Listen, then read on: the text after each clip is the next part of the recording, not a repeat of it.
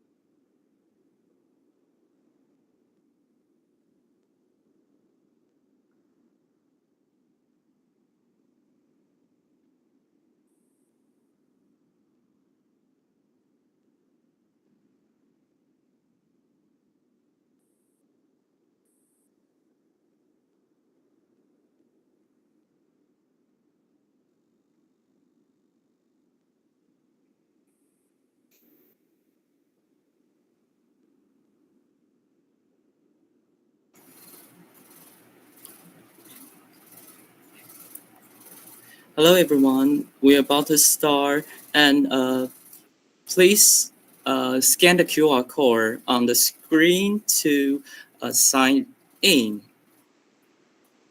We have an online sheet. You can sign in by scanning the QR code. And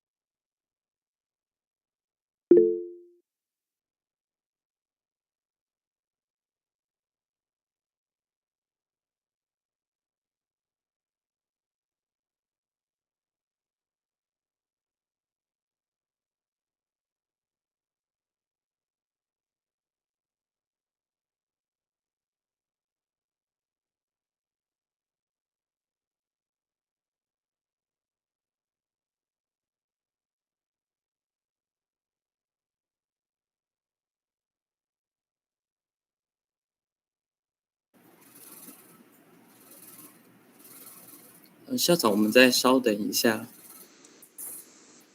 哦，好，没关系，慢慢来就好。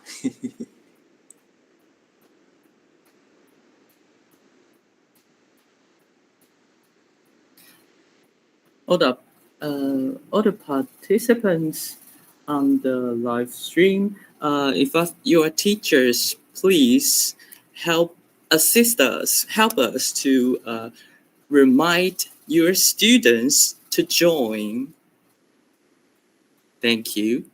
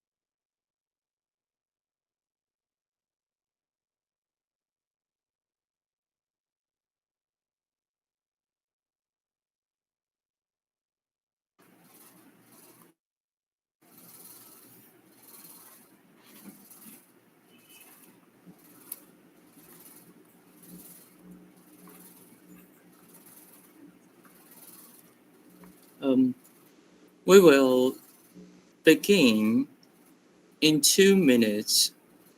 In 2 minutes. Before we begin, all the teachers and students, please make sure to sign in by the link or scan the QR code.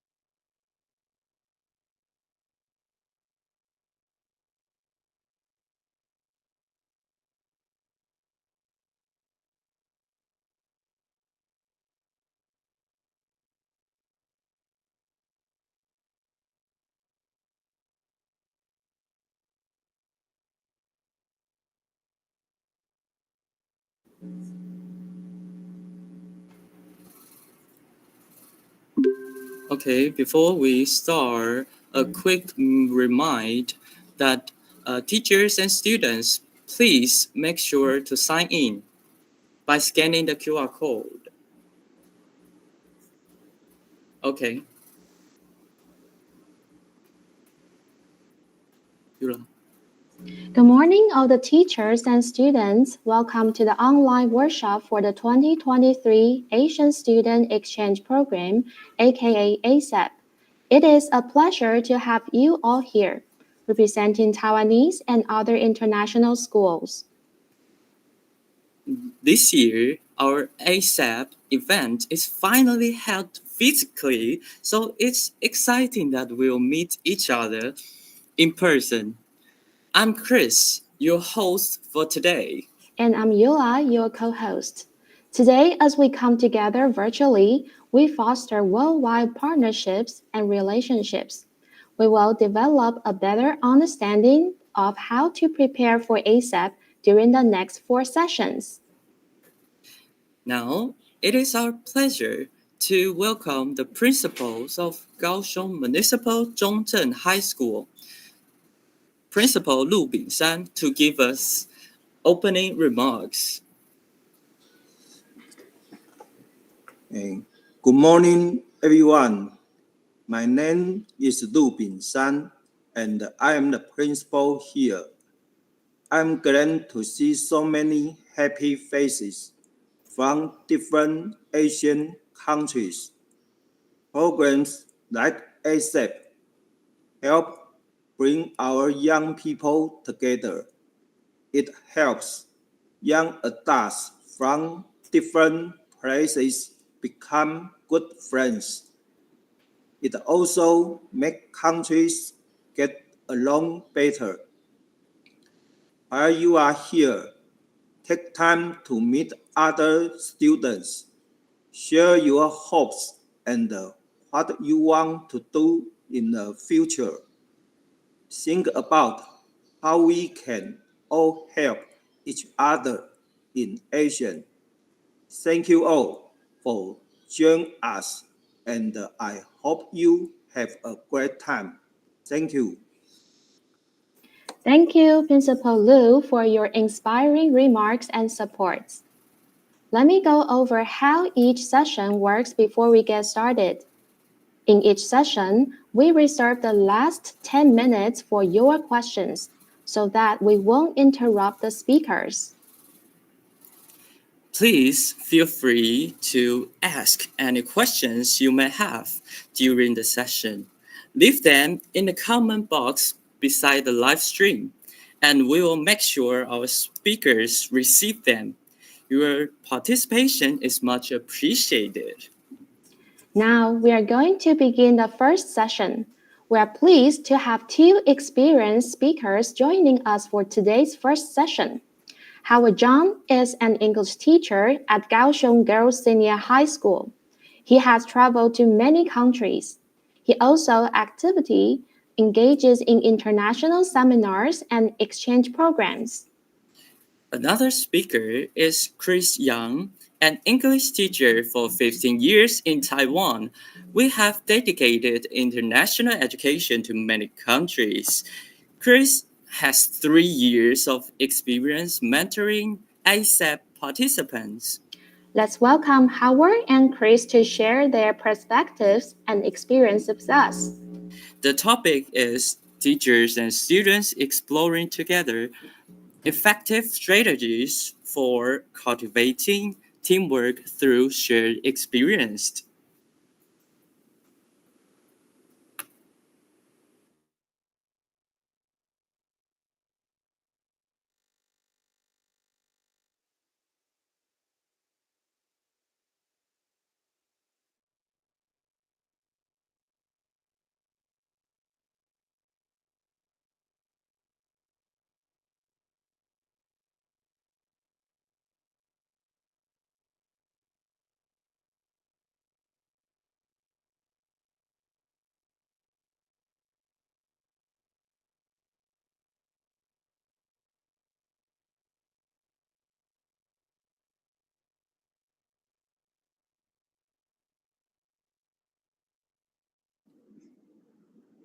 Hi, good morning.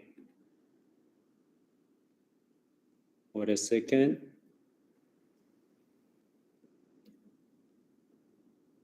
Sorry about that. I'll start from the beginning. Hi, good morning. My name is Chris. Joining me on the speech is the other speaker, whose name is Howard. Today we're going to share with you some of the effective strategies for cultivating teamwork through shared experiences. And to me, the keyword in the sentence is teamwork.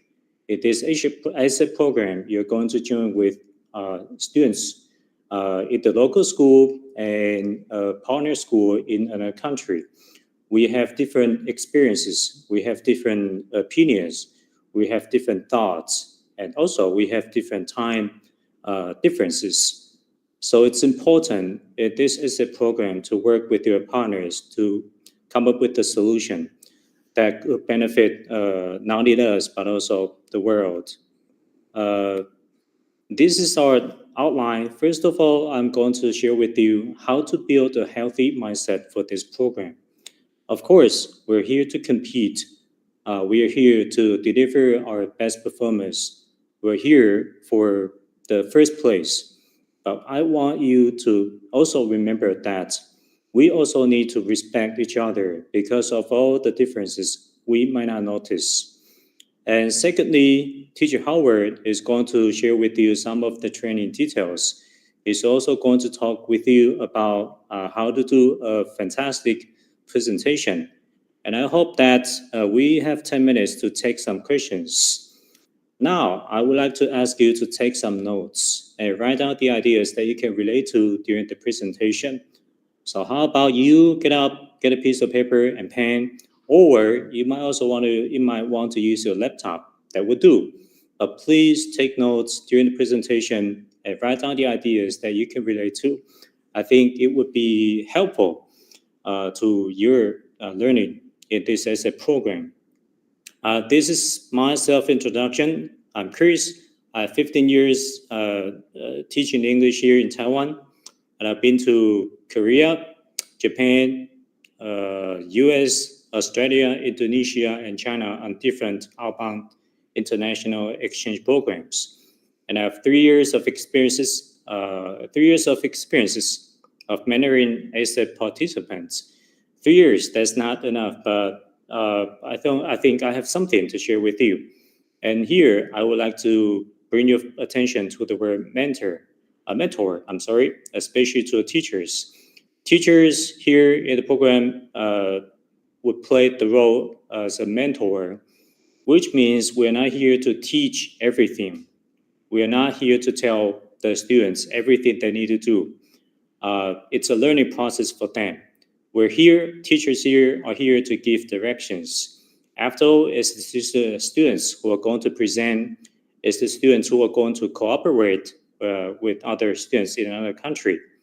So it's important that we need to show the students the right directions. We want them to learn something from all the process. In the program, I hope that all of you have had some conversations with each other. So I guess you know each other's names, IG, interests, etc. And I believe you've done some research and had basic understanding of the topic. And I believe you've scheduled some dates or times for your following meetings. However, I don't think you would know much about each other's cultures and habits or perceptions regarding the following 3 things. Number 1, what would be considered appropriate behaviors or what would be considered inappropriate behaviors? Number 2, relevant discussion. That means how to conduct an effective discussion with your partners here in Taiwan or in another country. And I don't know how much you know each other's viewpoints on the target agenda. So how about all of you take about 20 seconds, write down what you know and what you don't know about each of the 3 things that I've showed you here. Number 1, appropriate behaviors or inappropriate behaviors. Number 2, relevant discussions. And number 3, viewpoints on the target agenda. Okay, I'll give you 20 seconds. Let's go.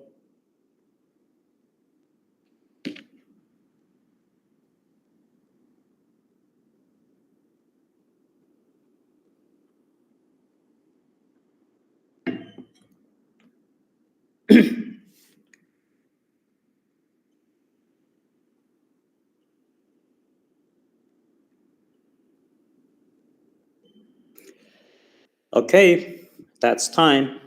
This is not a test, but I just want you to think about these questions because there could be lots of things that we don't know about each other, and which brings us to this: the importance of building and maintaining mutual respect. The importance of it cannot be emphasized too much. We might think that we know each other well, but in fact, we might not. Okay, so here's what I'm going to share with you. I'm going to share with you, number 1, how to set goals and be on time or be punctual, which means assignments and meetings. Okay, and number 2, I need you guys to be prepared and responsive.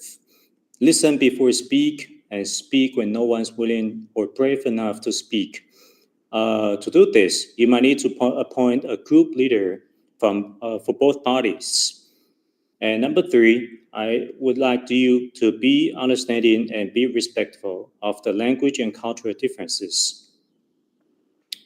So, number 1, set goals and be punctual. Okay, it's important in the beginning or in your first meeting to work out a flexible schedule or date or time or agenda that suits 2 countries.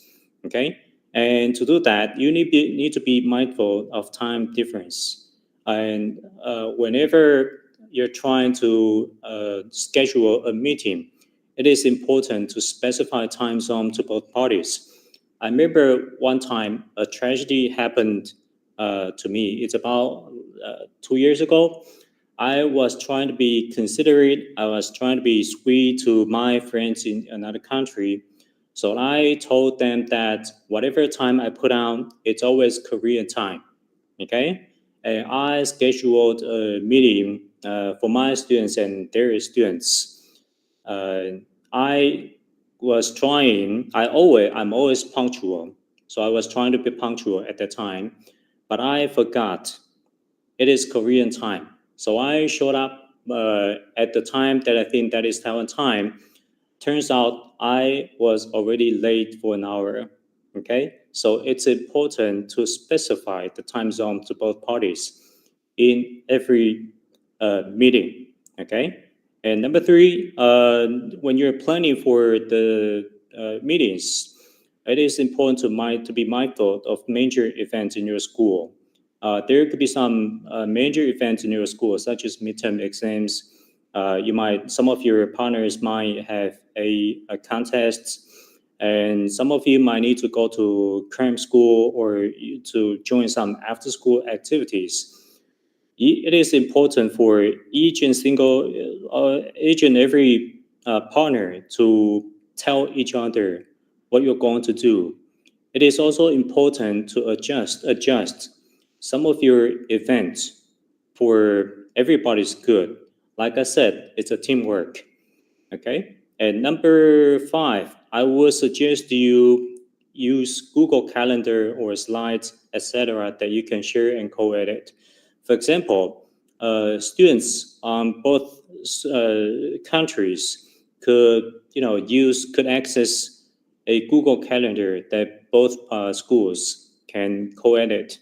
But for everybody to be able to co-edit the Google Calendar might be a little bit messy. So I would suggest you appoint the group leader to use the Google Calendar and pass the information forward to all the other students.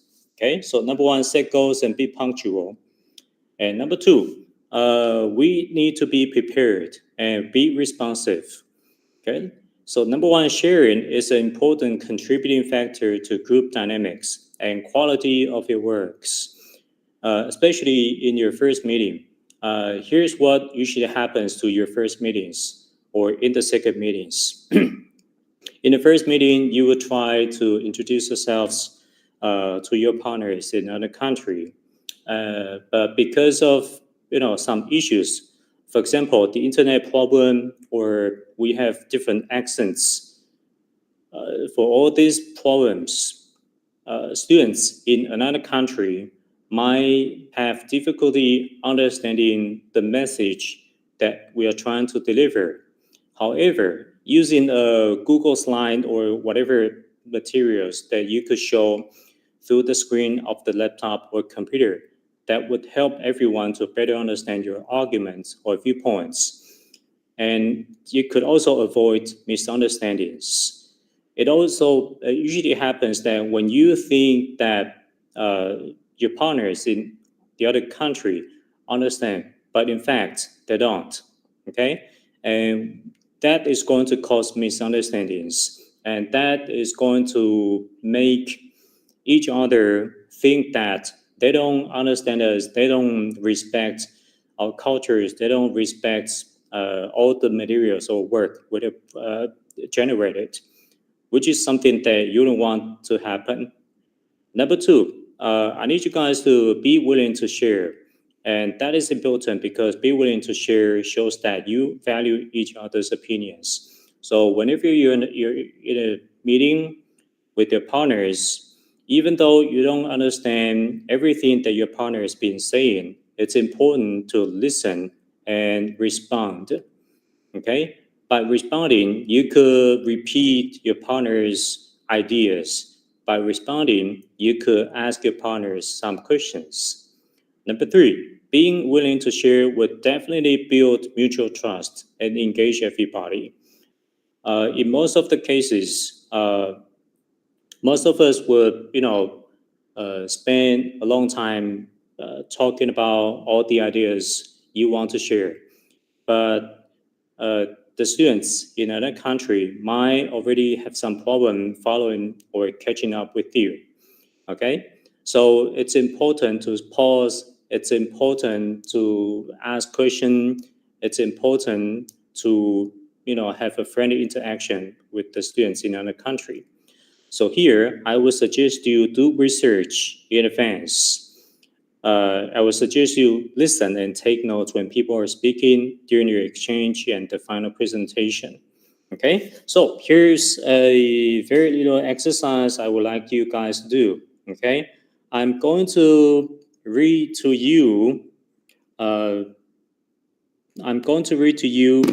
Some of the things that's been happening between two countries. Okay. And I need you guys to, use the paper, use the pen I asked you to get, or you can use the computer or laptop to write down the ideas, okay? I need you guys to take notes, all right? So here we go. I'm going to talk to you about some of the tensions between China and Taiwan, okay? Tensions have been escalating between China and Taiwan in August 2022. China conducted large-scale military exercises around Taiwan following the visit of U.S. House Speaker Nancy Pelosi to Taipei. This has led to concerns about potential conflict.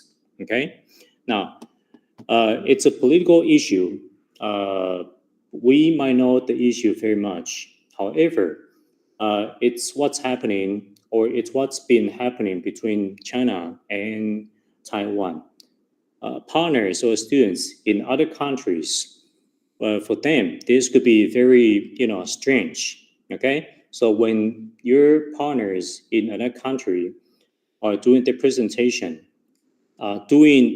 taking the notes would help you understand each other, which would also help you raise the appropriate questions, and which would also make your discussion more effective. Okay, all right. So number 3. Be understanding and accepting. Our worldviews and opinions are shaped or restricted by our experiences in our respective countries. What would be considered appropriate or polite in our country might be offensive or inappropriate or impolite in another country. So it is important for all of us not to take it for granted that our partners will understand everything that we say. Okay. However, regardless of our race, gender, nationality, age, etc., we are all global citizens who share the same planet. It's important that we work together. And I also like to remind you that you're here not only to compete, but also to cooperate and learn from each other on the global issues that might be affecting us globally, locally, in our respective communities.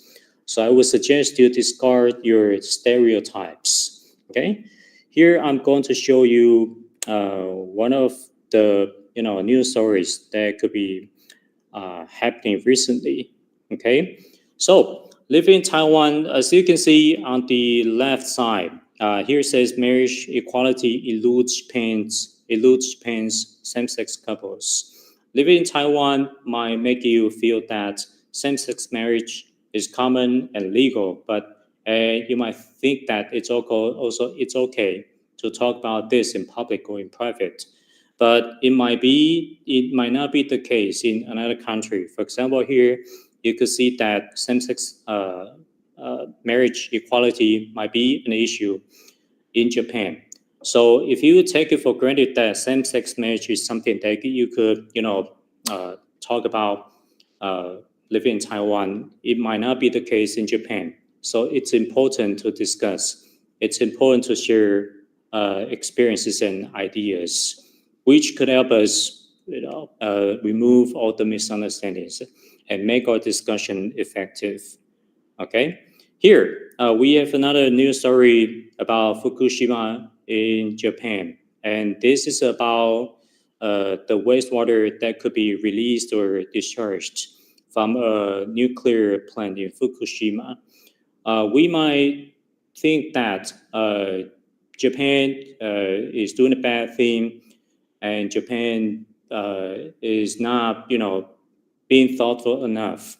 But I use this to remind you that do not go to just one side of the story. Okay, I need you to, draw on or use reputable resources like BBC or Reuters or Pew Research Center to learn the two sides of the same story.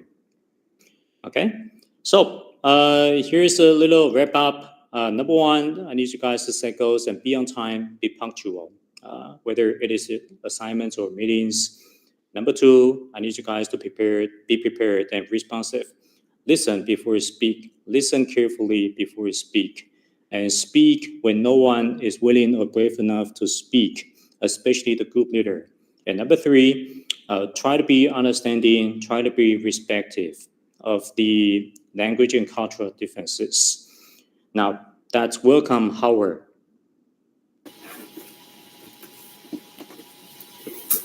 Okay, hi everyone. I'm Howard, and I'm from Kaohsiung Girls Senior High School. And so it's my pleasure to be here to share my personal experience of coaching the ASEP program. Coaching the students who are participating in the ASEP program. And so, well, for me, I've been to a lot of several countries, and I've participated in some international seminars and exchange programs. And so I think this kind of overseas experience kind of helped me to, broaden my horizons, and when it comes to coaching the students, and to share some different insights or share some different experiences with my students. Okay, so for my part today, I will divide it into two sections. The first one is training. So how do we train students, or how do we give students some suggestions or some helps when it comes to, preparing for this program? And so for the second part will be the presentation. And so for presentation, usually we will help the students to prepare themselves for the day, how they are going to deliver the presentation, something like that. And so let's begin, right? So I think most of the schools have already finished the recruiting part, right? So I'll just jump right through the training part. So after we recruit the new students for every year's event, we will set up a training schedule, which is like right away, about an hour later after the audition. So with the help of the Academic Affairs Office, we will try to use the students' free time, which is like, in Taiwan, we have the alternative learning periods, which is the time that students are allowed to do whatever they want or do some autonomous learning. So these are the times that we may use for our weekly meetings. Yeah, that's the frequency we want. We want students to meet up maybe on a weekly basis. And, sometimes students, they may come from different grades. So the alternative learning periods are from different time. They have different times. So it's kind of hard for us to find a certain period of time that all students are available. So that's the time when we use maybe at noon or after school to meet up. All right, so for our first meeting here is that we will have the students to get acquainted with each other, because it's the teammates, and you are going to work with them for maybe the following 2 or 3 months. So we'll ask the students to introduce themselves first, and then, talk about yourselves and your hobbies and what do you like, what do you not like, and to do some chit chat. That's pretty awesome for the students to opportunity for them to, get to know more about each other. And also in the first meeting, we would have the students to choose or to elect one student as the team leader. So the team leader would think that the personal traits or the personality that a team leader should possess is that he or she should be outgoing and responsible. And I think being responsible is quite important because team leader, in our opinion, should be responsible for coordinating or setting the time schedules or setting the meetings for the students in Taiwan as well as the students from overseas, our partners overseas. Okay, so we would ask the students to choose one of the students as the team leader. And the third part, that third thing that we would do is to know the guidelines, because each year's ASEP program, there are different topics, there are different principles. So we would like the students to familiarize themselves with the guidelines to know what they are supposed to do and what they are required to do. Okay, so this is what we were about to do what we will do in the first meeting. And so for the second meeting, which was about a week later, we will would invite the seniors to share their past experience, because ASEP is an annual program. It takes place every year. So we think that from the past, learning from past experience is quite important. And in our school, students often have the tendency to pay more attention to what the seniors say, or to take it more seriously than what the teachers say. So we think it's quite important for us to invite these seniors to share their experience. So in this meeting, students get to ask the questions or know more about the seniors' time management, how do they do things both efficiently and effectively. So I think this is a very important part that students can learn from each other, especially from the seniors who have done this before. Okay, so next we'll move on to searching for the possible topics. So in this session, we will open up or establish a Google document, and just like teacher Chris mentioned, and this is the best way for you to co-ed and document, and you can see each other's ideas real time. So because we all have different thoughts, and we have all different interests in something. So students, they will be given about a week to search for the topics that he or she is interested in. And so once you have any idea, you can just put it up. You can just type it down on the Google document so that every other teammates can see. So before we ask them to search for the possible topics, there are some reminders for them. So we will remind the students to talk about, to find the topics that are suitable for students in both Taiwan and, in our case, Japan, because our teammates are from Japan. So this is kind of like things that both students from both countries can be interested in. And also, we think that it will be better if the students to focus not only on a single or on a specific discipline. So we would tell the students that, it's better for you to find something that is interdisciplinary. Yeah, so that would be better to learn something from different areas or different domain. Okay, so for the similarities and differences, yeah, so we have different cultural backgrounds, and our economic or political situation is quite different from country to countries. So we'd encourage students to focus on the similarities and differences between the two countries, and focus on, in terms of the topic, using under this kind of circumstances, using the topic, and then focus on what are the same things that we might have, or what are the differences that we might have, and these are the things that we need to pay attention to. And also, most importantly, SDGs. Yeah, because ASEP, the core value of this program is to adapt the SDGs into our daily lives. So they should be finding the topics that are related to, or that can use some sustainable development goals that the UN has announced. So it's one of the most important part that we remind students to do. Okay, and all right, so once they all put up their ideas on the Google document, in the next meeting, we will discuss with each other. So first, we will think about the feasibility. Because of the time constraints, we don't really have that much time to really dig deep, especially under those topics that is in a large scale. So I remember last year, one of our students came up with an idea, which is to evaluate the policies that governments around the world implemented in order to strike a balance between environmental protection and economic development.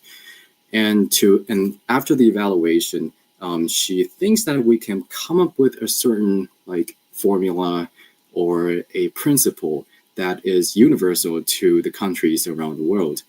I think, we didn't really, as, teachers and my partners, my colleagues, we didn't really just say no to that kind of topic. We just ask the students to discuss with each other to think that, this is a pretty ambitious topic, but how are they going to search? How are they going to look for the information online, and how are they going to sort them out? Because from our perspectives, I think this is kind of like somewhat of a qualitative research, and it's going to be really time consuming. But we didn't really tell the students that. We just wanted to think about how much time they will need to do that. And after their discussion, and they finally they were finally aware that it's going to be, they were going to use so much time just to collect all the data they need, and let alone just come up with something that is universal, that is suitable for all the governments around the world.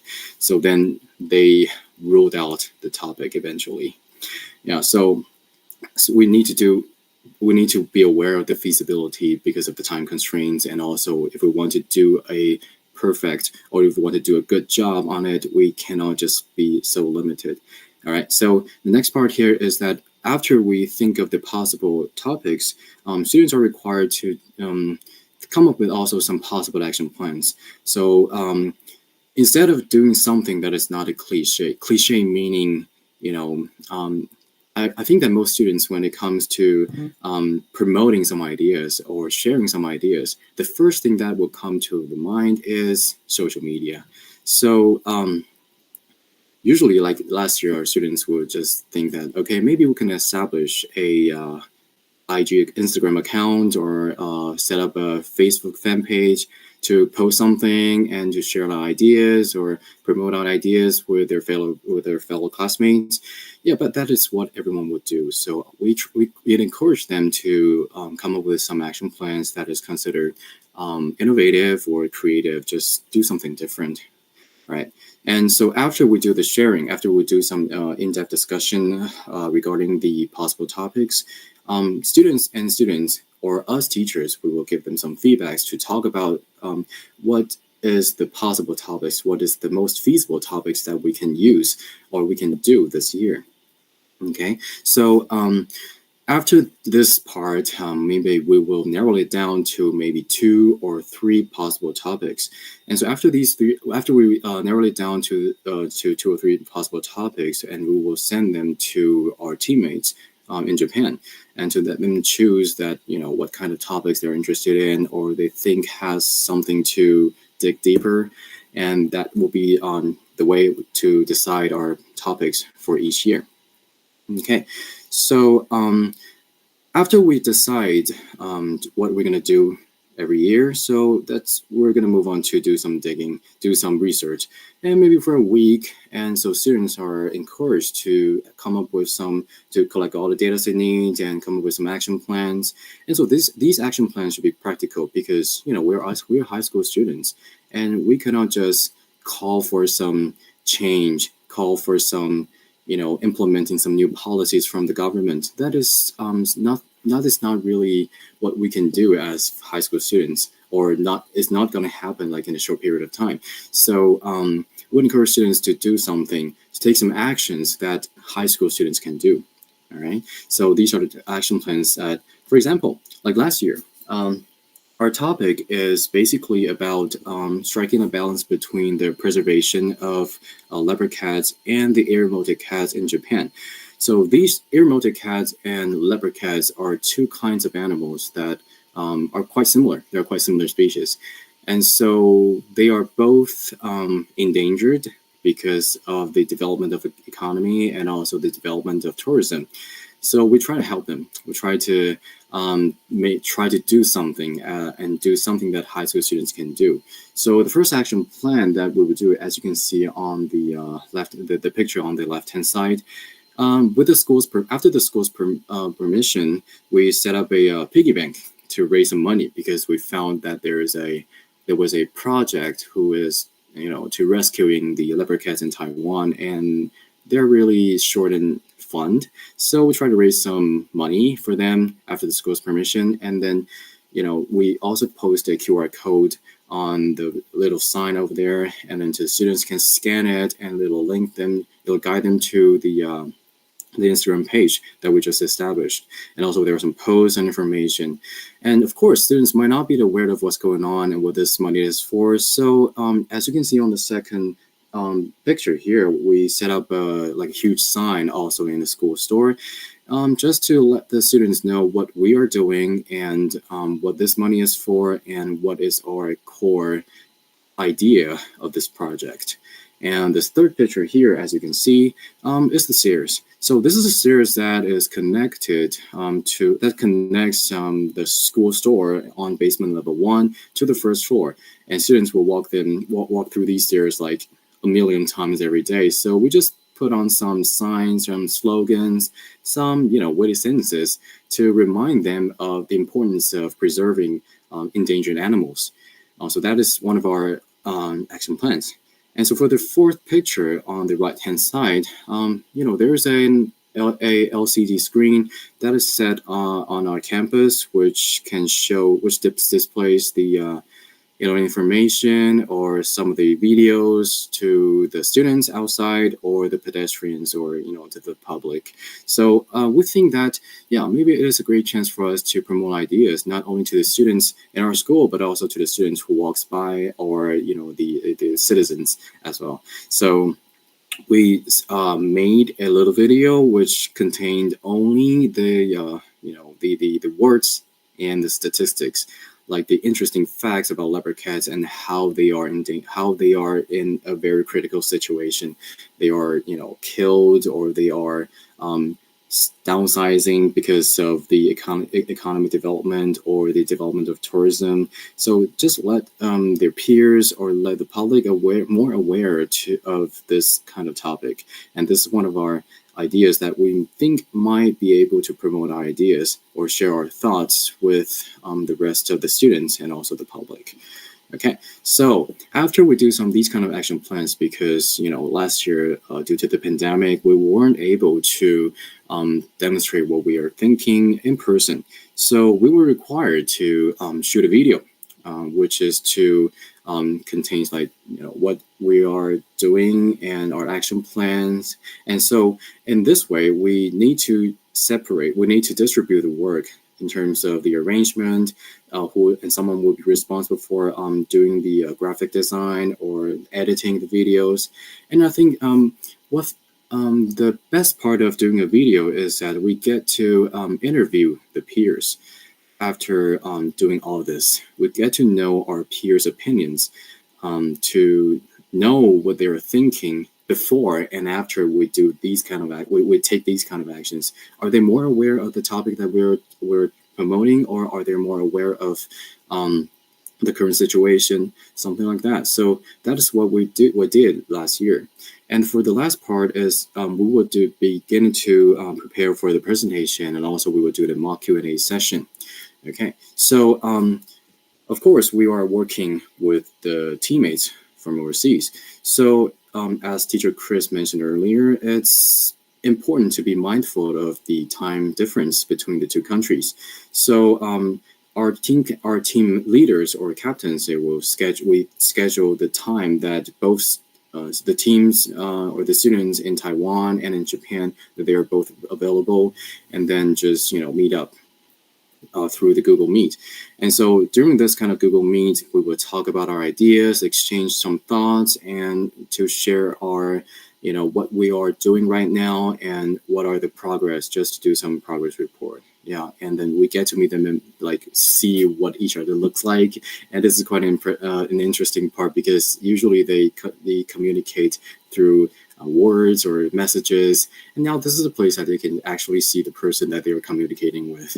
So I think this is a great way for the students to talk about something. You know, we sometimes don't really talk about something that is very serious. Sometimes we just, you know, chat and talk about something like what's interesting here and what's going on in each other's country, you know, just some chit chat.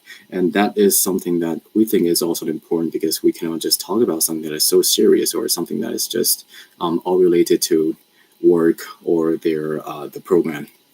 All right, so for the PPT slides design, because when we're recruiting and students are required to do a 2-minute speech, 2-minute presentation, and we will focus on their PPT designs as well.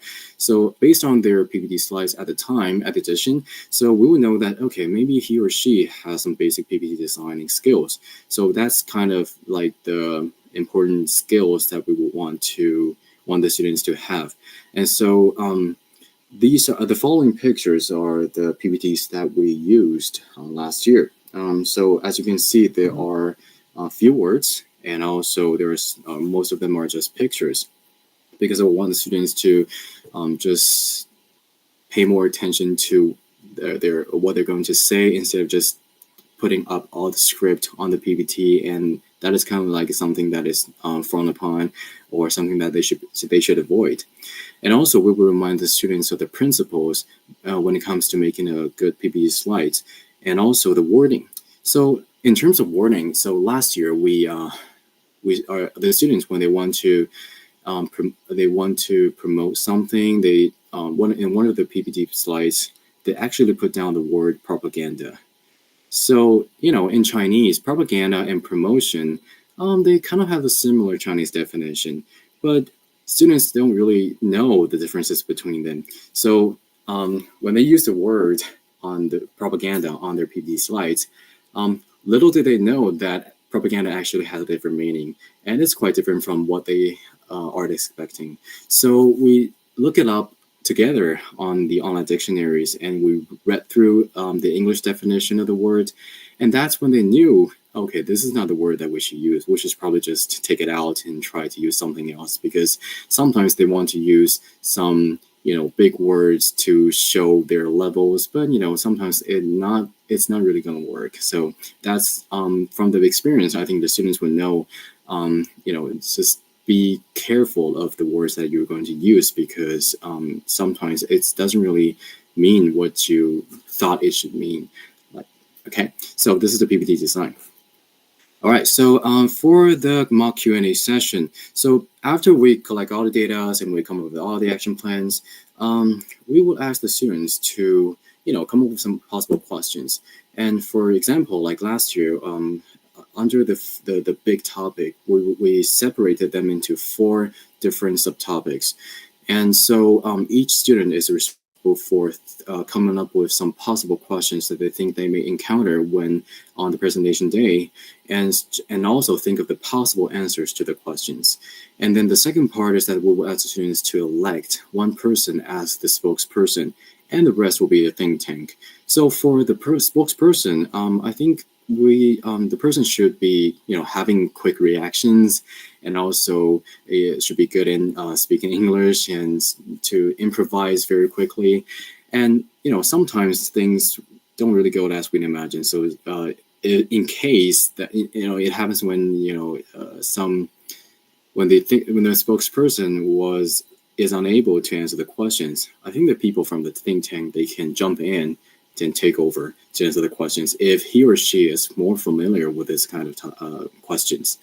Okay, and for the manners, I think it's pretty important for students to know that they should have a good courtesy when it comes to answering the questions or raising questions. And so we will provide some useful responding sentences or some other useful sentences if you want to ask someone questions or responding questions. And you know, students tend to panic when they don't really know the answer to the question. So probably they should use some sentences, try to, you know, show not show you're panicking and just to try to think in other different directions, perspectives, or thank the question raiser to, maybe we'll do that in the future, or thank you for your questions, and this is not this is what we can do perhaps in the future, or this is something that maybe we can do if it's under some circumstances. Yeah, so I think matters is quite important as well. Yeah. All right. So another thing that students are recommended to do is that they should participate in the workshop like what we're doing today. So the main goal, most of it is to be more familiar with the guidelines again, to know what the judges or the teachers want, and also be more familiar with the grading rubrics and other details, so that they know that they're on the right path. They know that they're doing the right thing, or doing something that is consistent with what the event or the program is asking the students to do each year. Okay, so this will be the last part here. So for the presentation part, before the presentation, of course, we will be doing a lot of rehearsals.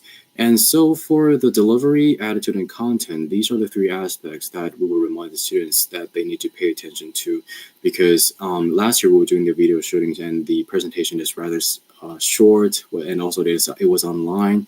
So the students are not really, are not really nervous. They think that, okay, we can just sit in front of the computer and just talk about our ideas, and it's nothing, to be scared of. But for the students in the years before, they are required, this year, we are all required to go on stage and present our ideas. So yeah, it's important to pay attention to the delivery, and also to be confident, and also to be humble, and also to be try to express our ideas clearly. And okay, so for the second part here, as I just mentioned, we need to rehearse for like 1,000,000 times. For example, like going through all the process again and know who is responsible for what. And so that in that way, we can do our presentation like more smoothly. So for this mock Q&A session, because as the event or as the presentation date is approaching, our friends from Japan will visit us in person. So we can team up and we can talk to each other in person. And also we would invite the teachers from Japan to do some joint mock Q&A session, just to be more realistic, to raise some questions, or to mimic some of the different tones or different accents or different attitudes that the students may encounter on the presentation day. So we just try to be more realistic and to see how the students can improvise, or how the students can react when they encounter something, or when they are asked something that they are not really familiar with. Okay, so the last part here is not that really major, but I think it's also important for students to have sufficient sleep before the presentation day, because it will be more focused, and also you can be more confident. And also we want the students to unify their clothing, and we were required to wear masks last year, so we want to have the same style, just to make us look more like a team. Right, so that was what we would do for the students to ask students to prepare for the presentation. Yeah, that will be pretty much of my part. And so, Teacher Chris. Thank you, Teacher Howard, for your presentation. So after our presentation about how to build a healthy mindset, and also after Teacher Howard's sharing about the training and the presentation, we're now ready to take some questions. So if you have any questions, you can post them in the comment section.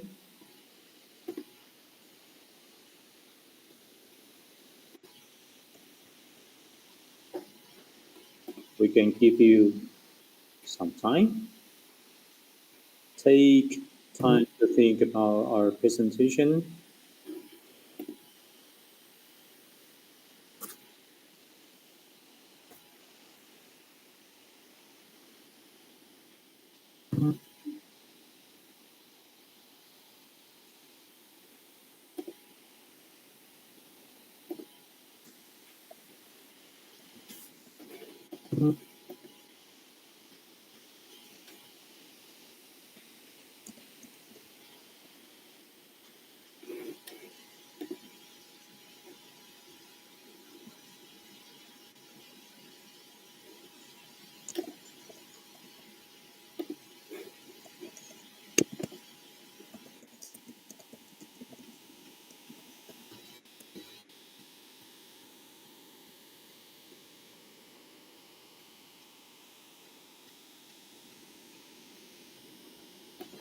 Okay, so I guess it's still pretty early, and so I guess it's still pretty early, and you don't have questions. But I would like to take this opportunity to. Okay, we seem to have a question coming.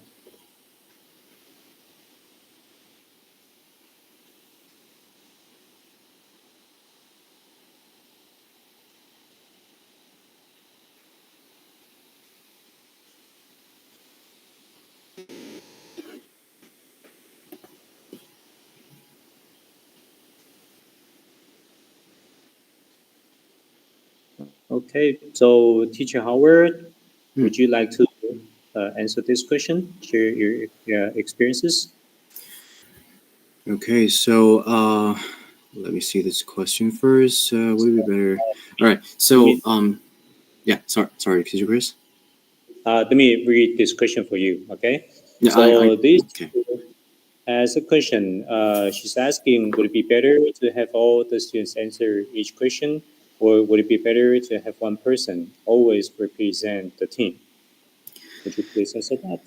Yeah. So well, from my experience is that the reason why we choose a spokesperson to represent the team is that he or she can answer the questions like right away because he or she may have a better reaction and better English speaking skills, but not he or she is not solely responsible for answering all the questions.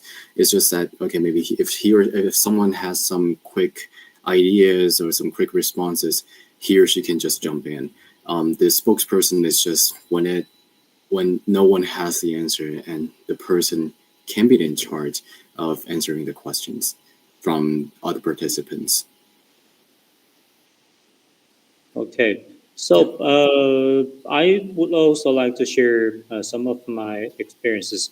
In my presentation, I kind of reminded the students and especially the students to appoint or choose a group leader uh, from the beginning. And it's important because, for example, in the presentation session, after somebody asks a question, it is up to the group leader to decide who is going to ask the question. It is one of the jobs as a group leader is to delegate the tasks or responsibilities to your group leaders, and it is important for the group leader to know each other's missions in the program so that he could choose or assign the right person for that question. Okay? And we seem to have another question. Can we communicate each other and train through meetings? Teacher Howard, do you understand what it means? Is this question about is it convenient enough to communicate with each other through Google Meet, or I'm not sure if this question is about this. Yeah, because we can talk, we can communicate with each other through Google Meet.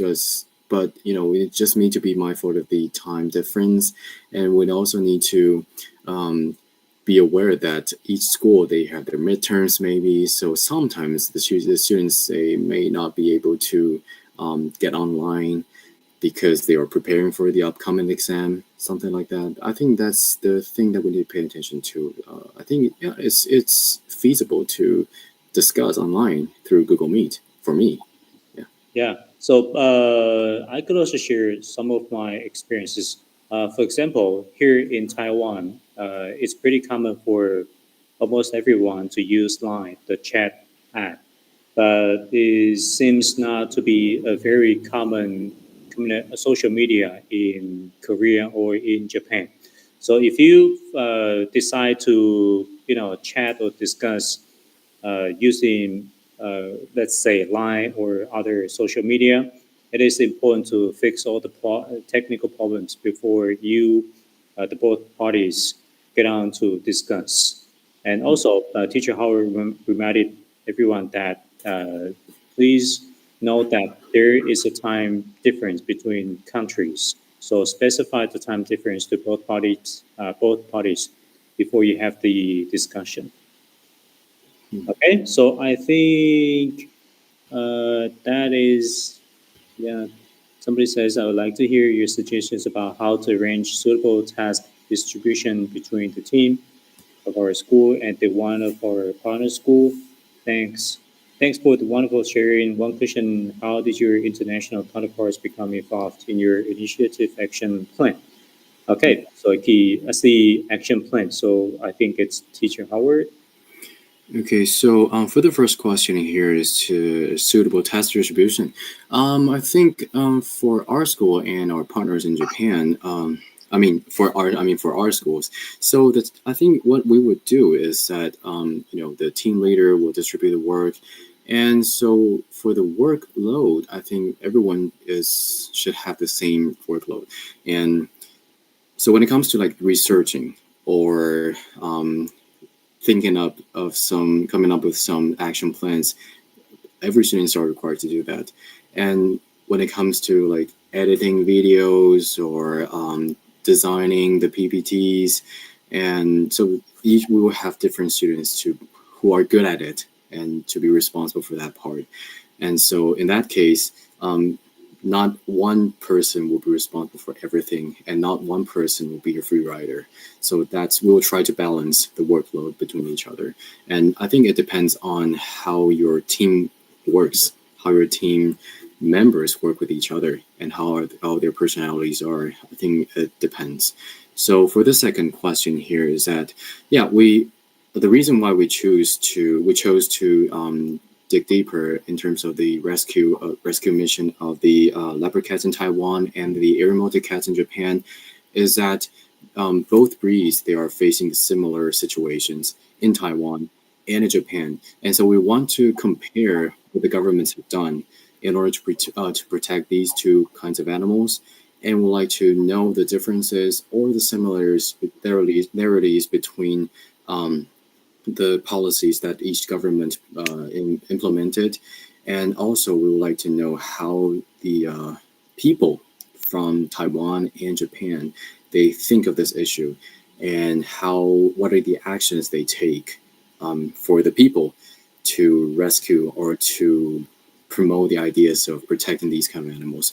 It's not that we are involving each other of the rescue mission. It's just like we are comparing and also learn from each other in terms of the methods or the approaches they use to protect the animals. Yeah. So like we shared in our presentation, online meetings like this, messages and information go really quickly. So it's be like what's going to happen to all the students here when you're having online meetings. Information messages, they're going really fast. So if you want to arrange suitable task distribution between your school and your partner school, I would recommend that you discuss with the use of visual materials like Google Slides or other social media apps. That could definitely clear up your misunderstandings and make sure that everybody understands what they are going to do. So I think that would be time for this session. Thank you all. Thank you, Teacher Howard. And I Thank you. hope that you could have a wonderful Saturday. Thank you so much. Bye-bye. Thank you. Bye-bye. Thank you, Howard and Chris, for sharing so much experience with us.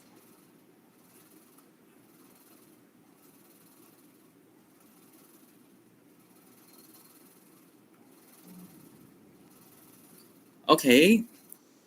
Thank you, speakers. A quick reminder, all the material for today's workshop will be uploaded on the official website. In addition, the live stream video we are recording today will also be uploaded. In the second session, we have Dr. Fang Boting, PhD in English and American Studies, an educator at Yishou University. Beyond her 2-decade teaching tenure, she engages in charitable work globally, from Cusco to Norfolk. Dr. Fang's impactful research on multimedia in translation and hypertextual approaches is reflected in numerous publications. Her commitment to community service and innovative contributions to language studies solidify her as a thought leader, inspiring both in and beyond the classroom. The topic of this session is Advancing SDGs and Human Rights in the Context of ASEP Experiences, a Pathway to a Sustainable Future. Let's welcome Dr. Fang. Okay, thank you very much. Is my voice okay? Yes. Okay. And then can I share the screen now? I think I can, right? Okay. So I'm gonna start to share the screen.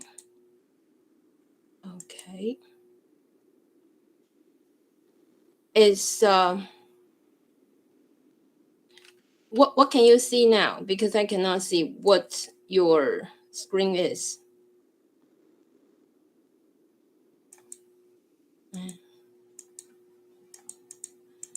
I cannot share it. Can the authority give me the right to share the screen, because I cannot share it?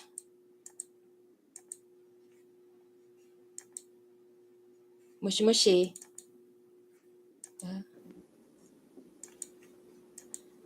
Hello? Hello? Okay, please wait a second. Can I? Yes, I cannot share. Okay, I'll double check with the officials. Thank you. Okay, meanwhile, talk about SDGs combined with the idea of human rights. This year, particularly, authority wants us to look at human rights, which is a kind of new things. And then I'm going to talk about it. And during the second half, I will invite two of my students who have been participated in ASEP and WYM several times, and they will share their experiences. Because I think basically we teacher, we are only the facilitators. We are helpers. We should not be the centers. So the center, the most important figure is our students. They are the one who gonna learn during the process. They are the one who gonna improve their English during the process, right? Okay, so now I need my PPT. Can you allow me to share? Thank you very much. Moshi moshi. Moshi moshi. I need to share the screen. Thank you. Okay, thank you, Professor. We will help you to share the PPT slides later, in a minute. Because the time is very, very tight. Originally, I prepared 2 hours, and then suddenly I realized I only have 1.5. So can I ask my students to share the PPT for us? If that's the problem of my computer, I apologize. We don't know yet. Angela, if you see from your line, you can see my PDF file. Can you share it? Okay, give me a minute. Yeah, using your computer. Thank you. Anyone's computer is okay, as long as it works. Okay? And then meanwhile, I'm gonna continue talking, all right? So that we will save a little bit time. My topic is advancing SDGs and the human rights in the context of ASEP experiences, because we need to use ASEP as a good opportunity to train our students to be able to answer the issues, because SDGs itself is really complicated. It has got 17 goals. And this year, particularly, we need to focus on human rights. That's another huge, big issues. And then that is the pathway to a sustainable future. Sustainability, being sustainable, is also another term. As a teacher, we need to help our students to understand first.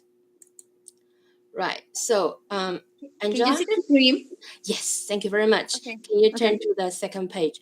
Don't worry, if the sharing page is not from me, that's completely okay. Okay, so we're gonna highlight especially the attention-grabbing news. That means whatever happening now, including the international conflicts, regional disputes, and gender and racial, all the issues, and also the minor groups. And those things, actually, they are happening, but especially the students living in Taiwan or Japan, they are very much protected. And then perhaps without ASEP, this opportunity, they won't be able to really do the research on the issues regarding to human rights, equality, peace, or justice. I have to say, students in Taiwan or Japan or other kind of peaceful country, to those issues, we need to be very patient to guide students to find where it's about. They could be a little bit interested, and then we're gonna dig deeper. And so our research would have that kind of depth. So we're gonna try to support vulnerable groups and develop the kind of concrete and actionable strategies. And we suggest to explore pathway. Pathway is the means to go to the destination. And then I wouldn't say by doing the research, we can kind of resolve the conflicts or do a great contribution to the international communities. But at least our next generation, our students, can have that kind of sensitivities. They are part of the global citizens. They can share the responsibilities of what's going on in the world. And then we can promote progress in line with the various indicators outline the SDGs in the SDGs. So I still need to share the screen because I have some ideas I want to say. Via the SDGs report, each year in United Nations, they give Sustainable Development Goals report. And then the reason they gave the report is because each year there are a lot of things happening. So in some parts, we might have already achieved, and in other parts, we might not. So each year, you will have the report. Let's have a look if I can. Give me a minute. I need to stop sharing so you can stop start sharing. Okay. Okay. All right. Okay. Now you can try. Yes. Is this yours or mine? It's yours. Oh, thank you very much. Okay. Excellent. Now let's have a look. I would suggest the teachers and students, you try to look at so-called the report. They have they have United Nations, they have divided the import according to the year. So you can look at 2023 or 2022, 2021 and see what are the improvements, okay, or not improvement anyway. And then here they have different language, Chinese, English, Francais, and then Espanol. I think they have Japanese, they should anyway. And then by looking at these details, we will know to certain level, to certain goals we have already achieved, and then to other goals we might have a bigger space to work hard for. So here, this is the report they have done for this year, and let's have a look this little news.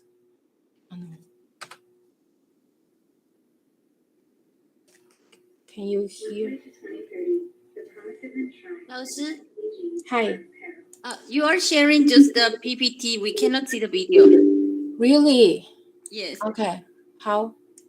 ちょっと待って。Okay.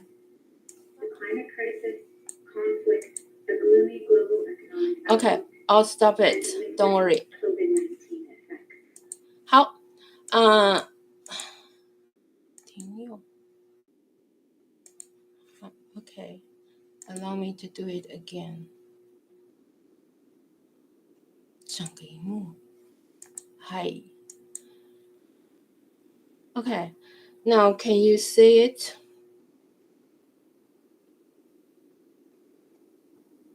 We can see your screen. Only?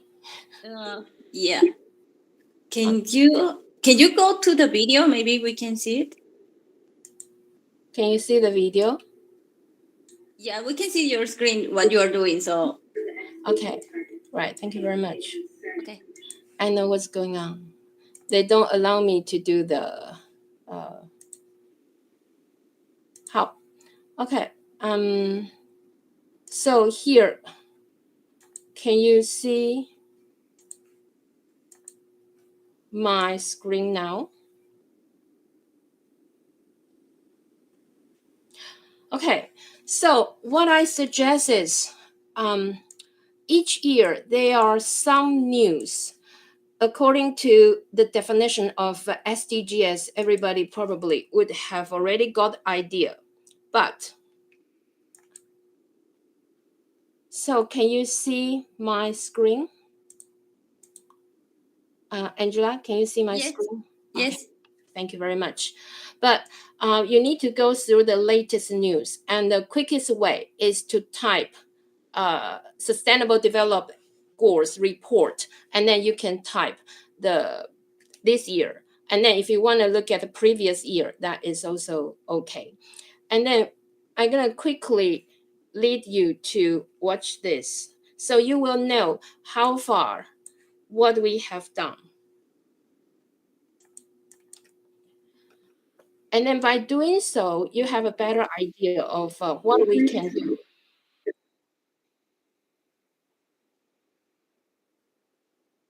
Can you see it now? Yes. Okay, good. Thank you.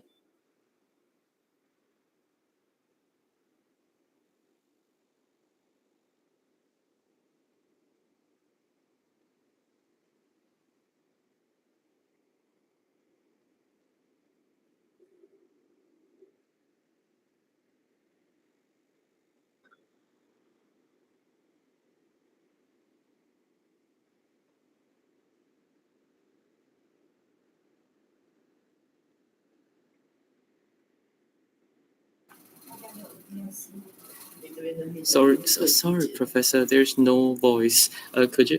No sound for this video. For this video. All right. Okay. Yeah. Could you send the link to me?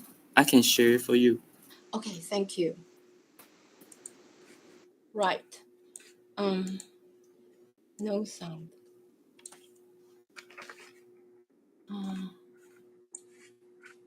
Where is it?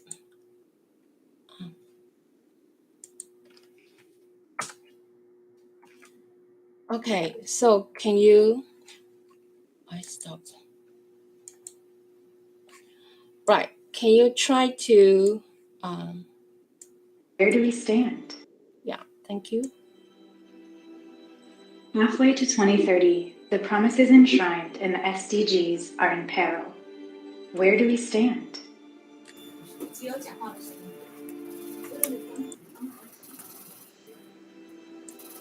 Halfway to 2030, the promises enshrined in the SDGs are in peril. Where do we stand? I can hear it. The world has entered a poly-crisis era.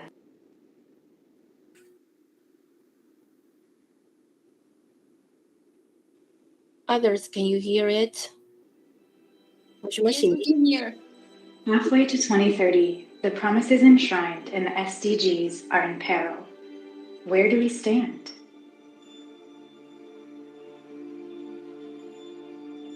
The world has entered a poly-crisis era, and SDG progress is threatened by the climate crisis, conflict, a gloomy global economic outlook, and lingering COVID-19 effects. The latest assessment of the SDG targets paints a concerning picture. 15% are on track. 48% are moderately or severely off track, and 37% have stagnated or regressed. So you can see the whole effect. It's almost like The world continues to grapple with lingering COVID-19 effects. 1 in 3 people worldwide struggle with moderate to severe food security. 25 million children missed out on routine immunizations in 2021. 6 million more than in 2019. And 4 in 5 countries studied saw learning losses. COVID-19 has also triggered the largest increase in between-country inequality in 3 decades. The world could face big misses across the goals by 2030. Under current trends, by 2030,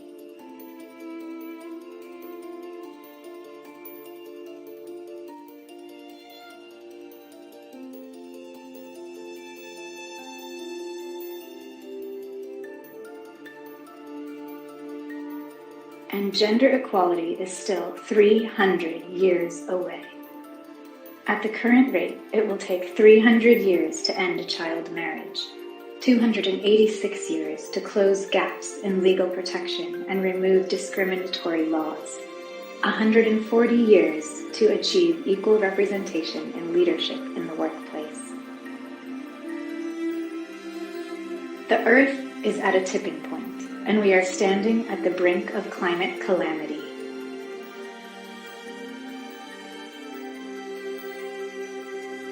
Heat waves, droughts, flooding, and wildfires have become far too frequent.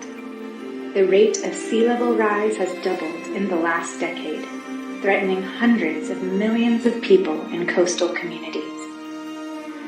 We are at war with ourselves and nature. We need to safeguard our ocean and preserve biodiversity.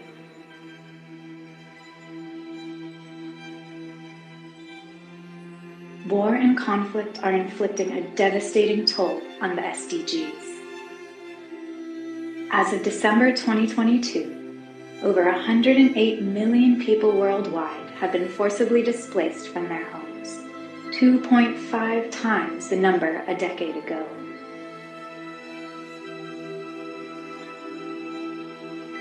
Developing countries and the world's poorest and most vulnerable are bearing the brunt.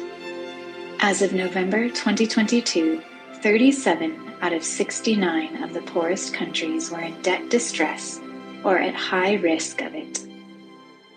Progress in some areas illustrates promising potential for further advancements. 800 million people connected to electricity between 2015 and 2021. 146 countries have already met or are on track to meet the under 5 mortality target. Effective HIV treatment has cut global AIDS-related deaths by 52% since 2010. Unleashing innovation and technologies powers progress. Medium-high and high technology industries demonstrated robust growth. 95% of the world has mobile broadband access, and 2 in 3 people use the internet. We must make the next 7 years count. We can and must turn things around. But the clock is ticking. To deliver a rescue plan for people and planet, the Secretary General has identified 5 key areas for urgent action. 1. Recommit to transformative SDG action. 2. Advance inclusive policies for equality. 3. Strengthen capacity for SDG progress. 4. we can stop here. Okay, so you can see that is the planning by United Nations. But how about us? Can I share my screen now? Thank you. Okay. Okay. And then when you have looked at, I guess most of you can quickly find the definition of 17 SDGs, but can you see my screen now? Moshi moshi. Yes. Okay, right. Thank you very much.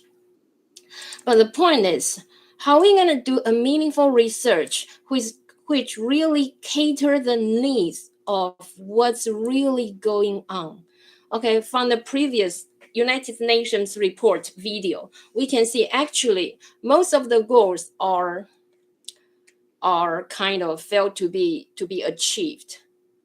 And so instead of understanding the meaning and doing a kind of superficial things, perhaps we can dig deeper into the issues which really happening or which is concerning you or your life or your community. And then this year particularly, we need to look at human rights and link that with SDGs, and also develop and present the whole research in ASEP. So these 17 goals, we will have a very quick review on the history. So everybody knows that 2015, 193 countries agreed to strive that goals, but from the previous video clip, we know that actually not many countries really dedicated themselves into the goals, and then we still have to face many kinds of the problems, particularly the climate change. You probably would have already noticed that, especially in Taiwan, like now, it's November, but we still got 33 degrees. So our winter disappears. Why is that? Perhaps that's something really concerning your life, and you can feel strongly about it. And then look at that 17 goals, and you can try to think where it's about. You might be able to do either qualitative or quantitative research into it. Perhaps we can provide some more insight from students' point of view, and then we can try to find out something and try to make the action plans. That is the things we can do. I mean, as high school students or university students, that's within our ability. We can do a little bit contribution and make a difference. Okay, so there are several pillars of sustainability. But what is the meaning of the sustainability? Let's have a look. Because I need to stop this. My screen is frozen. Oh no. Right. Can you do the video for me? Thank you. Moshi moshi. Is that possible? Thank you.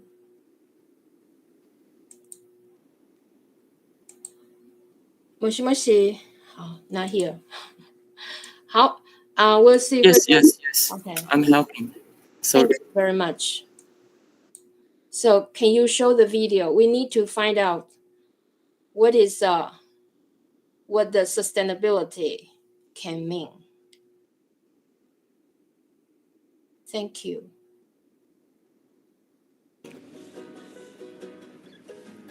The word sustainability has many meanings: to maintain, support, endure, and withstand. It most commonly means maintaining the world we live in. The main idea is that we must act responsibly so that the resources on the planet will be able to support many generations to come. There are a limited amount of resources on Earth which are exploited every day to produce houses, cars, computers, and pretty much everything. Sustainability means to maintain these resources forever. Our actions have a deep impact on the environment, and we need to protect it for the future generations. If you want to figure out if something is sustainable, you should ask yourself the question, can I do this forever? Okay, thank you. Here is enough. Let's take a look. Okay, so can I have my screen back? Thank you. And then, okay. So as you can see, sustainability means, can I do this forever? If you look at environmental sustainability, we can focus on preserving and restoring the natural resources and all the ecosystems. And then also we can look at the social sustainability, and we can address the social justice, especially today, this year's topic, human rights, equity, and the well-being of communities. And then we can look at economic sustainability and try to look at how to promote responsible economic growth. Maybe it's very hard for students, but under the sustainability, we can look into different angles and find out the topics we might be interested. Okay, and this year, particularly human rights comes to the play. And then it's very hard to decode human rights because it's a very big, huge issue. Probably you can look at the keywords here: equality, freedom, and dignity. Particularly in Taiwan, I would say. Maybe you can look at LGBTQ or the Tech Me Too, the events, and or Aboriginal people in Taiwan, or new residents. New residents means originally the nationality is not Taiwanese, and they came to Taiwan to work and then get married, and then they have the new identity as a Taiwanese. Or you can look at the gap between the city and the countryside, and you can also look at the people with physical or mental disabilities and see what we can do to promote the justice, to promote the human rights in these issues. Okay, and then in this afternoon, we're gonna have an expert to talk about human rights, and particularly we need to think how to link these issues with SDGs. Of course, in SDGs, we can see there are some angles we can link with human rights together to make a good research or topic.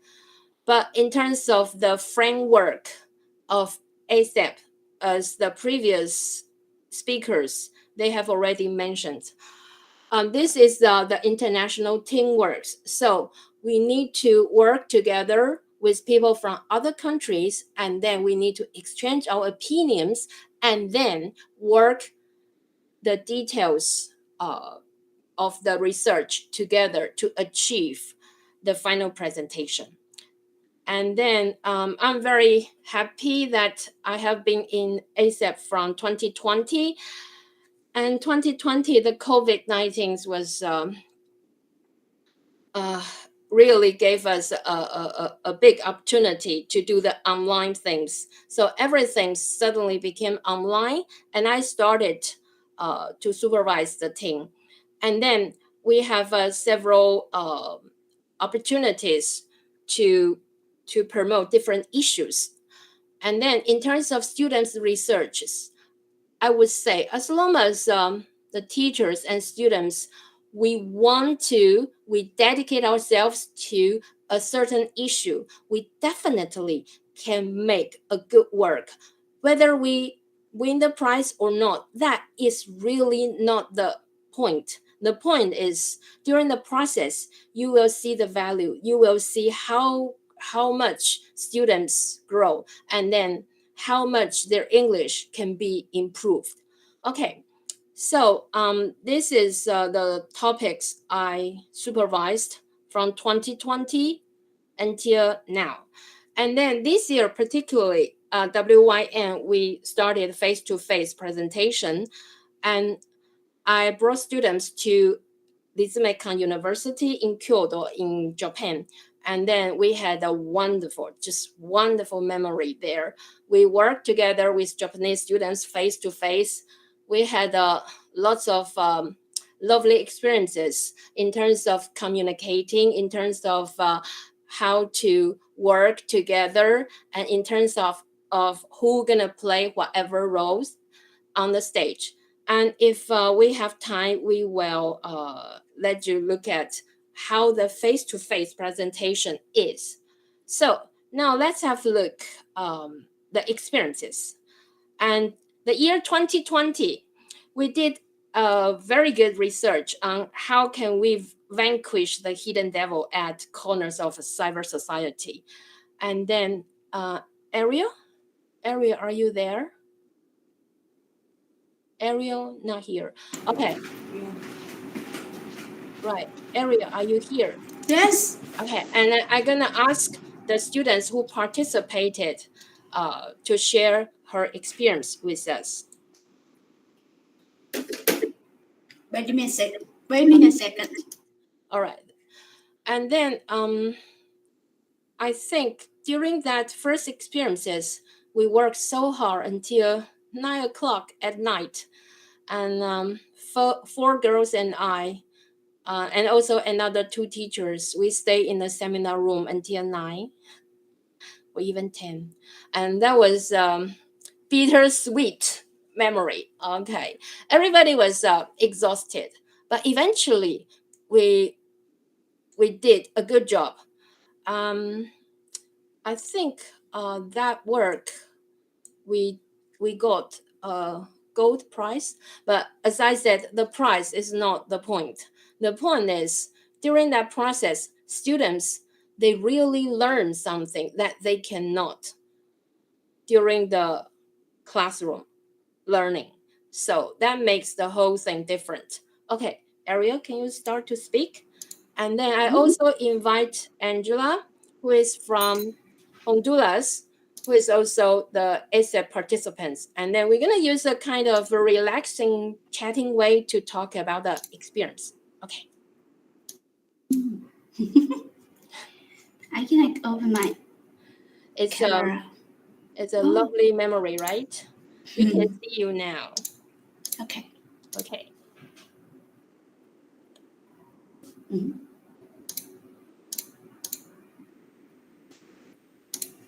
Is that a whole screen? It's your screen, and we can see it clearly now. Okay. So, hi everyone. My name is Ariel, and I am from Isha University. I'm a graduate student now. So I participate in ASEP in 2020, and our topic is about cyberbullying. And today I'm thanks for offering me and inviting me to share my ASEP experience.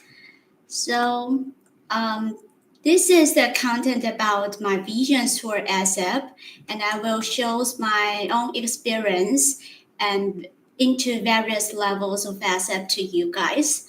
So the main issues to discuss and you have to understand is what's the main important course in ASEP. I think it's about how to make a successful communications. So in 2020, we have coronavirus, so everything is in online. So we have a cross-cultural online teamwork. So as you can see, this is our first online meeting. So during the preparations, we took online meeting to discuss with Japanese teachers and students. So everything is go with online works like this. So as a teamwork, there are many discussions and meetings. So try to provide the suggestions, opinions, and ideas during your meetings. And as the other side, you have to try to explain your opinions and exchange your informations. So as a reminder, if there is any misunderstanding, don't be stingy to ask the other or your teammates to repeat or explain again. That is important to make efficiency communications during your discussions, because time is limited and everything is in rush. So you have to make everything efficiency at that moment. And then I'm talking about what is the most difficult part at that time. That is how to make your points of view convincible. So what was the actions plans and research methods we did at that moment? Because everything's in that situation, in that process, it's our first time. We didn't know how to make it our like a research plans, research methods more convincible. So we try to make a video clip that students or the audience understand what we want to express. And the problems inside the video is when I got some cuttings, editings files that is not completed or have some mistakes. So there will be something like we cannot make the change or did any kind of the modify. So I would like to ask if you guys want to make the videos clip, give the other side or give the sharing the needed to share the rough cuts to prevent any unexpected situations. And then we also do the survey, like designing the questionnaire, and then we collect the replies and response from our classmates. So you can see it like this. And here, there is 2 languages. One is English, one is 3 languages. One is English, Japanese, and Chinese.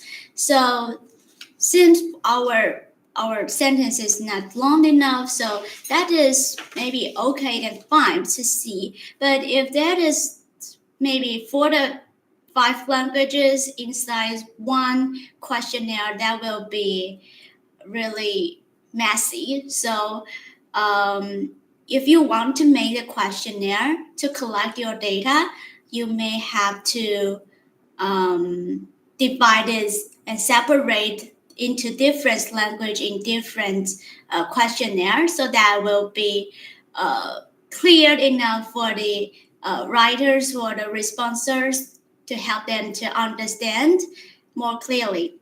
And the types of the questionnaires depends on the questions and the features that you need. So you can select like yes, no questions, multiple choice, or even the open-ended questions. So that after we collect the data, we analyze and collect the response like this. So we cut it into the small pieces, and then we categorize them into different types of the questions that we need, so that we can get the solutions like the mind map. And then after that, we got our new slogan is called cyberbullying out, tell the world loud. So we can provide audience what is our thoughts, opinions about the situation we can do. So this is like the process of doing a research. Like Professor Grace said that we have to like doing something like quantitative and qualitative research. That is hard, but as a graduate student now, I think this is what you can learn something during the process, because you can like getting the new ideas and you know how to solve the problems by doing the questionnaire. That is one of the qualitative and quantitative research. So during this process, what did I learn?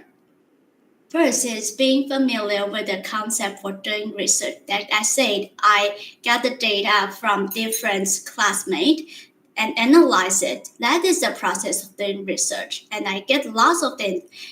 Now I've been really familiar with my graduate program. Now I know how to do it since I have this background, I have this training. The second thing is improve my technology skills. Like I know how to make the videos, I know how to editing, I know how to use different multimedia tools online, and I know how to make our presentations or even your research result or findings visualization, visualizable, like we use pie chart and long chart, and also the line chart to make it visualizable for the audience to understand and more clearly and directly know what you mean in the presentation. Next one is about improve language skills. So English skills include 4 skills, and especially during the process, during the ASEP, I thought my improving it will be in speaking and listening. But you also need to, you also will improve your reading and writing skills at the same time. Next one is about strengths and performability. After the process, after your presentations, you will find out your presentations will become better. You know how to make the gesture, your pronunciations and your intonations will be something like correct in during the competitions, because you have to discuss with others. You need to have a communications with each other, with your teammates. And then it's about develop the critical thinkings. Seems like cyberbullying, and the things you have to do is like a SDG, maybe this year's or previous years. This is kind of the social affairs. So it will help you to get more insight and concerns about the current issues. And I think when you are making the like a PPT slides or in your communications with others, you will find out your present organization skills and or capabilities getting better. You know how to, from the beginnings to the end, what is the process. You have to do this step by step, something like this. And then is something like be more happiness is like a special experience. We have the cultural exchange is what we celebrate the Japanese traditional birthday, and that is one of my teammates from Japan. She was celebrating her 20 years birthday. She wear the kimono and have a birthday cake herself, and then we send the birthday songs online to her. That is kind of really special experience for me and for all of us together. And about some reminder, I thought you have to try to keep good time management, because ASEP is a rush, wasting time processes. So you have to do ASEP, but also you cannot hinder your study as well. So you need to train yourself to be good at a good time management, or you will like this girls or this boy unable to do the multiple task in one time. So you have to balance your work and your life. That is important, because when you don't have enough time to do anything, you will get really tired and cannot do anything well. So you can find out your time, daily schedule, step by step, and I think you can did it well. So after the process, after making ASEP, I thought the harder the battle, the sweeter the victory. Is that you have to believe yourself, you can do it. Then you will find out everything is getting smoother, and try to like convince your leaders, and she will hold everything and let you know what should you do during all the process. I think it is a good journey for me and for everyone in the future.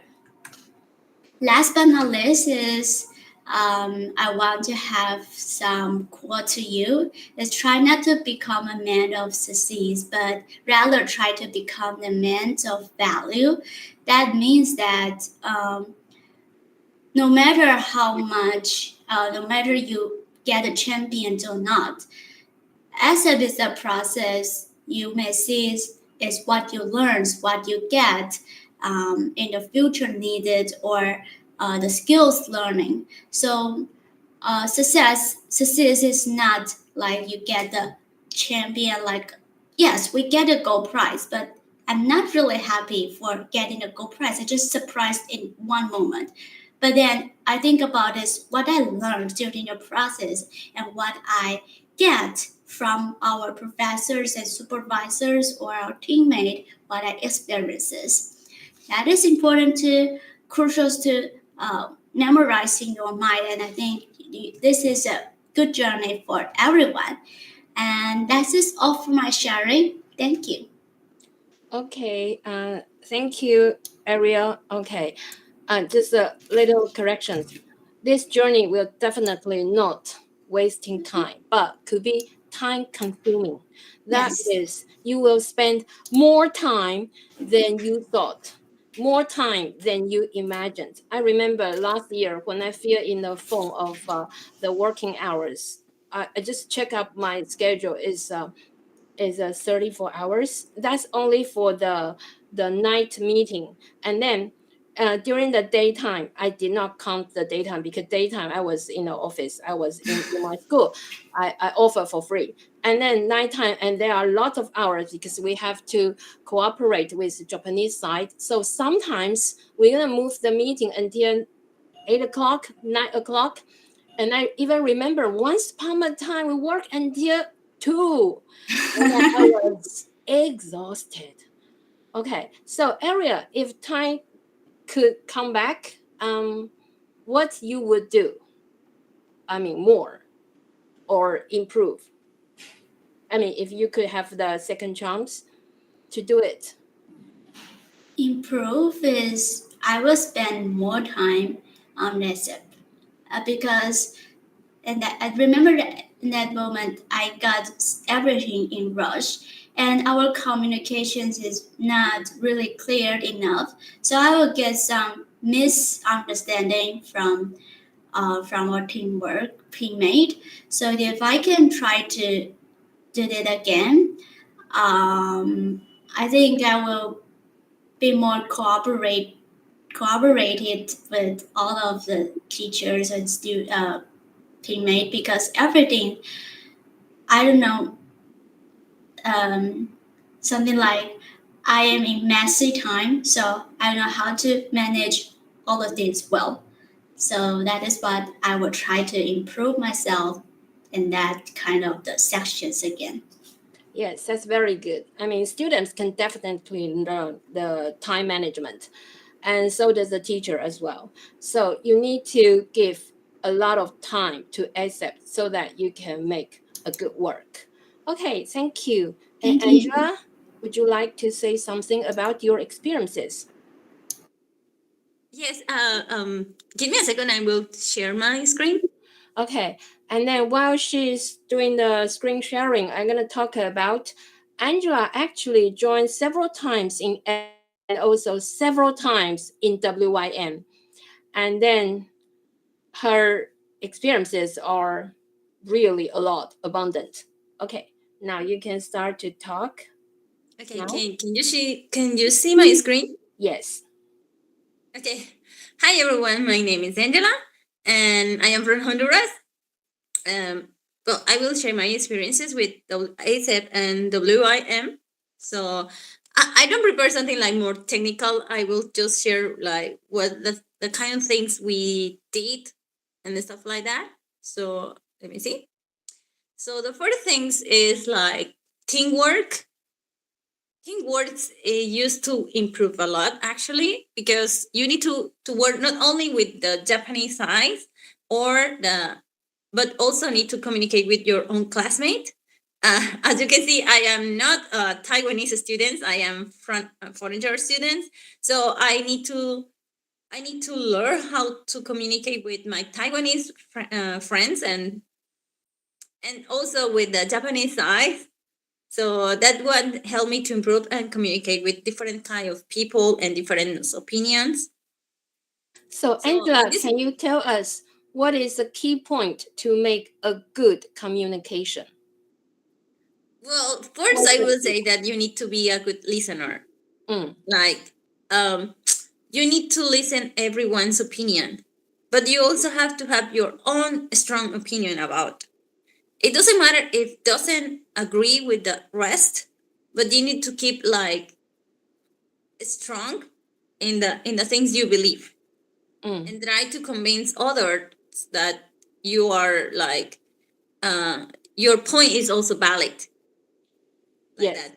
But definitely you need to hear others' opinions too, because sometimes we make mistakes, right? What we say is not actually 100% the truth. So you need to hear others too. But you need to have the courage to speak. True. Because sometimes students are too shy. So when we have our first meeting, especially when we have our first meetings, everyone just keeps silent. And it's a kind of bit weird. But if you have something to say, just say it. No one will blame you or laugh about you, because we are all learning. And it doesn't matter if you think like, oh, my English is not good enough or something like that, because no one here is a native speaker. And even if you were a native speaker, we are learning. So you need to be brave and communicate. Yes, that's very true. Okay. And also, okay.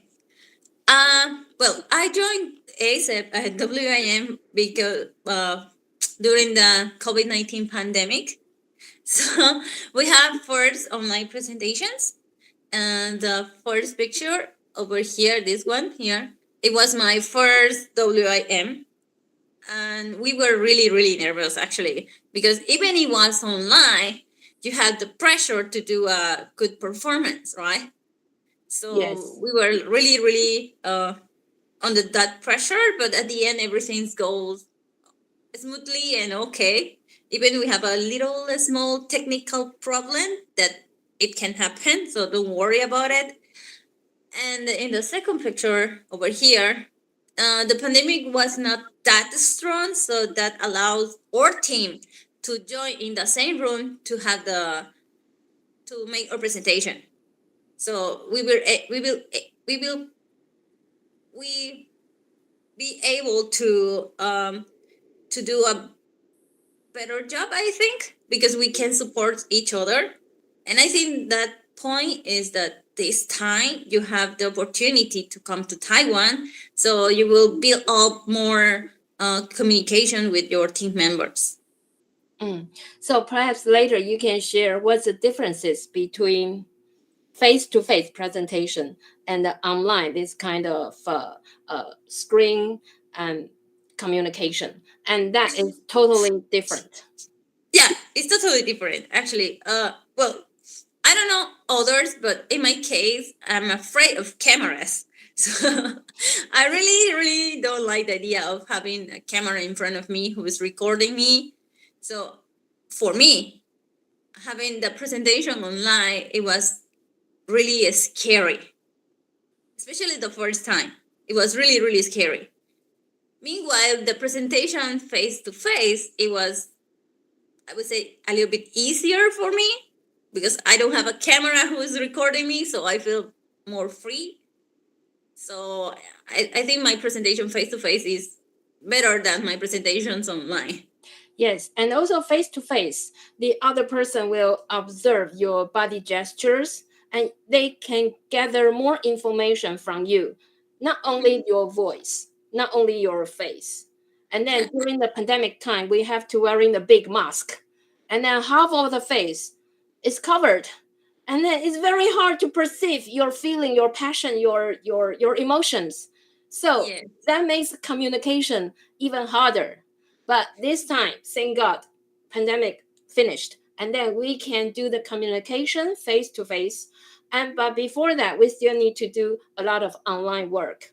But when our Japanese friends arrive to Taiwan, we need to work together to present a face to face, a real person presentation, right? Yes, I think another advantages of having face-to-face presentation is that you can see the audience, so you can react according to their reactions. So if you see they are boring, you can do something to make them feel better or not that boring. But when you are like online, you are talking to the screen. You cannot see what is happening, if they are getting the message or not. So that's another thing. When it's face-to-face, you can interact with them. You can go to them, approach to them to say something or ask something. But online is more difficult to do that. And because they are not that, I would say, warm, because online is just a screen. So you cannot have that really real interaction, I would say. Yes, although online talking, you can see the little screen and you can ask the other person to open the lens, but still it's very limited. And then face-to-face presentation or communication, you can really build up the interactive kind of things with your audience. And that is what we call stage performability. You are performing a kind of presentation, not just do the presentation. So your whole body, especially your movements, you're gonna walk from one side to the other on the stage, and you're gonna walk a little bit close to the audience. You're gonna throw the questions to the audience or to the judges, and that makes the whole difference, right? Yes. And also, as a presenter, if you're talking to the camera, for example, I only can see in front, right? Because I have the camera here. But and even if I'm nervous, I cannot change my position. I do it right now, but because I'm nervous, I told you I don't like cameras. But my option is here in front. But when you are face to face, if you are nervous, you just need to look at the audience. You move your eyes into all around you, so you can have contact with all of them. Or in the case you know someone there and you feel better, feel comfortable with that person, you can look at that person and then just look back to another one and then go back to that person and move and go back to the person you feel comfortable to. So they will have the idea that you are talking to them. Yes, and that is very important. You need to make your listeners, your audience, feel that they are concerned. You care about them. Yes. Yes. Okay, let me see. Continue. Okay. One important thing is that even we have all this presentation during the COVID-19, we have the talents presentation. So students from all the school participants were able to show what they do, the things if they are good at singing or dancing or painting or whatever. So even though we don't have like the opportunity to see it face to face, we still have the opportunity to hear it online.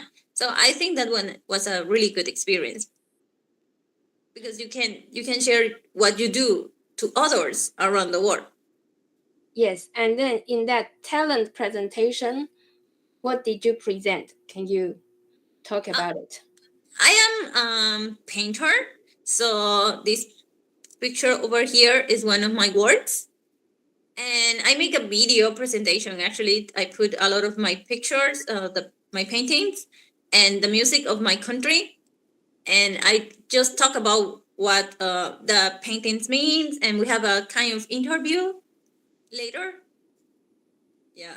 Okay, and can I ask authority, during this year, do we have a talent presentation? もしもし Chris? Yeah. Yes.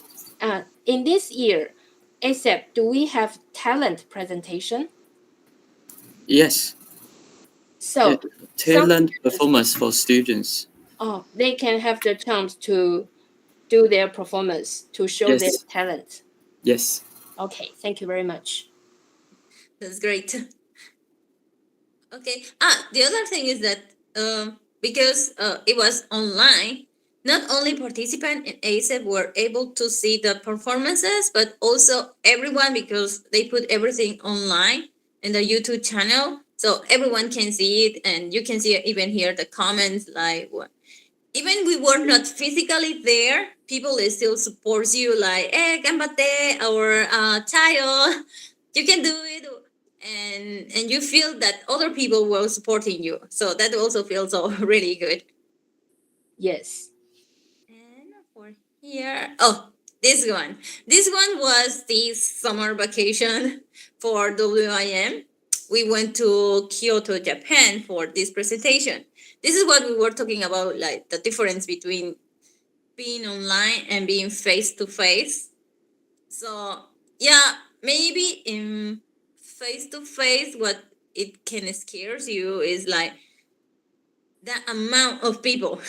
Then you will realize, oh my God, this is a lot of people. A lot of students are here to hear you, to hear what you have to say. Not only for a competition, but also to understand you better and try to do a difference on this world.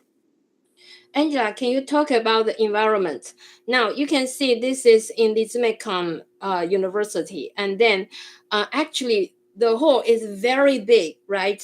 There are several steps up, and then can you talk about the whole environment?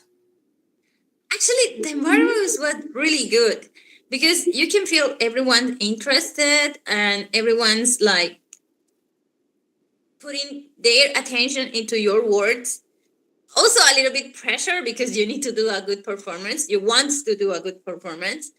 But the pressure, I think it will disappear a little bit once you start talking. If you practice, that will disappear. If you don't practice, maybe that will increase. So you need to practice before going to the stage. Not only online, but if you can go to the place, please do it, because it's important to you to know the stage. So if you can practice before the presentation on the stage, do it. And the other thing is like, everyone was so happy to be there. So everyone, it was cheerful. And after the presentation, we have a meal together and everyone know each other. It doesn't matter if you don't team with them. They were not part of your team.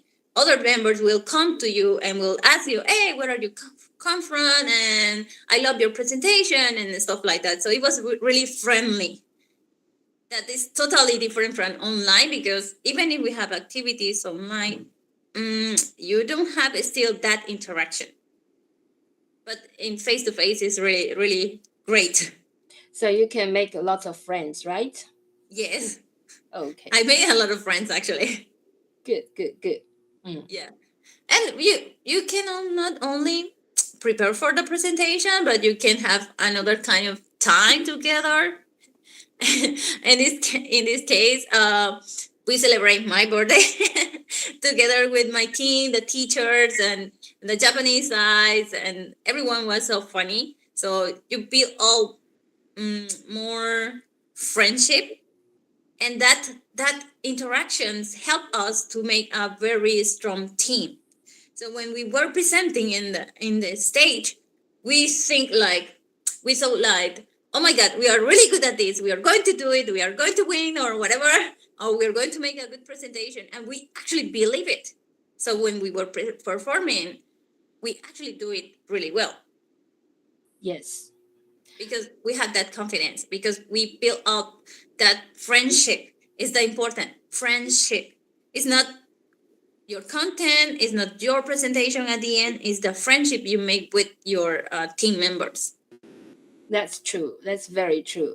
And I will encourage the students try to make ASEP a kind of opportunity to make friends and to know the other corner of the world better, and then to deepen your understanding about the world, about the other kind of people. And then you can really have the kind of insight, which is not the things you can learn from your textbook and classroom. Yes. Actually, you learn a lot of things, like not only teamwork, because you normally will make teamwork with classmates, but more like what other people think about serious topics. Like this year topic. Oh, this year topic I think is a little bit, how to say, hard. Hard, yes. Hard. Especially I think maybe for societies like Asian societies, which are not that really open to talk about this kind of problems. So it's more difficult to find information or people who are willingly to talk about that topic. So it's more difficult to build up an idea and action plan. So yes, because human rights is really sensitive issue, very sensitive. It's a really sensitive issue. And then for most students, you don't really experience, that kind of pressure of human rights, and we probably take our rights for granted, and our environment is quite okay, and then so we don't really sense how important the topic could be, and then we lack of that kind of experiences, which is perhaps good. It's good luck for us to live in a peaceful environment, but how to develop that topic gonna be very, very big challenge for you, right? Yeah, for societies that has like this peaceful environment, I think it's more difficult to understand what is human rights or what can be considered violation of human rights. But I came from a different environment, so I think I have a little bit better understanding of that. So my goal this time is to try to make other people understand that not all the world is that peaceful, right?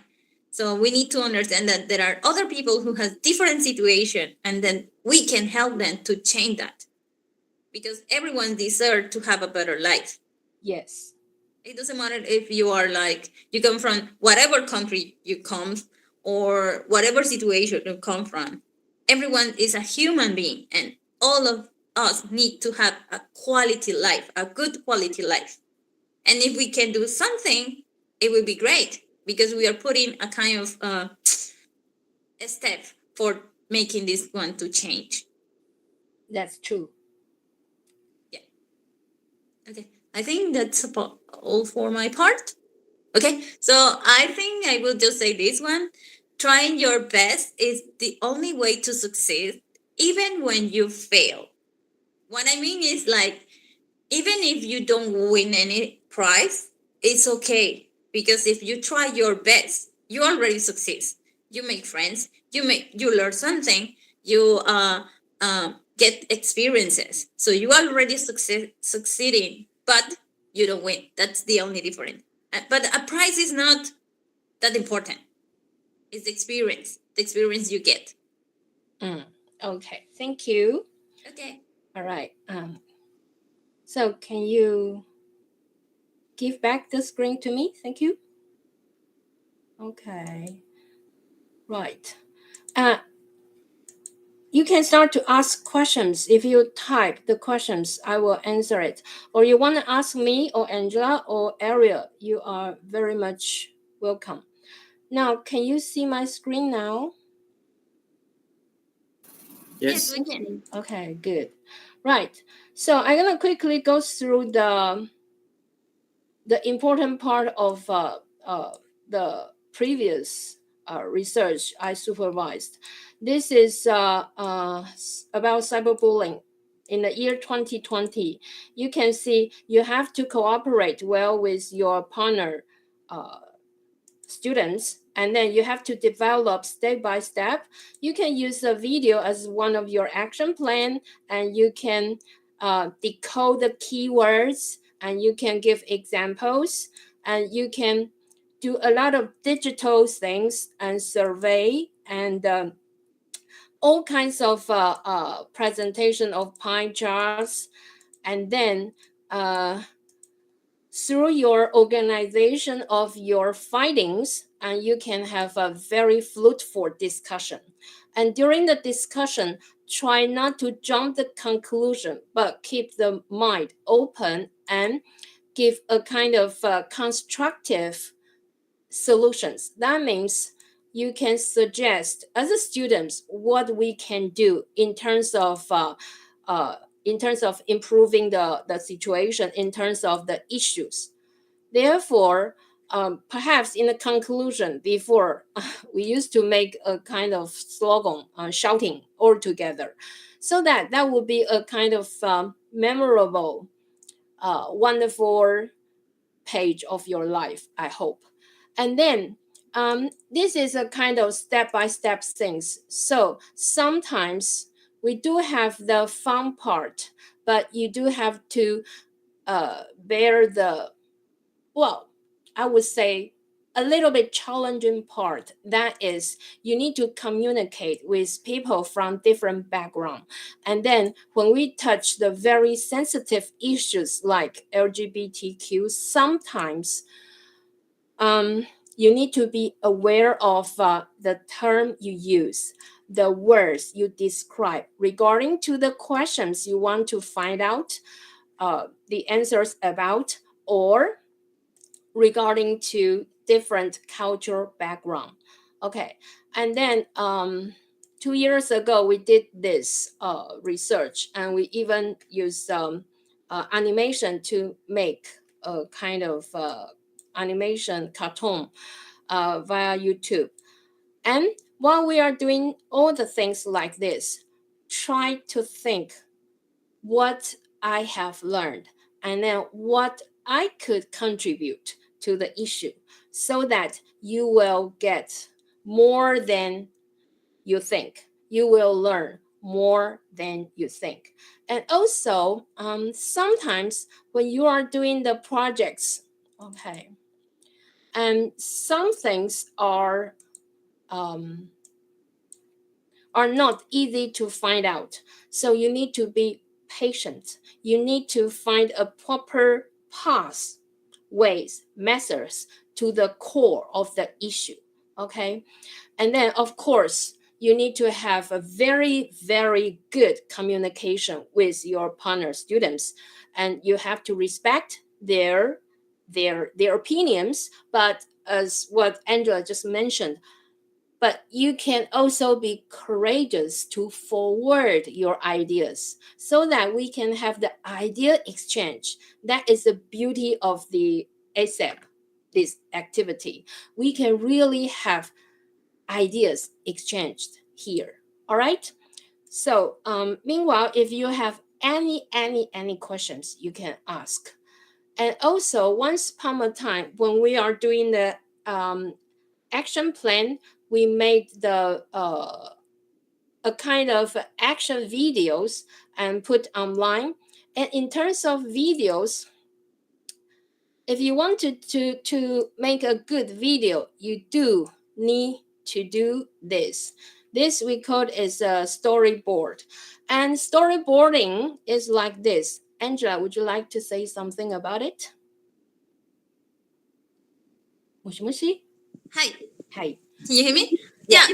A storyboard is like you put a picture, even a sketch of the scenes you want to, and then besides that, you will have the script. Like first a scene, a man throwing a mask or something like that in the trash can.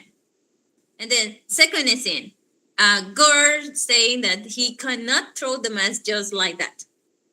And the third scene is he just say why, something like that. You just tell draw like the sketch for what you want to present. How do you want the videos looks like? So for the storyboard, it's more like how you are going to develop the not only the story but also the scenes of the video.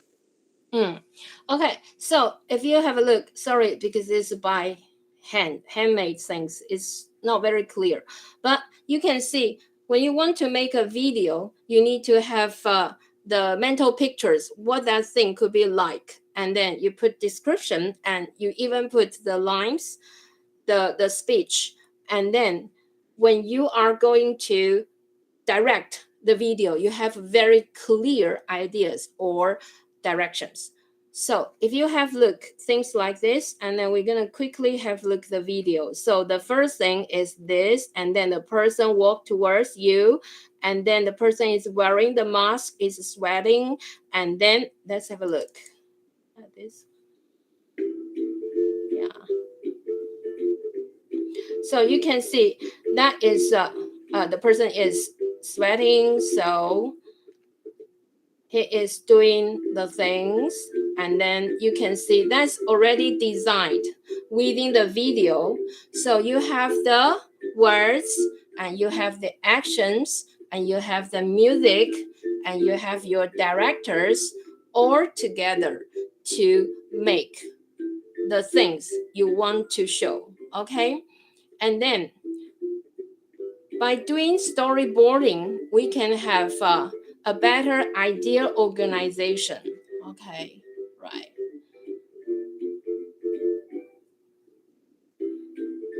So you can see how to achieve a better effect of a video making.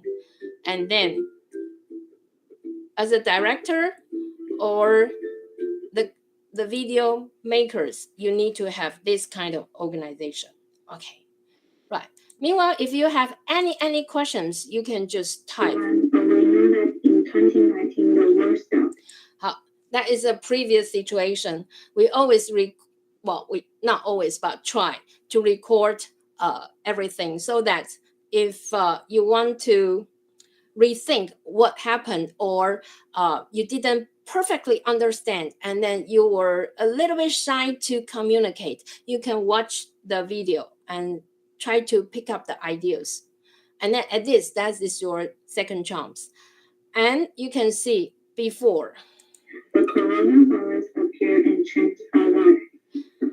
However, the pandemic. We have to discuss like this many nights, and then we come out a concrete topic and ideas, and step by step we can do the research all together. Okay, and then once upon a time we also did that is actually 2 years ago, but we did something related to the war topic. Okay, and then Angela, would you like to talk about this? Okay. Well, actually, when we were with this topic, the Ukraine war just started. It was the beginning of the Ukraine war, and we really actually realized that the Ukraine war was not the only war around the world at that moment. And we were talking about like how many wars are around the world and why people cannot see it. Why people just concentrate in Ukraine, and why these other wars are actually invisible for people. And can you go to the next slide? Yeah. So we realized that newspapers only talks about the Ukraine war, but actually they were not talking about Yemen civil war or Syria civil war. So that's a kind of problem with communication. Sometimes we don't empathize with other situations. So we were trying to convince people why it's important to talk about not only about war, but also not only in Ukraine, but also around the world, and what we can do to help to make all this situation.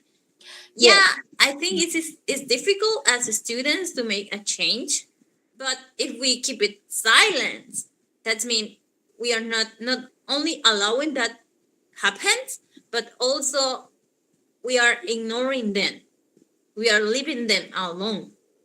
So we need to talk about that.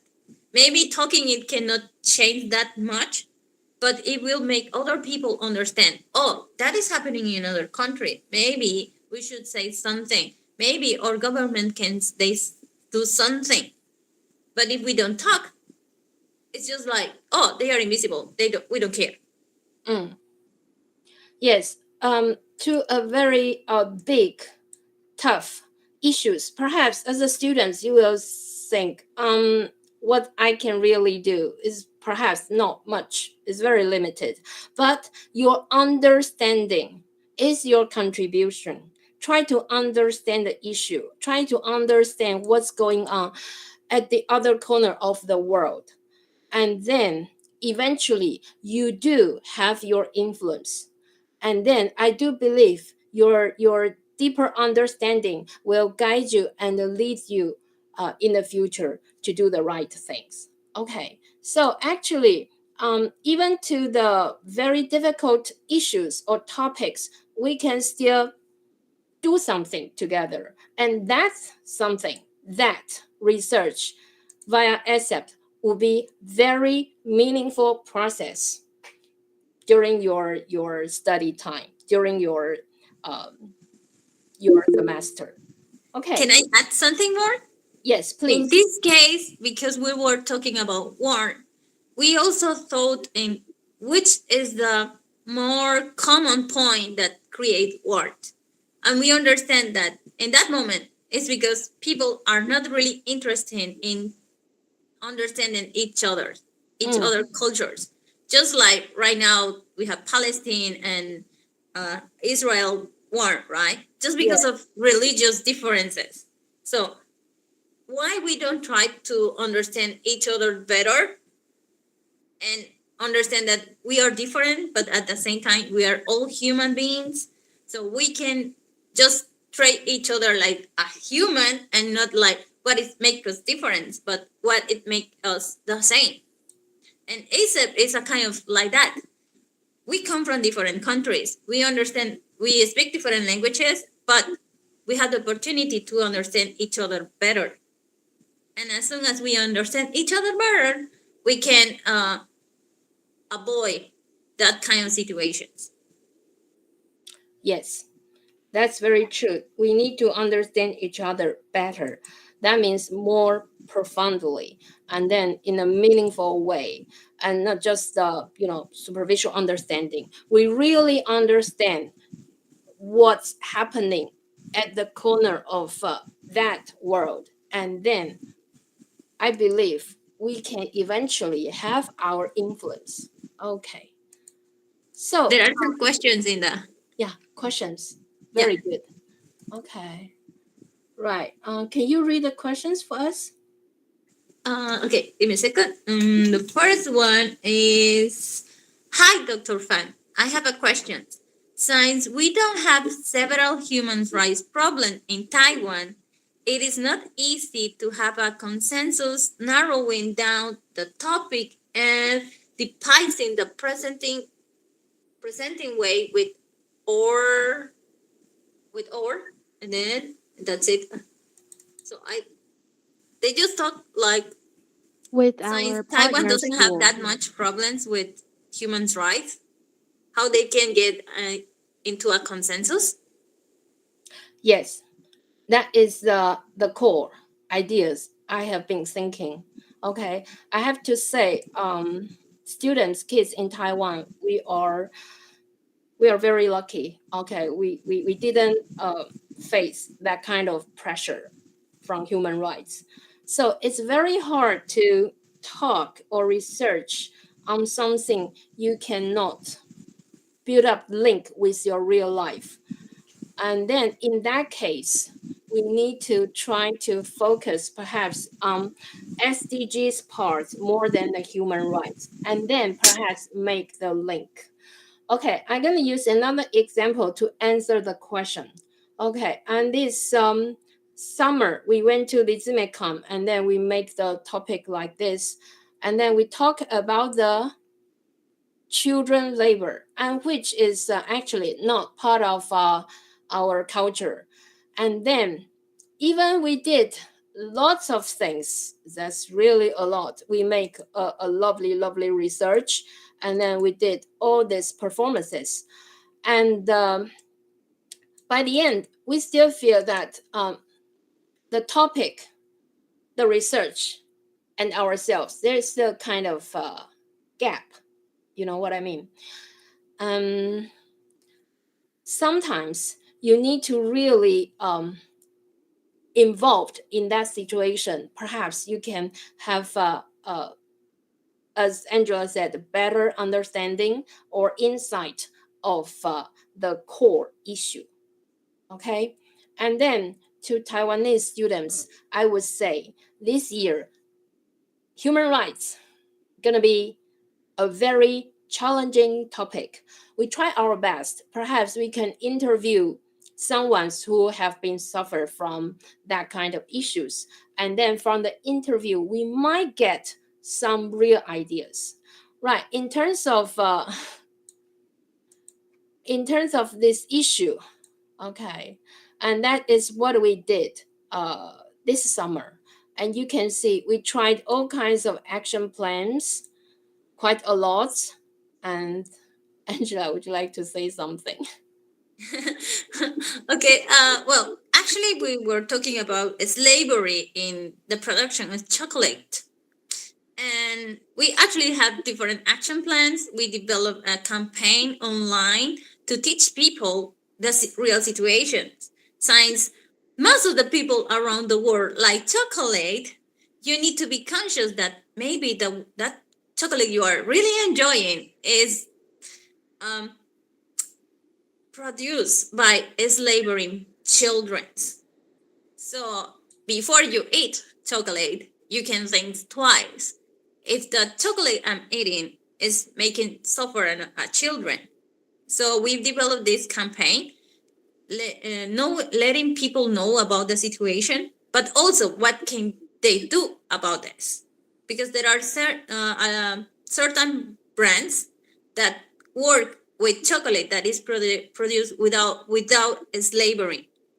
So now people can make the choice. I will eat this chocolate that produces slavery, or this one that doesn't produce slavery. So it will give you your choice to choose. Okay, so even in Taiwan or in Taiwanese society, we don't have serious child labor problems, but we can still do the research on this part. And then I'm gonna show you for 1 minute what is the real presentations like. Okay, maybe just for the first couple of seconds. Hello, everybody. Who likes chocolate? Me. Yeah. Present for you. But do you know chocolate? Can you see the interactivities between the presenters and the audience? We want to talk about this problem.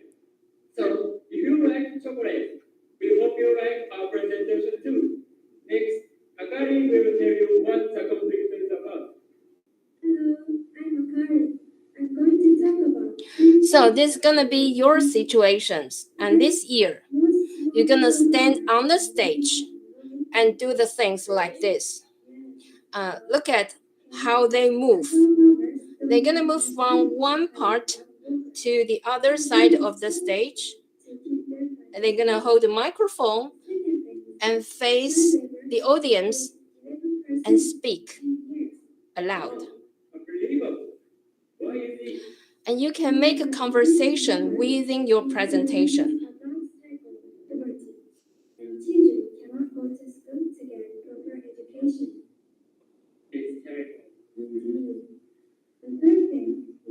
And you need to know how to work together. When the person is moved to another side, we don't have a 5 microphones. You have to pass your microphone to somebody else.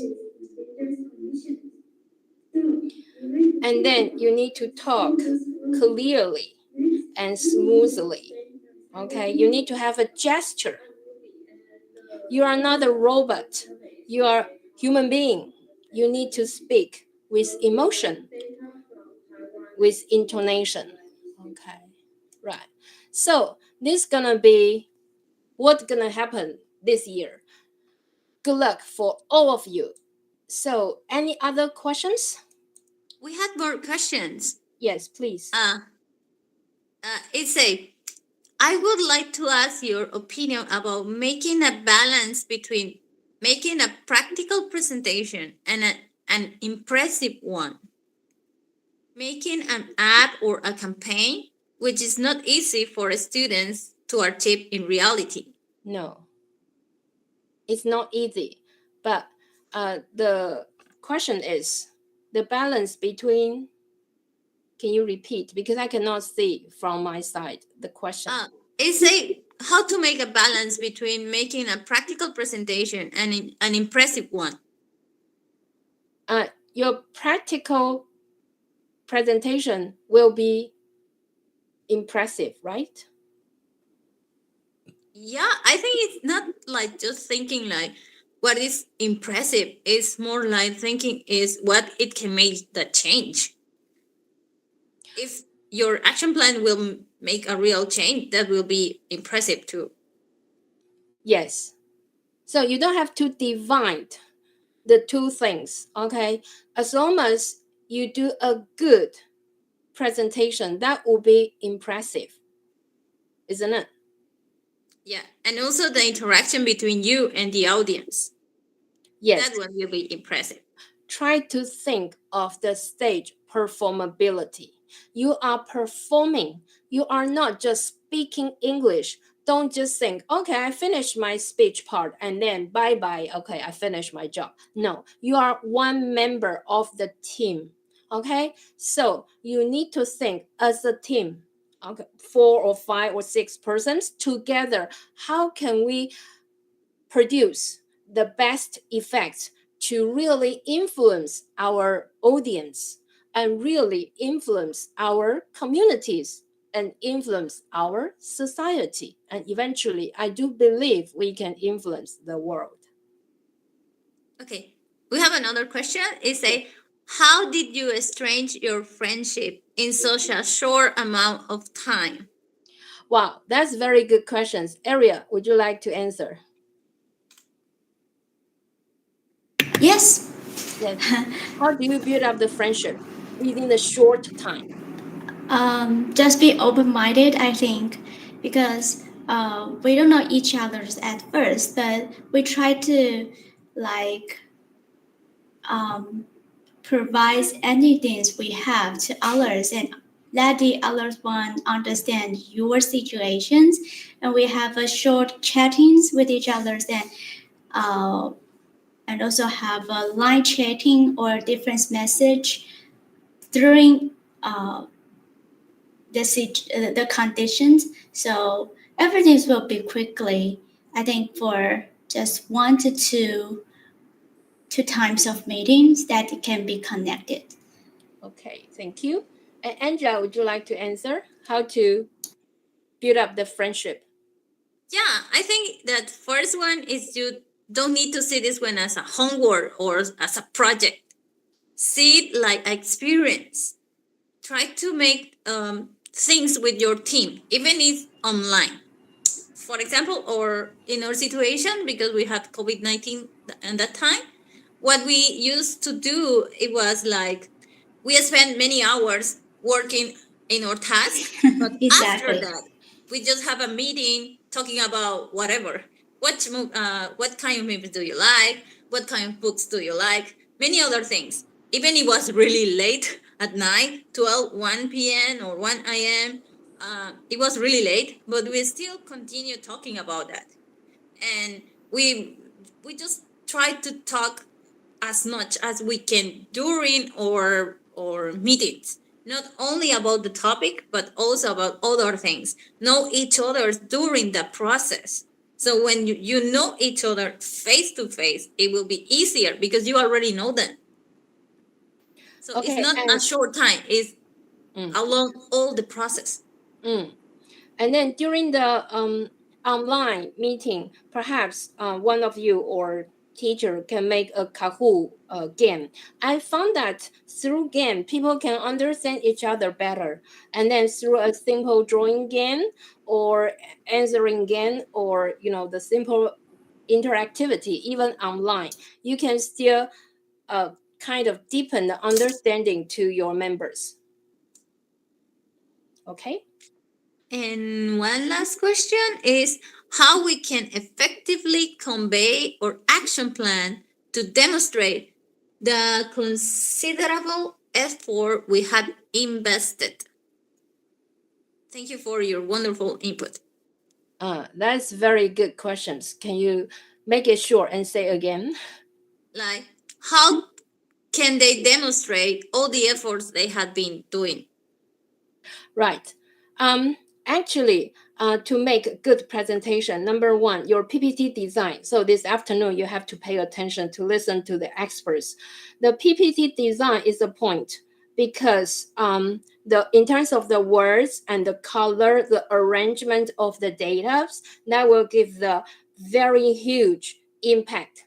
And number two, your attitude. Even you don't speak perfect English, and nobody does anyway, but you try to communicate, you try to forward your opinions, you want to help others, and people will feel it when they listen to you. So your attitude will really make a difference. And also, next one is your practice. Your speaking, of course, is crucially important. When you open your mouth, people will understand your words, or people will not understand your murmuring or mumbling. So you need to practice speaking English in front of the public many times, okay? So that you can overcome your fear and so that you can be confident to speak in front of others. Okay, Angela, would you like to add up things? I think the idea to convey a good action plan is showing that you cares. Yes. Like, if I'm developing a topic as we did with the slavery, why we decide to do this? Why we cares? As you say, Taiwanese society doesn't have that much problems with slavery in chocolate. So why we choose to talk about others people? Because we care. We care about them. Even if we are not related, even if we cannot see them, even if we cannot talk to them, they are human beings. So we cares. And showing that you cares about that one or that situation, it will help you to convey an action plan. What you want, think like this.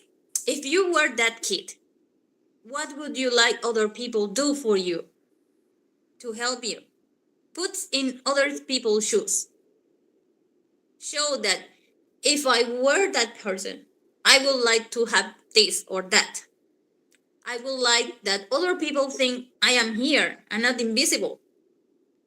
I want other people here. What is my problem? So if you put yourself in other people's shoes, you will think, if I were in that situation, I would like this or that. And that is how you show you care. Yes, the compassion. Okay. You need to sympathize. You need to really have that sincere emotion towards the issue, towards the people related to the issue. Maybe it's not your issue, but somebody else, but you care about it. So your attitude is the number one important thing in terms of doing the research. Okay. Right. Thank you. Any other questions? Moshi moshi. Right. If not, okay, I'm gonna give time back to the authority. Chris? Okay. Right. Thank you. Okay, thank you, Dr. Fang, for your wonderful sharing. We have learned so much. Thank you. And also, we appreciate Ariel and Angela for their sharing. sharing their ASEP participating experience and amazing advice for us. So now we are going to have an 1 hour lunch break. So next session will start at 1 p.m. So please remember to come back at 1 p.m. Thank you, everyone. Bye bye. See you then. See you later, everyone. Yeah.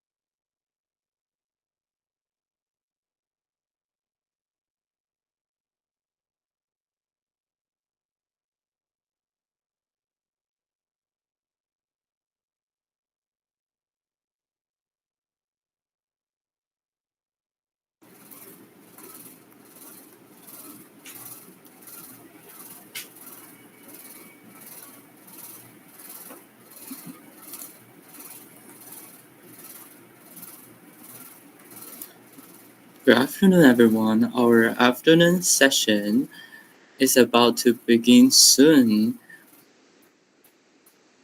A quick reminder, please remember to sign in by scanning the QR code.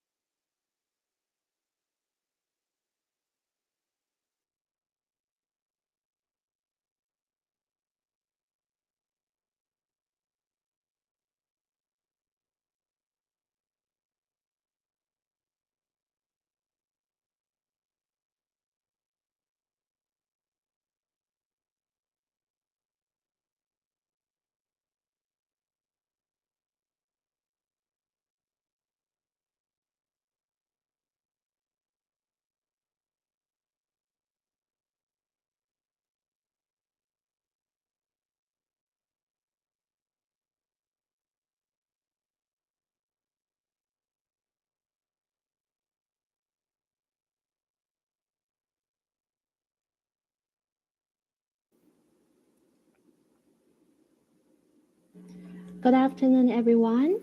The coming session speaker, Sophie Chen, the Dean of IBSC, the International Bilingual School at Central Taiwan Science Park, will speak to us. Sophie Chen has taught short story analysis and human rights law. He is also a guidance teacher for grades 7 through 10. The topic for this session is human rights issues. We hope to provide you with more inspiration for your presentation this year. Let's welcome Sophie Chen. Hi, hello everyone. And am I audible to both of you? Okay. Okay. So it seems that I'm audible. So allows me to share my screen with you. And wait. Okay. Okay.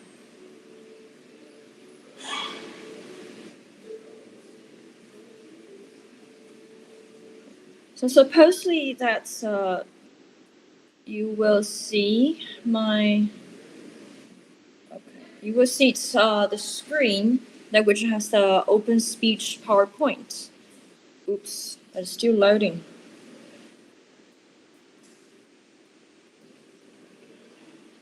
Wait.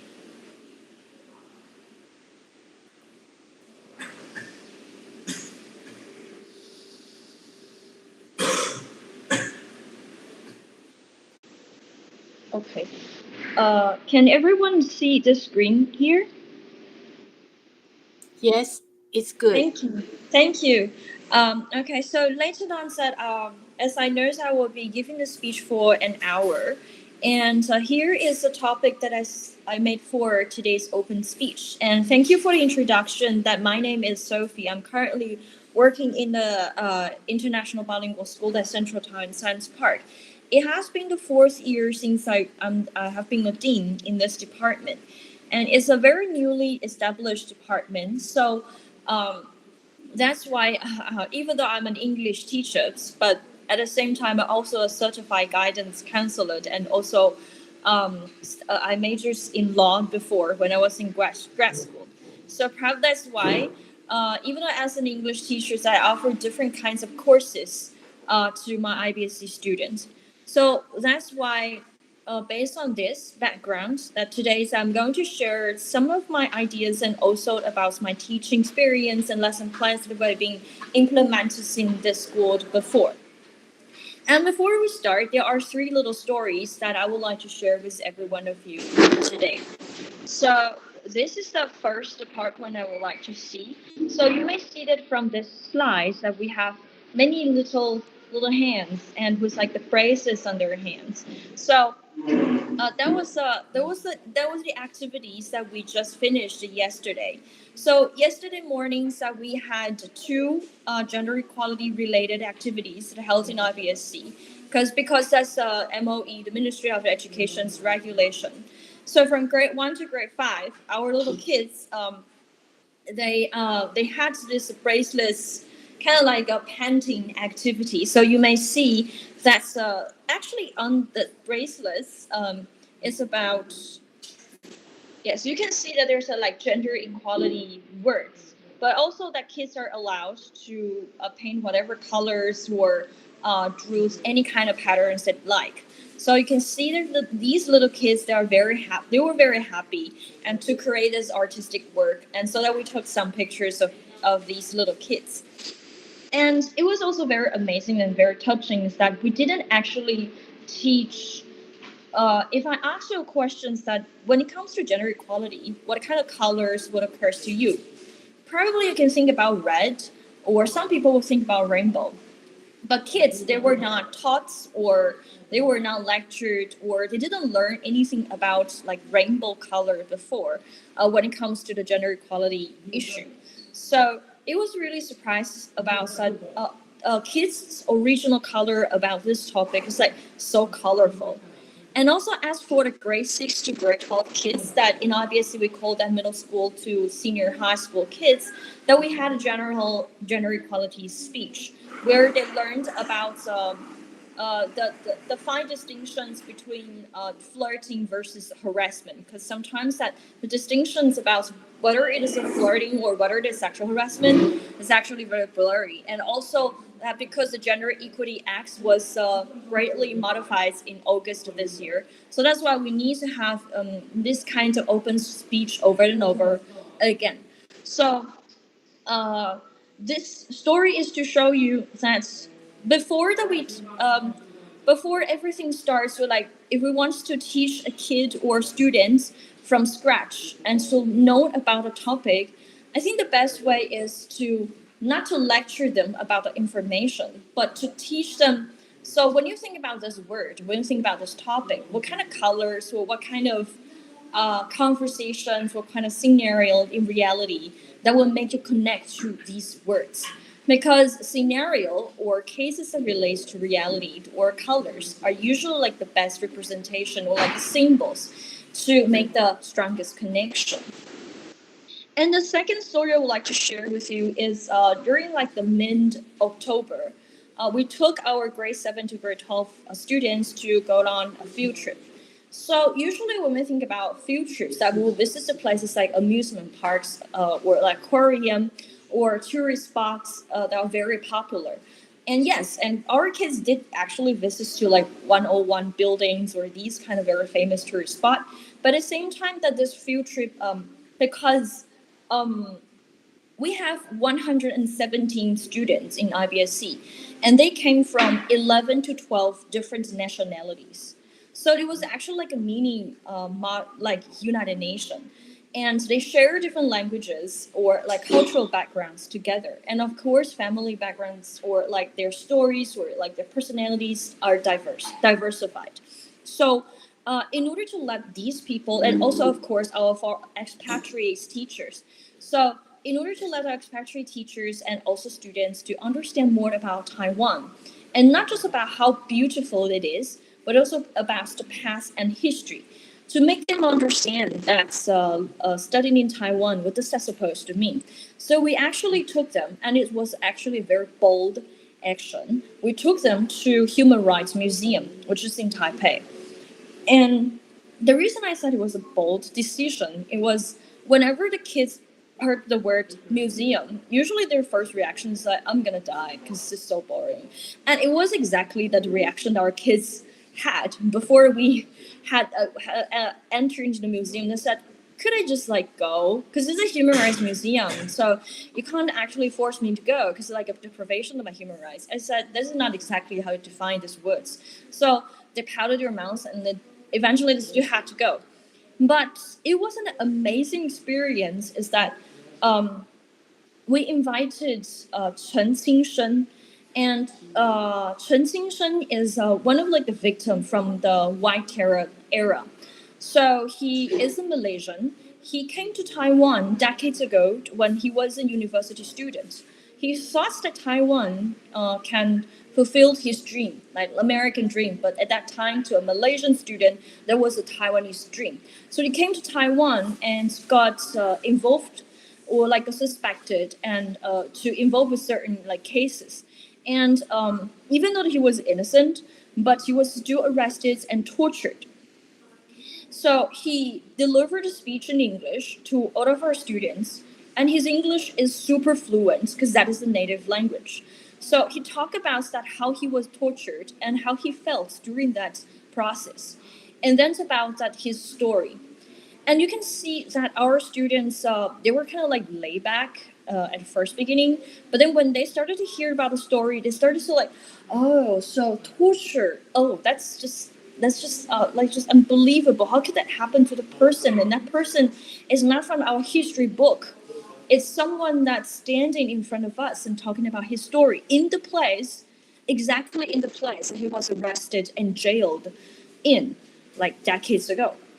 So, and also for our expatriate teachers, they were really, I think they were really touched by the story sharing at the same time. So after the speech, they came to the lecturer Chen Xingsen and also shook hands with him and said, I would like to express my respect to you, and your story inspires me like a lot. So these are called like the bonding moments that I would say that's what I'm pursuing when I'm trying to deliver like the human rights curriculums in the school. Because it's not about that how many articles that students can remember, how will they can interpret those words or laws, but about how they feel and how they can reflect, and also eventually how will they take actions in their realities. So that's the second story I would like to share. The third story that happened kind of in 2021, so that's a while back ago. If you still remember that when Taiwan was in a very serious pandemic issue, and we shut down the school. So students were kind of like told to stay at home and have the online learning. So I guess everyone has a vivid memory about that. So during that time, because our kids love to go to school, I seriously don't know why, but they just love the school so much. So they continue like bothering us and ask the administration teams that, can I go to the school, please? I'm just so boring. Can I just go to school? You can ask me to do anything, or can I do anything to help? Because it's so boring to stay at school and have the online courses all the time. It was like all of a sudden they said, hey, the news published with the footprints details those information daily, but those footprints informations were in Chinese. So how could our expatriate teachers to know what exactly happened? How will they protect themselves? I said, and then we said, okay, if that's all, then you're just going to translate it in English. I didn't expect that our kids took it so seriously that they started to translate the footprint. So you may see that on this slide that they made their own pictures and they translated with all those footprint information. And then because it was a little bit easy for them, so they team up together and also they watch the Taichung news in the afternoon daily, and then translates the main ideas of those policies or those announcements, and then translates it in English. So these information were published daily on Taichung City's Facebook website. And then after the pandemic, the city government actually gave these students the certificates to thank for their service during the pandemic condition. But I'm very sure that kids did these. Originally, they're not because of the certificates they thought they were going to get, because we didn't know about any certificate things. So what initiates students to have the willingness to help the community, or the community is a little bit too large, help their teachers at the first place? I do believe this is the beginning points that we should all start when we're thinking about human rights action, is that we have to believe that every student or every teacher sitting here is well capable enough to feel and also reflect, also take actions to people that are in need. And these help can, it doesn't have to be very huge. It doesn't have to be world peace. But you can only just start from very small action, starting from helping the people around us. So these 3 little stories are the purpose of sharing these little stories is to say, it doesn't have to start big, but it can start small and it can start locally.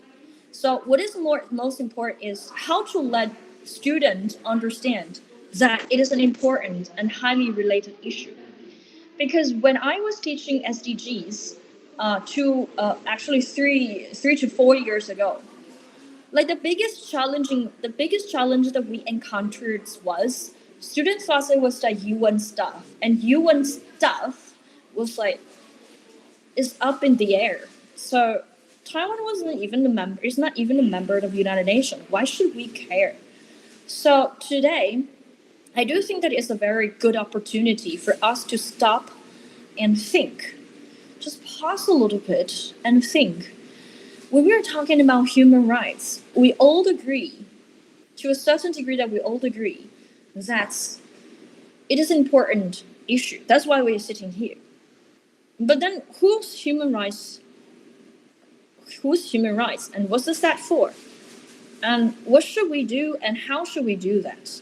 I guess that is the questions I hope that I can answer part of them before at the end of today's speech. Now, and listed on those slides were the course, those slides that you're going to see, going to see next. They are all the slides I made for my elective courses. But I don't teach elective courses this year, so I teach guidance this year. So that's why these slides are a little bit like the data or the dates were like a while ago. So it's not like a very recent one. So when I was teaching human rights elective, the first questions I would like to ask my students is to let them see pictures. So, for instance, from these 2 pictures, what can you note or what can you tell from these photos? So we might see actually, I guess the first one, it was very obvious. It was about a little boy, and actually not just a little boy, but the little boy raised his hands, and that's actually you say like a waving white flags. So we can also see that soldier with guns and arms at the back. And also, and other photo shows that if I ask my students that if this is your room, because we have dormitory in my school, so if you like dorm, would you like to live like this? Of course, student was like, no, it's too crowded, and it's like, so it must smell really bad.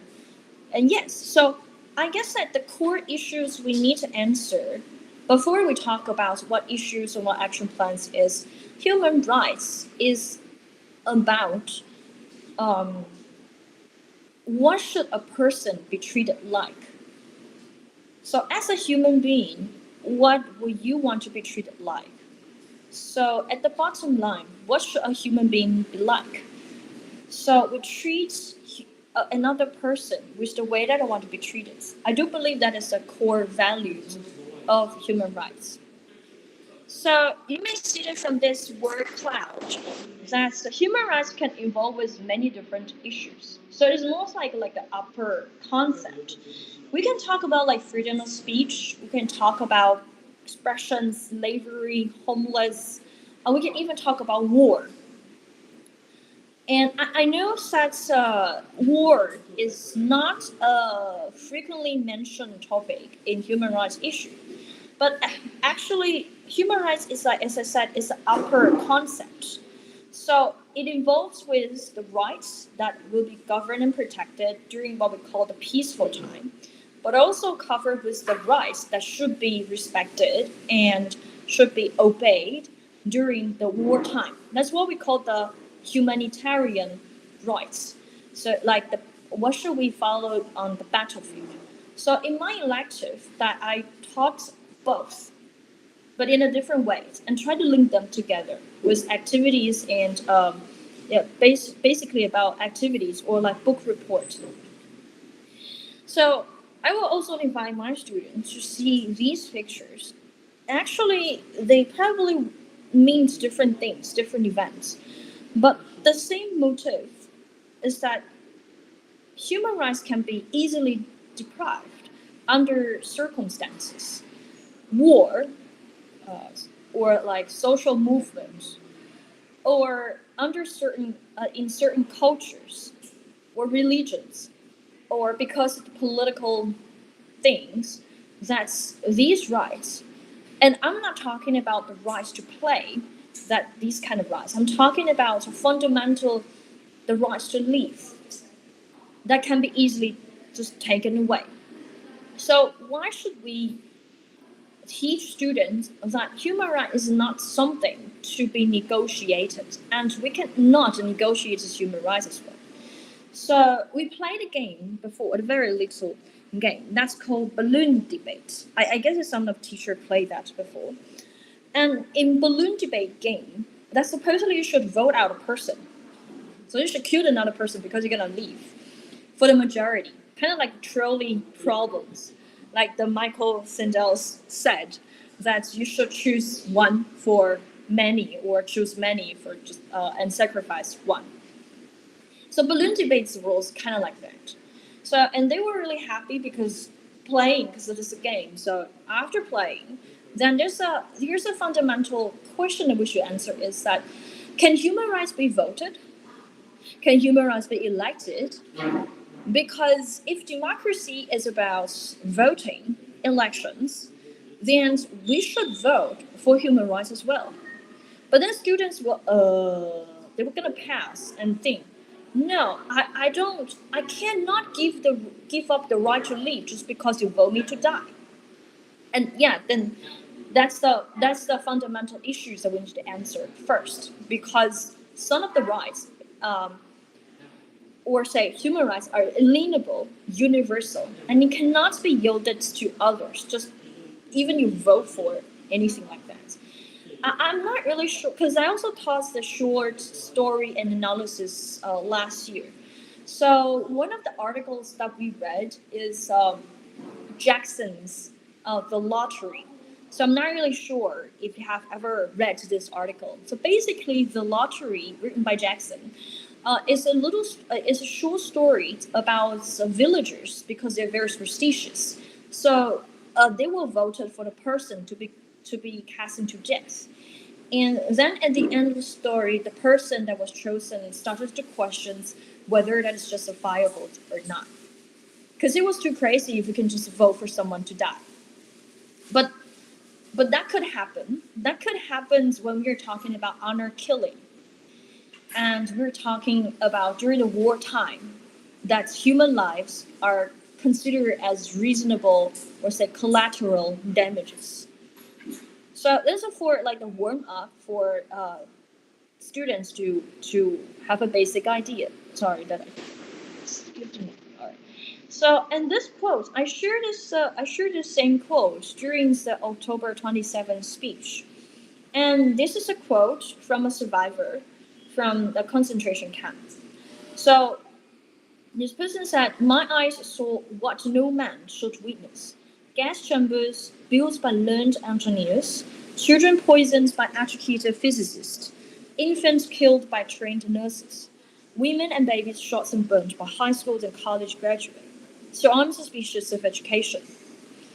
After I read this quote to my students, and I think that's what we said, epiphany, because we used to think that murderers are so far away from us. We are wise enough to make choices that would not hurt others. So we will put a distance from the murderers or the person who orders genocide from us, because that's not us, that's so far away. But sometimes, under certain circumstances, it's very easy for people to turn into what we call monsters. And the distinction is not that as clear as we can see. And that's exactly why we, after the World War II, we established United Nations, and we have the Declarations of Human Rights. So this quote is to ask students, if you all agree that something shall never ever happen again. As an educated person, what can you do? Or what should you do to prevent things from happening?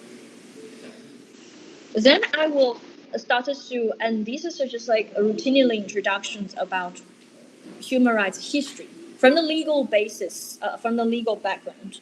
So we do understand that from history book that after World War II, they shall recognize that it's not acceptable to have this kind of genocide again. So the United Nations was then established, and then they published the Declarations of Human Rights. And because it's so universal, so I guess that most of our students would agree with most of the articles because it was very broad.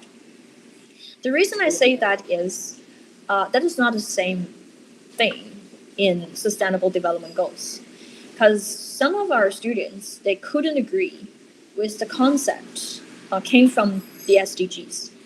So I will kindly remind them that the concept of SDGs actually came from the Universal Declarations of Human Rights. So you may have different opinion about how countries should achieve the goals in 2030. But there's something, the common ground, we shall all agree. As a person living in this community, is that there are certain rights are so universal, inalienable, that we cannot yield to others just because even war cannot deprive these rights. And so, so I will link these two things together. And I'm not really sure if teachers here also has the same problem. But I have to remind that, like in goal number 5, when we're talking about gender equality, countries agree not to include homosexual issues inside. Because I said, just as a United Nations scale of topics. And many of the countries, they have strong opinions about homosexual marriage or related issues. So most of the countries will intentionally exclude homosexuals topics when they're talking about goal number 5. So, and also in IBSC, because we have students from so many different nationalities and they have different religions, different beliefs. So that's why when I have to admit that when we're talking about homosexual issues, we will be more vigilant to the words that we address or the cases or the beliefs that we're trying to convey. So that's also the challenge that I'm facing right now. So what my teachers are facing right now. But maybe in the future, we can find a way to get over this, and that will be even better. Now, so then next, I will talk about some basic introductions about Declaration of Human Rights. And sometimes I will bring up like some activities for people to jigsaw these 30 articles together. And we also have the Declaration of Human Rights for youth.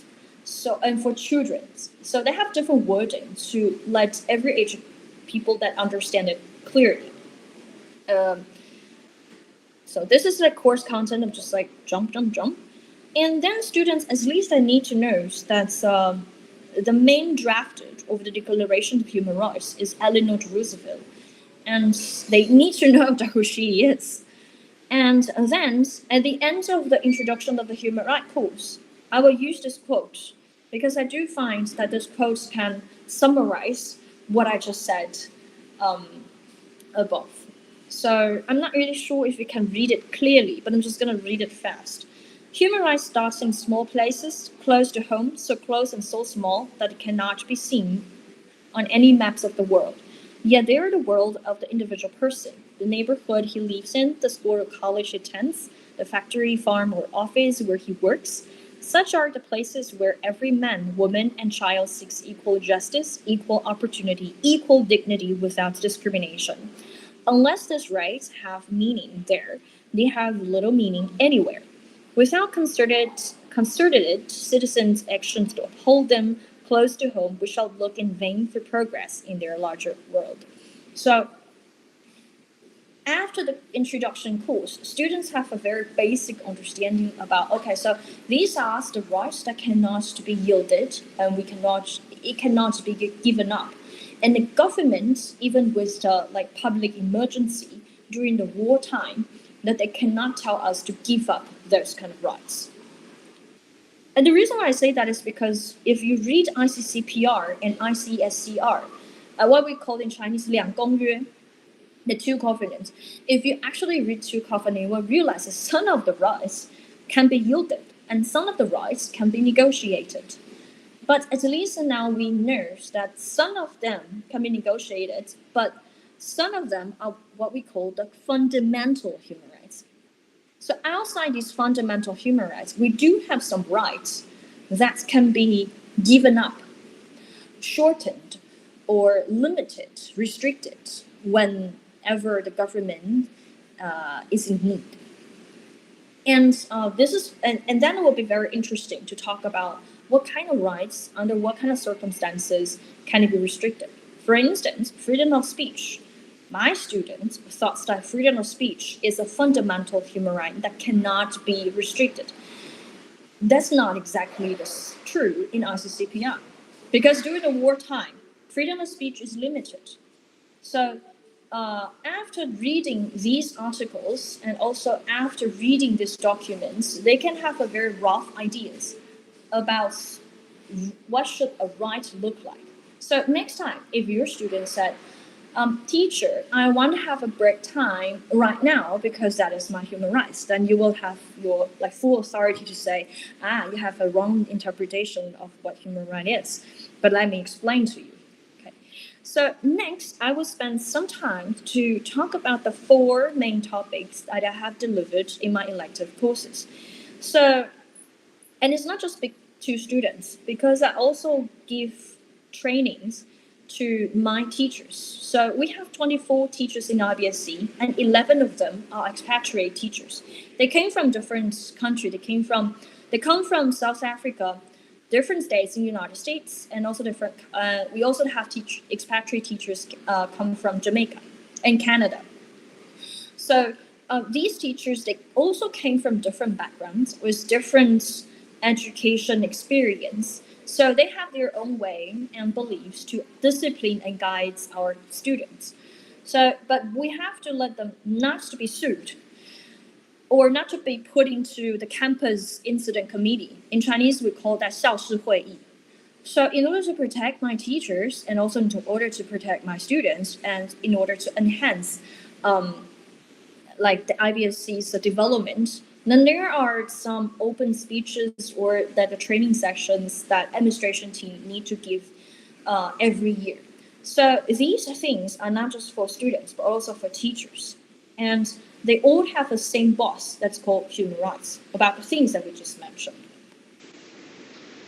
And when it talks about the gender equality, I guess right now it's a very popular issue. When students are doing the project, that gender equality is probably one of the popular theme that they will want to choose.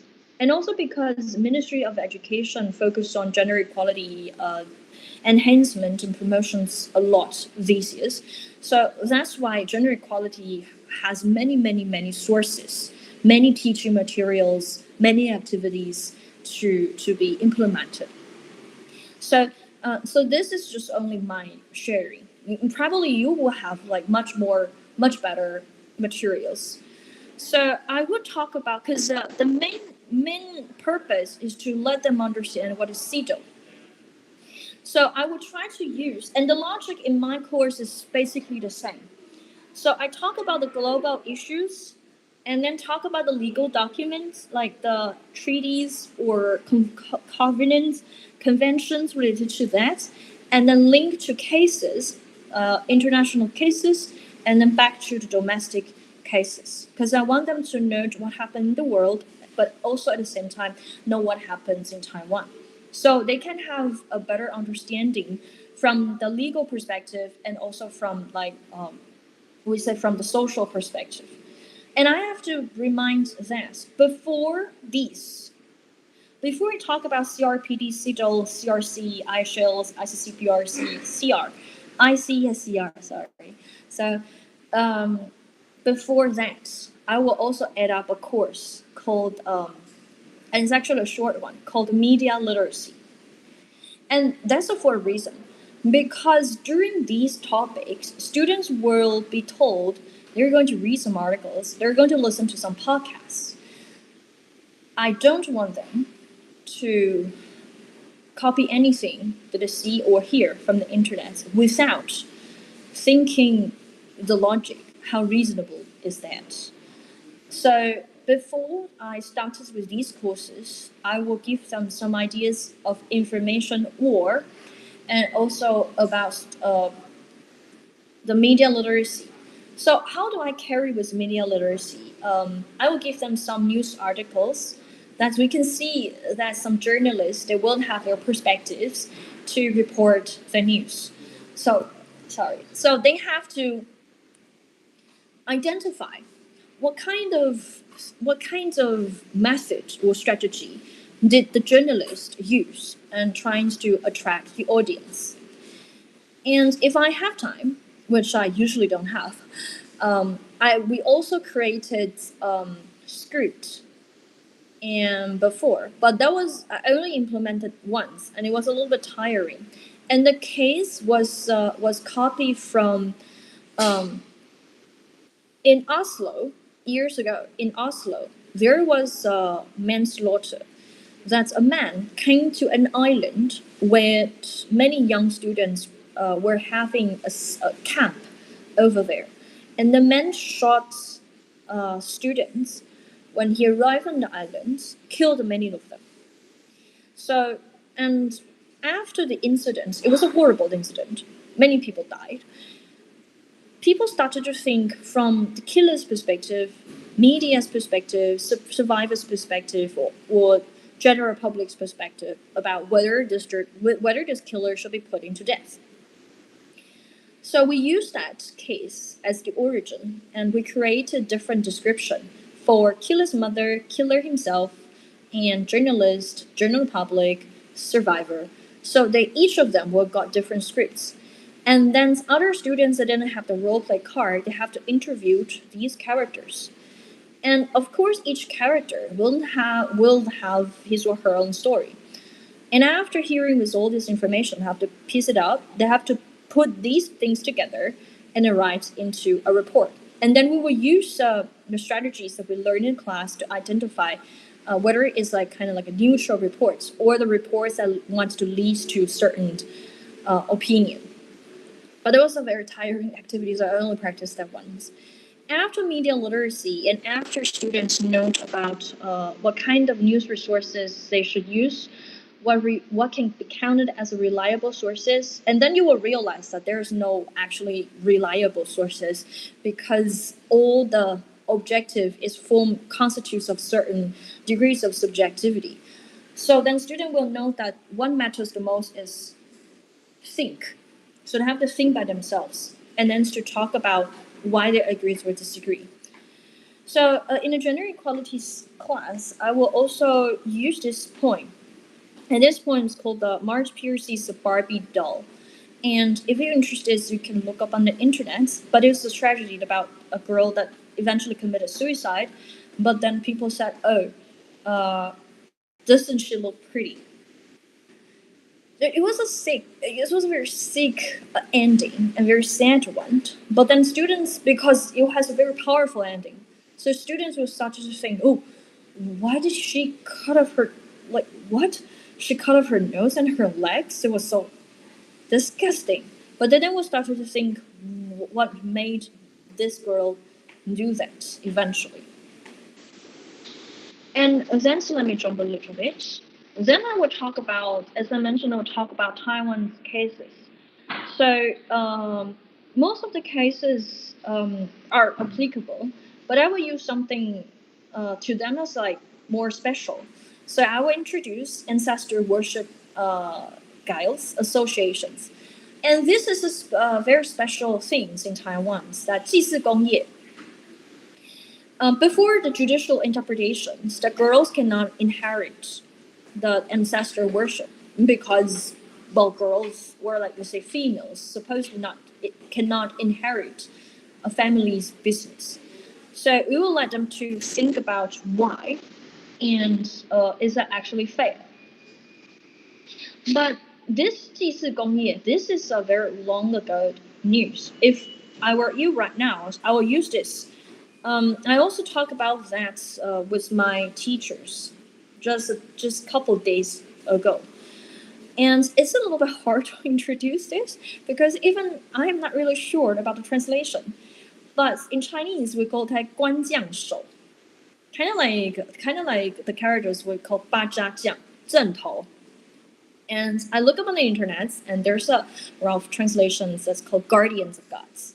So if you pay attention to the news lately, there is a very big news about girls, a group of girls, they played Guardians of Gods, and they got possessed. So if you look up on the internet, you will figure out that there are a lot of people that are very angry about this and the main reason is that girls should never play the guardian of gods. That's a job for men. So see, that's you violated the taboo. That's why you got possessed. So you deserve it. Well, I'm not saying that it's a right or wrong opinion. I'm just saying that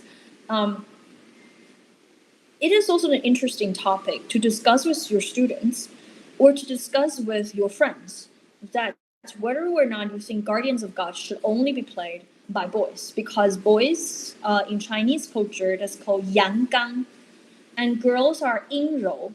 So who made the decisions of yang and yin? That's also an interesting thing to discuss. And also because I also want to relate with senior high school student more, so we will talk about two cases in the United States. So one is the Brown versus the Board of Education, and another is the Virginia Military Institute's case. Basically, they are the cases students will learn in their high school history book. So I'm just going to point it out that a little bit, and the main purpose is to let them understand that can a school classify student based on gender? Actually, not gender but sex. Based on the Virginia Military Institute case, that's only boys can study military school. So girls are not considered as soldiers, so they should never have the opportunity to study in the military school. But also in Taiwan, that we have girls and boys schools, and usually that means some like good schools or just schools that have like special schools. So will you as a student find that violates with gender equality? There's no right or wrong, as long as you can explain. Then after the gender equality speech, the class, then we'll move on to talk about how to reduce the inequalities.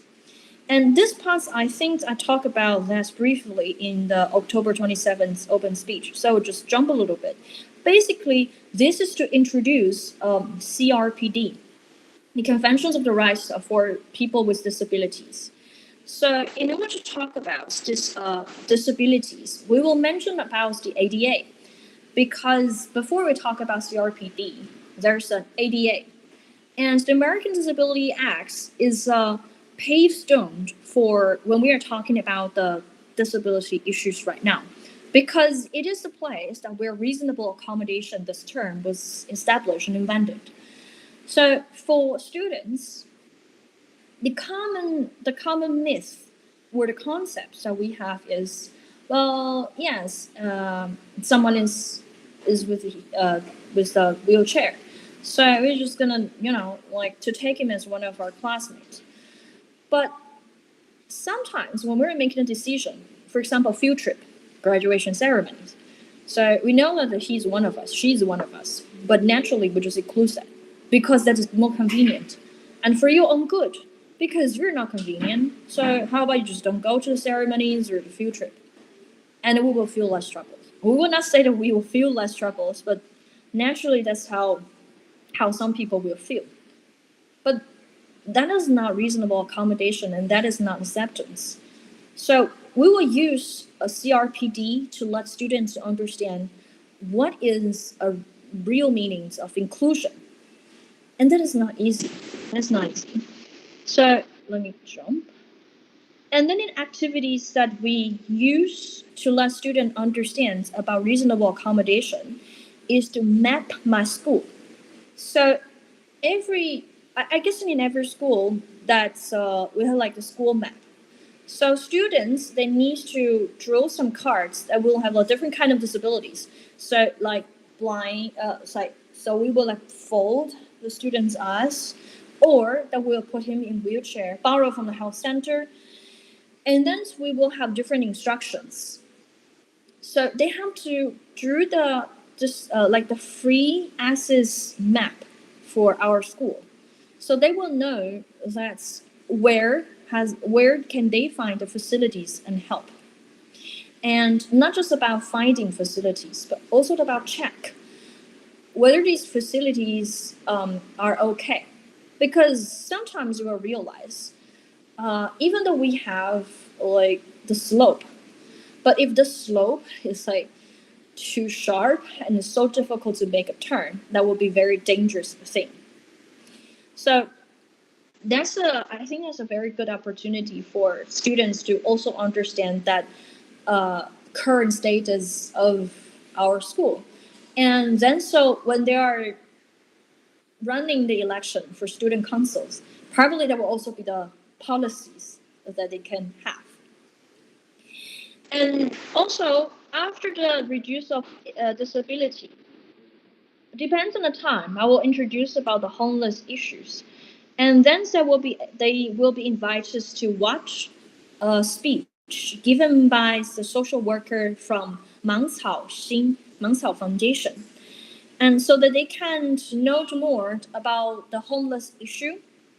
And the reason why it has to be put into my course was because a few years ago, when I firstly came to IBSC, and I have to say that most of our students, they come from middle to upper socioeconomic status. So when we firstly just touched these issues, one of my students said, I remember that clearly, that she said, but my mom said we shouldn't talk about homeless people issue because they all deserve it. My mom told me that if you're lazy and if you're weak, that is your ending. So I don't know whether I should say it's a human rights thing, because my mom said there's no such thing as human rights in homeless guys. They deserve it. I was like, oh, firstly, thank you for you being so honest. And second of all, to understand, oh, some people will view these differently. So that's why I changed my wording to say people that are easily forgotten. You're not talking about like from the positive psychology perspectives that whether it is a good thing or not, or we should back up, or we should be courageous. No, we're not talking about you. We're talking about as a government or as a person that wants the world to be a better place. What can you do to help people that are just very easily to be forgotten? People that are very easily deprived their own rights. But that's not easy.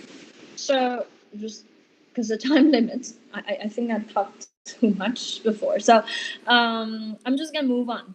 And also after the reduce inequality topics, and I will talk about what students care the most, at least my students, because we have a student council. So each year when they're running for the presidency, they wrote their own bylaws, by the way, and it was cruel. Reality, the bylaws is really cruel. They wrote impeachment before they read about how to be elected, which is a very strange logic. But anyway, every year they would talk about how to promote their rights and how to let them can have more places to express their opinions.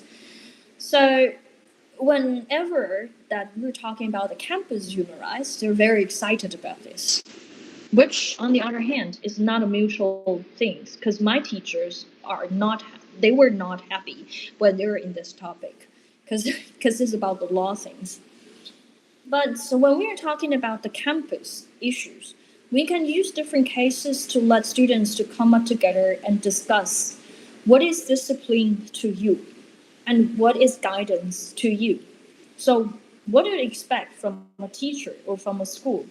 Because it cannot be limitless, and we have to restrict on certain things. But how to maintain the balance, but at the same time give you enough rights, enough space to express yourselves. And that's what we're talking about, the Child Rights Convention, the CRC. So we will use different case scenario to let both students and teachers to have the discussion about what do they think of disciplines and guidance. And also, what do they think what is the role of a teacher? Because an expatriate teacher can have a very different opinions on what is a teacher's role compared with Asian, what we could say Taiwanese teachers. And I'm not kidding, because it's really, really, really different. So after these, I will introduce about what is CRC, the little backgrounds of that, and then to further talk about, we also talk about respect human dignity, respect others. So it's not just about respect students, it's mutual things. Okay, so after these sections, students usually they will want to discuss with their subject teachers or homeroom teachers about the class rules. Because CRC also mentions that we should give each student enough space to express themselves. And some adults will also express their concern about to what extent can you call like fully express. But there is no definite answer. I would say it's more from my students' opinions. They said it's not about how long or to what extent. They think the question is not to what extent. It's more about adults' attitudes. So when they're expressing their opinions, did adults give them positive attitudes, or at least they have to look patient, even though probably you are impatient, but you still look patient about the things that they talk.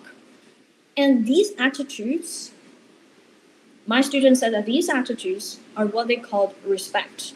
So when they feel they're respected, they feel that you're not diminished or you're belittle them just because you're students, then they will think that their opinions are fully expressed.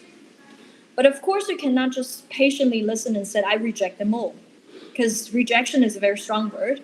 And respect is it also means that we have to consider and also reply them reasonably why or why cannot that this policy can be applied. Now, the last thing is about justice. I taught about international humanitarian law and also the transitional justice. But because today's topic, I think, has less to do with war, so I would just mention about international humanitarian law is regulations that we will obey on the battlefield. And it does have a very long history, way before the human rights law, the ICCPR and ICSCR, way before that, because usually the human beings can have endless war. So, but the thing is, my student found this the most interesting one, because it has weapons inside, and they are very excited about this. And the activities that we had in the international humanitarian law is I wrote case scenarios, like includes like drones, autonomous weapons, genocide, these kind of massive killings. So, and because I was debaters in the international humanitarian law moot court, so I did have different scenario cases that will involve the discussions about the dilemma soldiers might encounter on the battlefield. So in the wartime, that what should you do to protect a civilian? Or to be honest, should civilian be protected 100% in the wartime? So students were really excited that they got to think from the scenario cases, and they can think about the principles or dilemmas they can actually, not they can actually, but these soldiers may face. And then after the humanitarian law that we talk about, we started to move on to the transitional justice. So when we're talking about the transitional justice, there's something I have to mention. It is a sensitive issue in Taiwan. So I had experience in teaching this topic to Taiwanese students. I also had experience in teaching international school students. The way to address that completely different. International school students, my students, they are very okay to talk about Taiwanese history, even though we found it very sensitive, because they are not familiar with that. So they can use an outsider or a bystander's perspective to see what happened in the past. But Taiwanese students, they need more time to build the trust. It's not, I'm not going to brainwash you or to teach you anything or to let you convert your political values. No. But it's about to understand some facts and to understand back to the core issues that I just said at the very beginning of the speech. What should a human being be treated like? If you think a man or a person shouldn't be treated like that, then you should not agree with this kind of violation of human rights. That's very easy. So it's a different approach when you teach Taiwanese students or international school students. But also, at the same time, Taiwanese students that we can talk about the comfort women issues in Japan. But international school, currently that's also a little taboo because we have many Japanese students in my class. They, no matter that you think that you are reciting from the facts, they will still feel very heartbreaking. So my suggestion is that we can still delete some of the courses that will make people feel uncomfortable, but at the same time, some of the contents can reach the purposes. So we don't have to include contents. All these contents we can make our choice. So these are what we have been what we done in terms of like the transitional justice, and I will ask my students to read books. So later on, you're going to see the pictures of that. So I will ask them to actually read novels and write a book report about that because my students don't like to read. So this is one of the ways to kindly force them to read words. And I said it's not like a textbook, it's a novel. So you're supposedly you should be able to digest the novels. And they're okay with that. So, and also in English language arts, our English course, Anne Frank is a required novel. So many of them eventually chose Anne Frank as a book report novel. So let me just jump. So I would like to show you lastly about the activity that we have done in terms of like the transitional justice topic. So there are two ways. One is the book reports. So we have the roundtable discussions about the novels people chose, and we will share chapter by chapter so that every student will understand other people's novels as well. And also we have done is to cook. So it's not just about listen to podcasts, watch movies, read novels, but it's also about to taste a story. And the story has something to do with human rights. So you may see that from these 4 pictures that my students, they chose different stories and from a book. And they came up with their ideas about the food they're going to cook. So they made roast jam and also rice bowl and also chicken soup. Represent 3 different people or 3 different incidents happened in Taiwanese history. I don't know how to say that in English, so just say it in Chinese. The roast jam, 那个玫瑰果酱是孙立人将军，三代同堂鸡汤是林宅血案，就是林义雄先生。那饭团，I think rice bowl, I can say that in English this time. The rice bowl is a very commonly seen food when you're going on like a social movement because you need to reboost your energy quickly.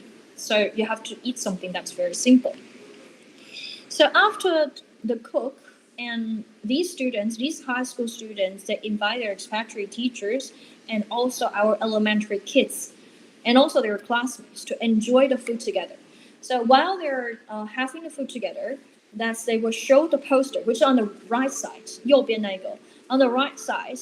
So they made posters about the recipes and also about the story that they learned from the food. And one of my students flew back to Canada after the semester ends.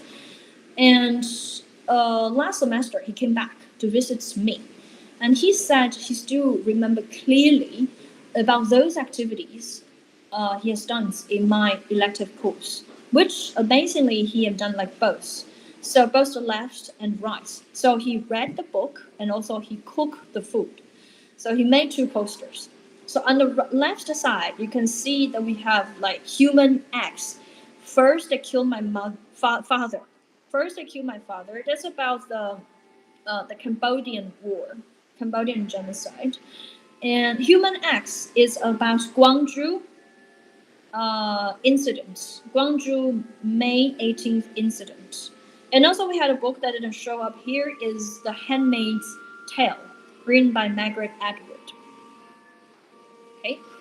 And lastly, I also invited my students to play board games together.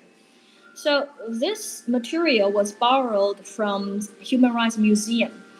So students were able to play the jigsaws, puzzles, and also listen to the story broadcast, and then to solve the mysteries at the end. Well, they were very happy about that. Now, I would just, because of time limits, so I'll just jump the social movement parts, and let's move on to the last one. So before I end today's speech, this Sontag's quote is the things I would like to share with everyone, and I highly recommend this book, Regarding the Pain of Others. She said that compassion is an unstable emotion, so it needs to be translated into actions or it withers. So I will use this quote as the end of my speech and to encourage everyone sitting here listening to the speech or attending this workshop today that sitting there is, well, it's boring to sit all the time. So we can just stand up and walk out and do something that you like. And always act locally, think globally, starting from yourself, starting from your friends, your family, your school, and then to the community. Thank you.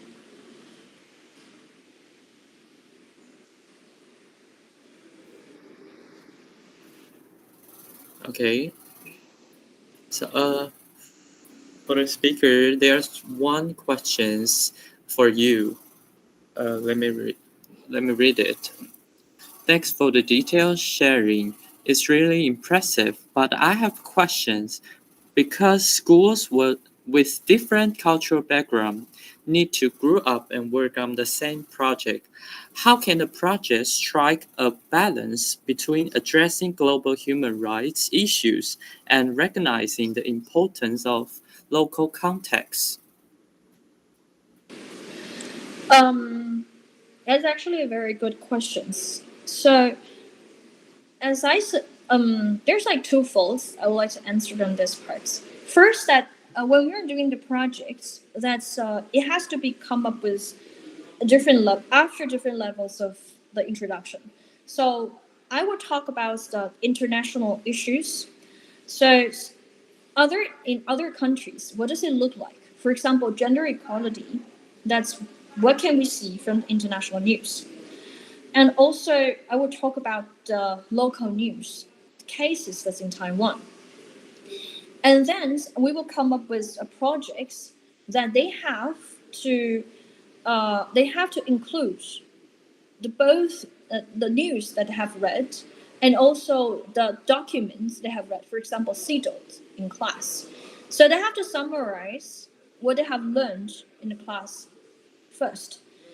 And then I will invite them to think from the school's perspective first. Because it is a little bit hard for my students to understand anything about Taiwan. But they do understand about the school. They understand about their classrooms, their classmates, IBSC, or some of the students are a little bit more familiar with Taichung. So I would not say that let's make a project about Taiwan. I would say let's make a project about our school. So like CRPD, that we made a project about to map NEHS, IBSC, map our school. So starting from the school to look, to observe for any kind of things that interest them and also has something to do with the topic we mentioned. So just very, very small steps. And also I have students that they want to focus on the little convenience stores inside the campus. When they're talking about recycling and also the environmental issues. So they realize that's why in the trash cans every day, because the students said this, raised these questions, is the representative in the recycling team in our school. So he said that he found out strangely that every day that's like the highest, or says that the largest amount of trash is like the plastic bottles from the little convenience store, because people drink beverage all the time. So he thinks that is not environmental good. So he asked the convenience stores, can we just reduce the amount of the plastic bottles and maybe to have to have more like paper containers of beverage. He got rejected, by the way, but he failed. But then the convenience store and also the committee in the schools told him why his opinions was probably not okay or not accepted. So, and he accepted the explanation, but then came up with other ideas. Is that okay? So maybe we should have like a little policy if class that has less than amounts of the plastic bottles, then probably the schools can have like little word or not just something substantial, but just like a recognition when we are having the morning assembly. So it's not always about success cases, because my kids got rejected a lot, many of the times. So when they are it also happens when they are interviewing others. For example, that I remember when they were conducting the mental health projects, their job was to interview our counselors in schools. And that was the moment they realized they misunderstood counseling service a lot. But then they was reminded after that the way they carry interview was not appropriate, not polite enough. So it probably will let expatriates, our foreign counselor, feel not comfortable. So I think that projects can start small, very small. It can be a class rule, it can be a class vote, or a department vote, or a school vote, elections, or a little policy like that. And never be afraid that you will be rejected or you will fail, because failure is also the results. Yes.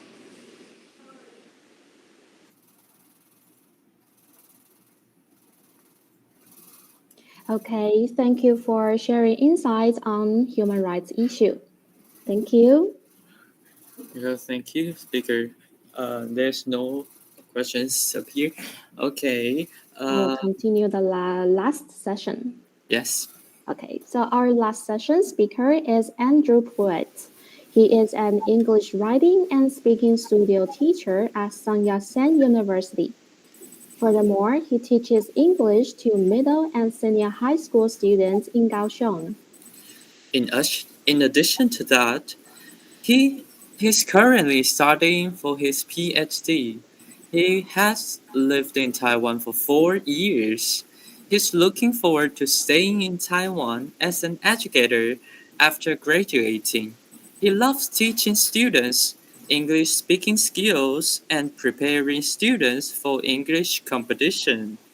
And today he will talk about how to give a successful presentation. Welcome. Thank you. So yes, first I must say thank you for inviting me to come here and to be a part of this activity. So I will go ahead and share my screen so everyone can see my PPT or my presentations. And we'll get going. So at this point, you should be able to see my screen.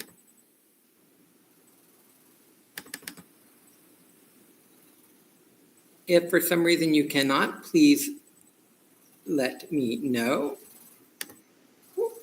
Why are we not going?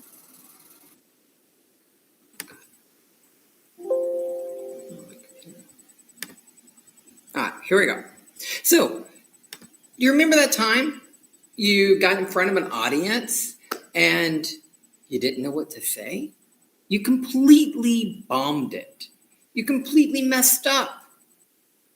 So what happened? Well, your presentation was not effective. So what we need to do is figure out how can we give a presentation that is effective? How do you persuade people? Because if you think about a presentation, it's just your ability to communicate and persuade. However, as I've seen many times in Taiwan, people often give ineffective presentations. Maybe they're ineffective for reasons of not being prepared, or they're ineffective because you did not connect with the audience. Irregardless of the reason, it's ineffective. So, what we hope to do today is create or teach you how to make a presentation effective. Now, throughout the presentation, feel free to ask any question you have. You do not need to wait to the end of the presentation. To be honest, I prefer having questions throughout the presentation to create more of an interactive audience. So, if you have questions, type it into the YouTube. I have that on my next to me, so I'll be able to see your questions as you type them and as they come up. Okay? So, first, why do you care? Why should you care? Well, without our expressive ability, our ability to communicate cannot be done. We won't communicate effective. We cannot connect with people, and we don't know how to show people how we feel or we think on a topic. The previous speaker's topic was human rights. If I cannot effectively communicate my opinion, then people will not know where I stand on different human rights issues, or in the case of Taiwan, as mentioned previously, the transitional justice. So at the end of the day, bad skills we cannot persuade. And with certain topics like transitional justice, it involves persuading people. So some topics we really need to make sure we can persuade. And that is where effective speaking becomes critical. How do we show it? So if you think about speech and the ability to give a presentation, one could consider it kind of like a superpower. Without this, it's very difficult to succeed. So we do our superpower in the sense of presentations or speeches. Often, for the teachers that are on the meet, your presentations get done every day.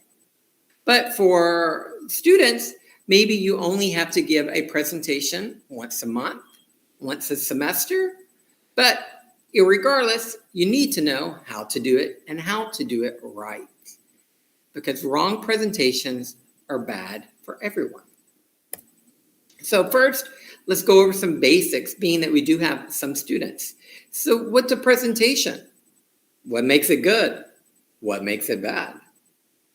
Well, it's actually pretty simple. presentation, generally speaking, is just a means of communication. It's how we talk to various people in various situations. This could be talking to a group, giving a presentation in a class, or for the teachers or professors, it's our leading the class and educating the students. But to be effective, we have to prepare step by step. And the goal and the methods of presenting the information shared has to be should be carefully considered. It should be clear. So what is your goal?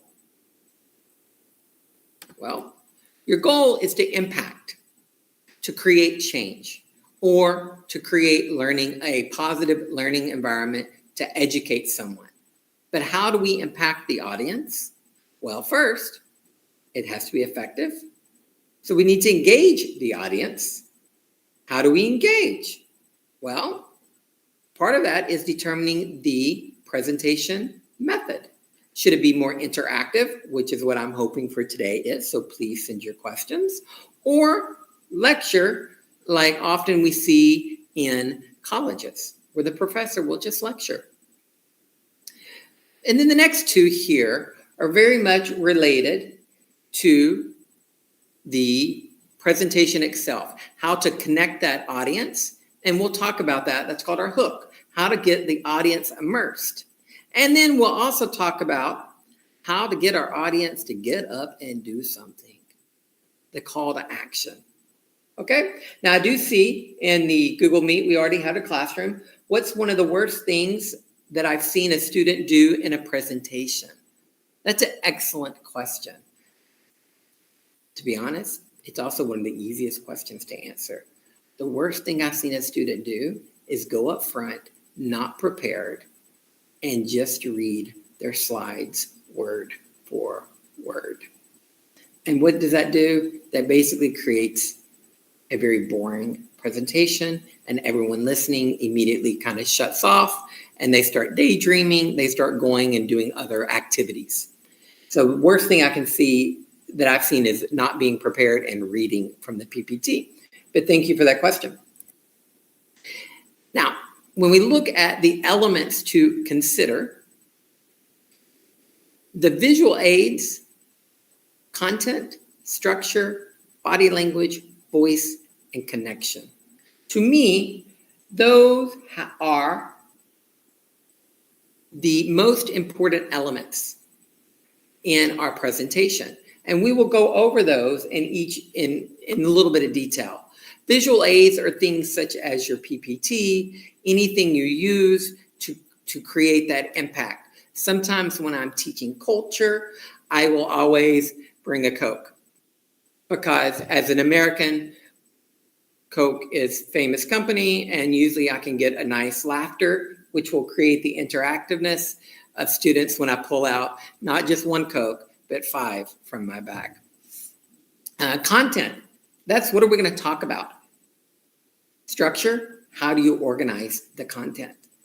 We're going to talk about 3 different speaking methods. Body language is just how you move, how you look. Voice is, are you talking fast? Are you talking slow? Pronunciation. And then connection is how well you interact with that audience. And speaking of interaction, someone says, how do you make the interaction part not so awkward?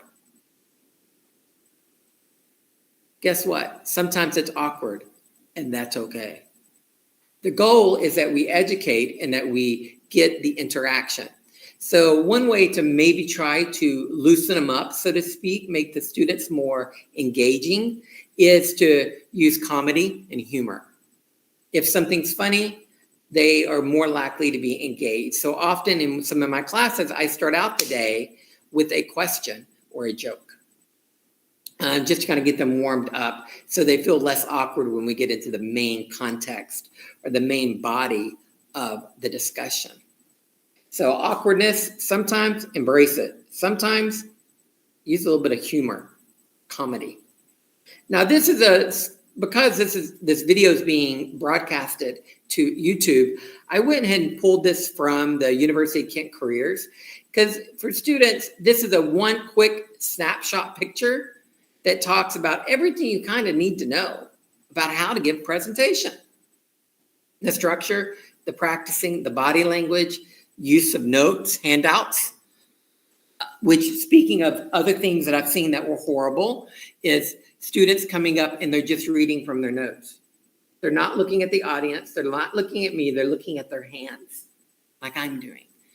And then, of course, speech, PowerPoint interaction, nervousness. So let's go through the presentation process. First is we prepare. We have to do the preparation. Organize the material. I think writing your outline is very important. Often students will just start to throw stuff on their PowerPoints. But yet, when they do it, there's no logic, there's no organization. And without organization, your presentation will look awkward or just will look unprofessional. And then we decide the method and then our visual aids. For example, are you allowed to use PowerPoint? Do we need to use other aids that are physical aids, like we need to bring things to the classroom? What kind of aids would best support your speech or your presentation? Now, when we start preparing, think about the A's, the 3 A's. Just as a student, we always want an A+ in class. We want that 95%. Well, guess what? Just keep thinking A's. We need to know your audience. We need to define what action you want them to take. Because you don't want to give a speech, and then after the speech, they do nothing. You've just kind of wasted your time. You've wasted their time. They end up looking like this audience on the picture. They're just waiting for you to say, Shaka. They're waiting for you to say, class is over.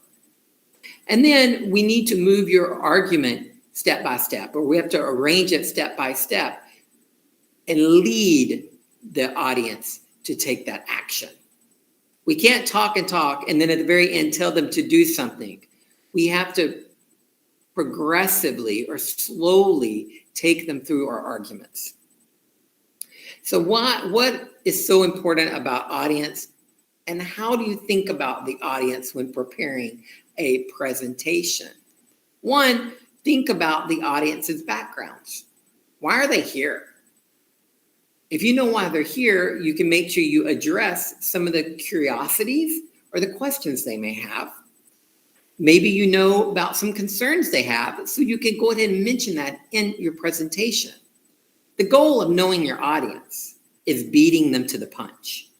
You want to address any questions they have, anything they need before they have to ask you. Now, of course, if you do not answer them all, they can always ask you their questions, concerns, fears, whatever, at the end of a presentation or during it as part of Q&A. But I also think it's important to understand your audience so we know what questions are likely to be asked so we can prepare for them, know what's at stake for them. And this last one I think is actually quite important. Many times we try to give too much detail when maybe we can just give the short version of it. So you need to know how much information do you really need to tell your audience. Because at the end of the day, we want the right audience. I'm guessing you guys probably want the audience on the left that look engaged, they look happy to be there, they're paying attention. Where the audience on the right, they are just waiting to leave, or in some cases, they're already asleep. Action. Action talks about what we want them to do when you finish speaking. For example, do we want them to buy something you're selling? Do we want them to pick up the trash and save the world? Depending on what your topic is, your action will be different. Now, make sure your action is something that is doable. Sometimes I've heard students say, I want you to go and save the world. Well, one person probably can't do that. So make sure we give them a step or an action that is reasonable.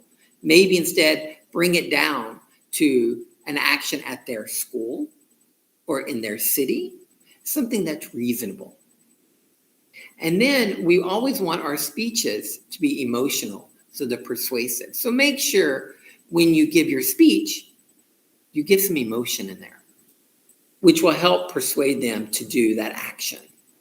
And lastly, when we think of the triple A's or the 3 A's, is our argument. This is our content. So we think about your theme, your topic, the big picture, developing your points, your ideas, point by point. That's getting into the details of the small picture. Very important to use examples. I think examples are very much helpful for students to connect and for your audience to connect. And if you can use examples that they themselves may have experienced, even better, stronger connection. And then at the end of the content, you summarize it, especially if you have a long 3-hour class, you're doing a lecture, you want to summarize at the end. But with the English language, we love to say kiss it. Just kiss it. Kiss, in this case, is not two people kissing. It stands for this idea or principle of keep it short and simple. Also, it's called keep it short and sweet. You can say it both ways. Why do we want to kiss it? Well, it allows people's cognition or their ability to understand items much easier.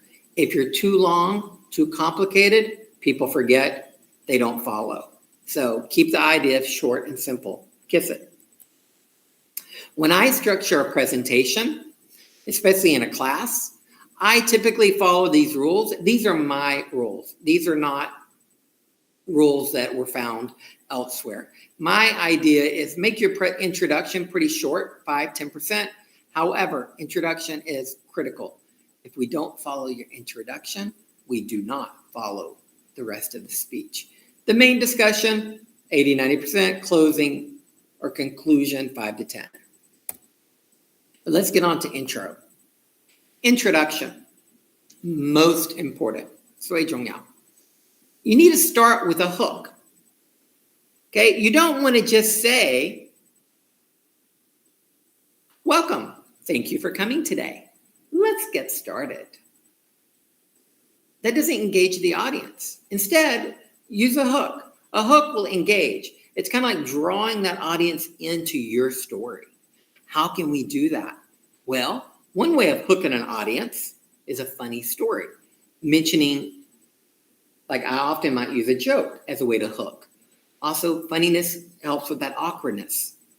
It can be an interesting statistic. Maybe if we're talking about recycling, we can give a very astonishing or surprising statistic about the amount of plastic bottles used in kaohsiung, for example. It can be a famous quote, but be careful. If you're giving a famous quote, famous English quote, to an audience whose main language is not English, sometimes they don't understand the quotes, or the translation of the quotes does not quite work. So that one, be careful. But if you're using an English quote in an English audience, I think it's great. Lastly, the one I use often the most is a question posed to an audience to make them start to think about your topic. So if you noticed when I did my presentation or opening, I said, you remember that time you had that presentation that was horrible? That you didn't look very good? Maybe you looked unprepared? That's a question. Do you remember the time? And then always after a question, pause, give them a time to think about it. The worst hook that I've seen, and I see it at every school I teach at, today I would like to talk about, I'm going to give a speech about. We already know this. It's on your PPT. So don't give a hook like this. It's too generic or too boring, as I would say. Now, examples of a hook. One is, do you remember a time? That's what I used today. Another question, why do students fail standardized tests, but they can ace their homework? They can do the homework, but they can't do the test. Why? Or statistic, there's over 1 million ESL, English as a second language, learners under the age of 18 in Taiwan. That is also, these are all examples of hooks.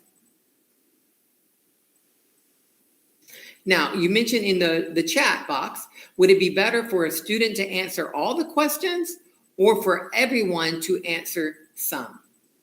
Well, the goal is not to have one student interactive with one person giving the speech. It's best if you can try to get multiple people to give you answers, but also be cognizant or be aware of your time because your time is limited. So maybe you can just get 1 or 2 people to answer, or sometimes you don't even need to answer. The point of asking a question is just to get them to think. So it's not always important that the student answer. And most likely, you can't let every student answer because you're going to run out of time. That's just practical. Now, if you're lucky and you got a small class size, maybe 10 students or less, then by all means, get everybody to answer your questions. Now, the next, we're going to talk content. How do we organize your content, the body of the speech? Often, I hear people, or I shouldn't say I hear, I see people give a presentation and their overall ideas are great, but their organization was, let's just say, could be improved. So I'm going to introduce 4 different methods. These are not used every time, but these are just methods that you can use to help organize your thoughts and the body of your speech so that, especially if you're talking with a native English speaker, the logic will match. Because sometimes when you're dealing with people of different cultures, our logic are different. So these methods will help fit more of an English speaker's logic. But I would assume they could also be utilized cross-culturally in other environments. So the first one is the simplest. Who, what, when, where, why, how. If I have a junior high school student, or even sometimes advanced elementary students, this is the method I usually let them to start with because it's the easiest. So whenever they answer a question, I want them to give me all of the W's and H. Even when I do a warm-up in class, I want students to practice their English in long sentences, not just say, how are you? Good. No, I want them to say, I'm doing great. At school today, I'm great because, and then give a complete story. So the who, what, when, where, why, and how is a very simple method for especially our beginning learners. But let's assume most of you guys are not on the beginning track, that your English has intermediate level. So this becomes a very easy one to use, but a more advanced method called Oreo. Now, Oreo, yes, is a cookie. And to be honest, it's a great cookie. But Oreo is also an acronym to let you know how to talk about your opinions. For example, let's say your speech question was, how do you feel about the education culture in your country? Well, here, one simple way to organize it is with Oreo. First, we give our opinion. Second, we give our reason. But reason alone is not enough. We need to give examples. And then after our examples, we can give opinions. So I'll give you an example of the whole thing. In my opinion, the education culture in Taiwan is very test-oriented. I believe this because I see schools preparing students for tests day in, day out, and even at the bushibans. Examples would be each student is taking 3 exams per week. That is more than maybe other countries. So you can do an example where you can compare.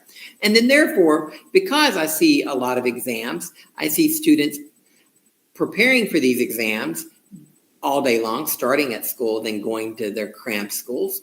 This is why I think the education culture in Taiwan is very much of a test culture. And I'm not critiquing, so please note that. This is just an example, okay?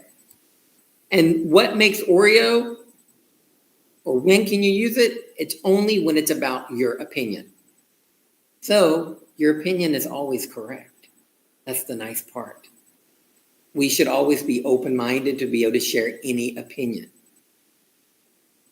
The next method of speaking is a little more complicated. This is called the STAR method. The STAR is a great way to talk about things that you have already done. If you haven't done it, you should not use STAR. STAR stands for situation, task, action, results. So an example of a topic that might be asked that you could use STAR as a way to organize your content is, tell me about a time you had a difficult situation and what did you do? Or tell me about a time you failed. What did you do? So when we do that, we use this method, STAR, situation. That's just the background. It's like starting out the story. Tell them what kind of happened, just the very basic information. And then the task, though, is what you should do. While the action is actually what you did do, followed by the results of what ultimately happened. So maybe you were preparing a presentation to give an effective speech. And the school asked you to prepare a speech for next week. So my task was to do just that, to prepare the speech, to do the research, and to come up with my visual aid or my PowerPoint. My action, though, I didn't really prepare. I didn't do a PPT. I forgot. So what happened? My result was the teacher gave me a low score. And then often when we use STAR, I like it when students can say lessons learned. So even in an event of something negative, such as a bad report, a bad grade, a bad test, that they can give the lessons learned. So that way their next time they have to do it, their STAR will have a positive ending and not maybe a negative ending, such as failing a class. Now this next one is very much oriented to business minded. But I believe we can use this across multiple fields. And it's SWOT. SWOT stands for strengths, weaknesses, opportunities, and threats. So when you organize maybe on a topic, you can start with introducing the strengths of that. So for example, if we talk about the strengths of Taiwan, we can mention the various positive or strengths of Taiwan. Maybe one example would be the computer chip industry. Then we can talk about the weaknesses. Weaknesses, possibility, maybe Taiwan's just small. So it has a declining population. Opportunities, well, because of their strengths in computer chips and engineering, there's a lot of opportunities out there within the technology side for Taiwan. Threats are things that might stop that opportunity. That could be things like a war, or things such as globalization. Maybe other countries start and develop their own technology. So anything that's a threat. Now, for students, often our threats will be something smaller, something more minor. But this is just a method of speaking to where we talk about the strengths, the weakness, the opportunities, and the threats of a given topic. Now, this is not really my conclusion, but when I'm talking about, we've just kind of did the introduction with the hook, and in the conclusion, and we did the body, I should say, and now we conclude, right? So students often in a presentation at the end, they go, thanks for listening. Thanks for watching. Well, do you think these are a good method? The answer is no. A conclusion should not be thanks for listening. A conclusion should be a call to action, giving a solution, or even a prediction.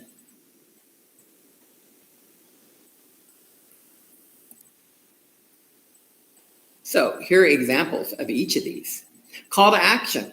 Ask the listener to do something, to make something happen. In the very beginning, I mentioned picking up trash, recycling. Maybe you provide a solution to a problem. This is great with the SWOT analysis one, because the SWOT, you often do a SWOT in order to come up with an answer or a solution. We can also make a prediction.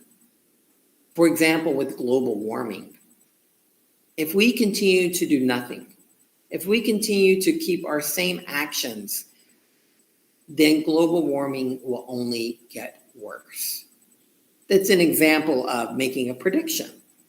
Now, whether that's true or right or wrong, I'm not sure. I'm not a scientist, but your prediction is just related to your topic.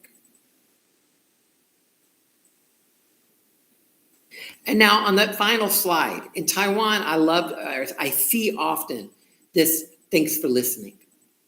But instead, your final slide should probably be something more like, do you have any questions? Thank you for your time. Thank you for coming. The reason why I don't like thank you for listening is you really don't know if they listened. But you do know if they came, they're in front of you. They're speaking to you. And if they've come to your class or to your speech, you know they gave their time.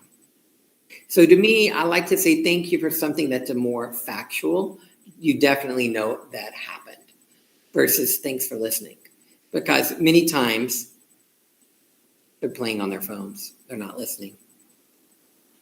Now, that's the presentation basics. But I think we can also learn about the problems of presentations so that we can avoid them. Learning from others' mistakes. These are the biggest problems that I see in Taiwan, especially for students who are not, whose English is not their native language. They have podium panic.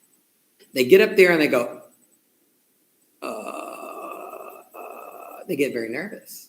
Or they have no eye contact. They have bad body language or poor body language. They have voice problems. That could be things like tone, fluency, stress points, or lack of confidence. And we're going to go through each of these one at a time. Podium panic. For some of you, I know getting on a stage in front of an audience, you would rather die.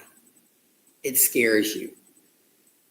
More than jumping off a cliff, more than maybe having no money or snakes. Yeah, whatever. Pretty much anything scares you more. Podium panic scares you more than anything else. Well, how do you help with podium panic? How do you kind of chill, calm down? Well, first, remember, especially students, your teachers, they want you to do better. They want you to succeed. So they will forgive you for small mistakes. They want you to do better. Also, being nervous, it's normal. We all get nervous. So you don't need to worry about if you look a little nervous. To avoid that, though, you can just be yourself. Or if you get really nervous, practice deep breathing. Breathe in, breathe out. Try to be comfortable and relax. That means be comfortable with what you wear, your language, everything.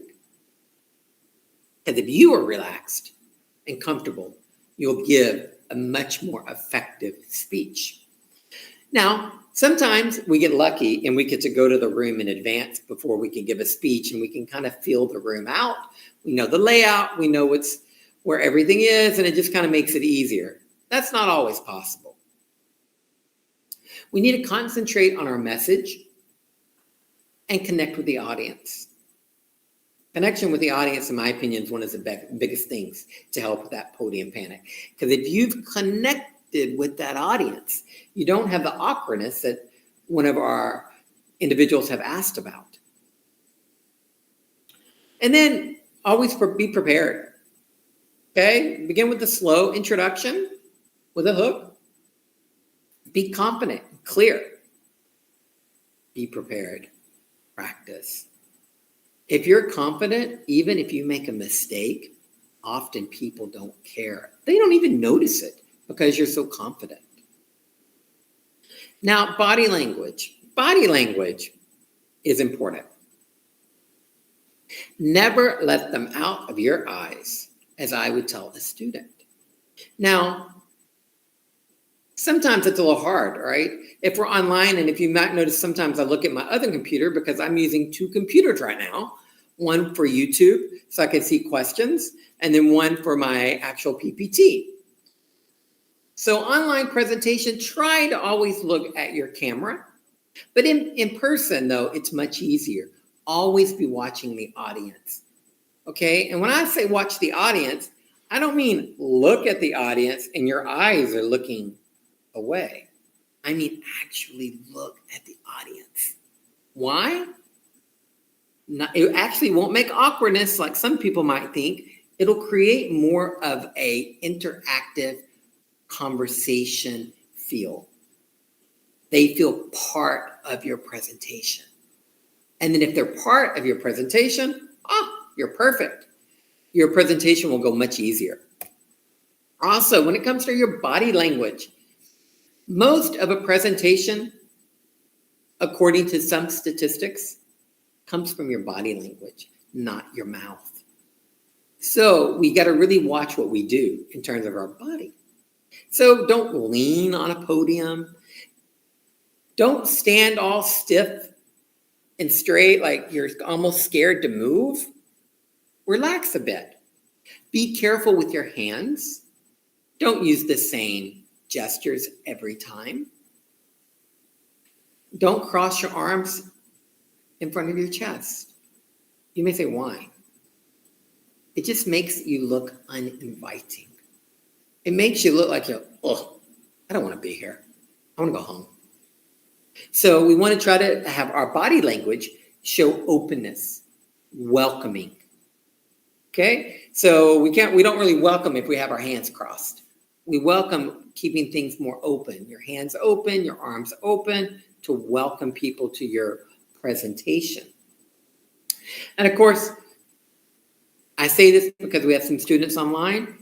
Avoid playing with your notes too much, even your notes on your phone, playing with your clothes, playing with pencils, pens, or the obvious chewing and eating gum. However, it is okay if you need to drink something throughout a presentation. That part is okay, but avoid food. Voice. Voice is critical in a presentation. Particularly watch your pronunciations. And when you're talking, we often have pauses. Maybe you're thinking, right? Especially if it's EMI. You know, English is your second language and you're in a class that's being taught in English, so it might be a little hard. But one tip I will give for speakers, when you're thinking, shut up. Don't think aloud. Instead, so don't use like,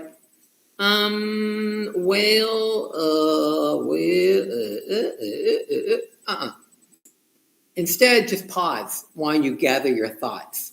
It's a more professional way of giving a speech.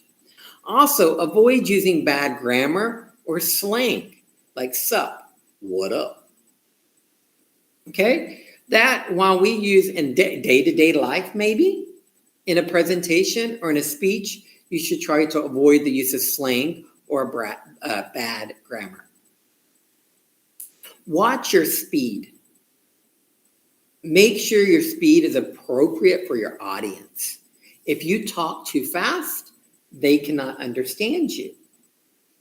If you talk too slow, they're too bored. So watch your speech. Also, make sure your volume is acceptable. Make sure they can hear you. And in Taiwan, I can tell you often, students give a presentation, you need to give them a microphone so that their voice can be heard. Otherwise, they talk way too silently or quietly. All right, now with your voice, we also watch our pitch and our tone.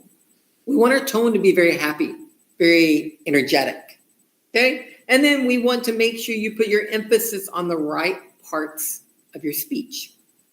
So they know, they being your audience, they know the important part. Now, Q&A is critical. Q&A is your point that you can tell people how smart you are. It's where a competition is won and lost. If you know your topic, you can answer the Q&A, showcases your confidence, and it shows them that you really are an expert or at least did your research. How do we deal with Q&A? Well, number one is we try to anticipate questions in advance. Practice your speech. Think about if you were on the other side. If you were sitting in the chair, what question might you have? And then practice answering those questions that pop into your brain. Do a little impromptu speaking. Rehearse it. Keep your answers short. Kiss it, as we say. Keep it short and sweet. Be honest. No BS. If you try to BS your way in an answer, judges, teachers, they know. So if you don't know an answer to a question, the best thing you can do is say you don't know the answer to the question, and I will get back with you after I do a little more research. Avoid negative talk. Typically in a presentation is advised. Now, sometimes we should also clarify the question. If you're afraid you don't know the answer, you may first make sure you understand what they're trying to ask. Defer to an expert. You don't know the answer. It's outside of your skills. Just tell the audience, that's a great question, but that should be asked to someone different than you. And then point them in the right direction of their expert. And then always we talk about when you ask questions, everybody learns from the questions, not just the person asking it. So don't just stare at the person giving you the question. Ask everybody. Okay? Now, the last part I have in here is about the visual aids. And I know I want to allow any time for additional Q&A. And I know we're coming up upon the 3 o'clock hour. It's 2:53. So I'm going to finish this up. If we have questions, like I say, please put that into YouTube. Otherwise, I can keep going on my PPT. Both are okay. Actually, I prefer more questions. So if you have questions, please type them and I can see them. So when we give a presentation, prepare to make mistakes. Prepare for something to go wrong. Okay, so we're going to have computer problems sometimes. Maybe we have distracting noises. Maybe we forget something. We make a mistake. How do we get over that? Flexibility. Keeping a positive attitude. Or as we like to say in English, go with the flow. It's okay if you need to change things up as you go. Just go with the flow. And then have a backup. Okay? In today's time, we are so used to everything being online. Sometimes the internet doesn't work. Have a backup. Now, because we mostly use visual aids and most of our visual aids are PPT, I want to mention a couple things about PPT. The most common PowerPoint error is to write sentences on a slide and read them, rather than treating your slides as clues for your presentation. Let the content on your slides support your message. Remember, less is more. Keep it simple and clear. Guess what? I just violated my own rules. That's not something we want to do. So instead, take this slide, change it to something easier. I'm saying the exact same things that I just said, but instead, it's much simpler, bullet point, easy to read. No sentences. Don't read PPT. Keep your bullet points short. PPT support you. You don't support the PPT. And remember, more, less is more.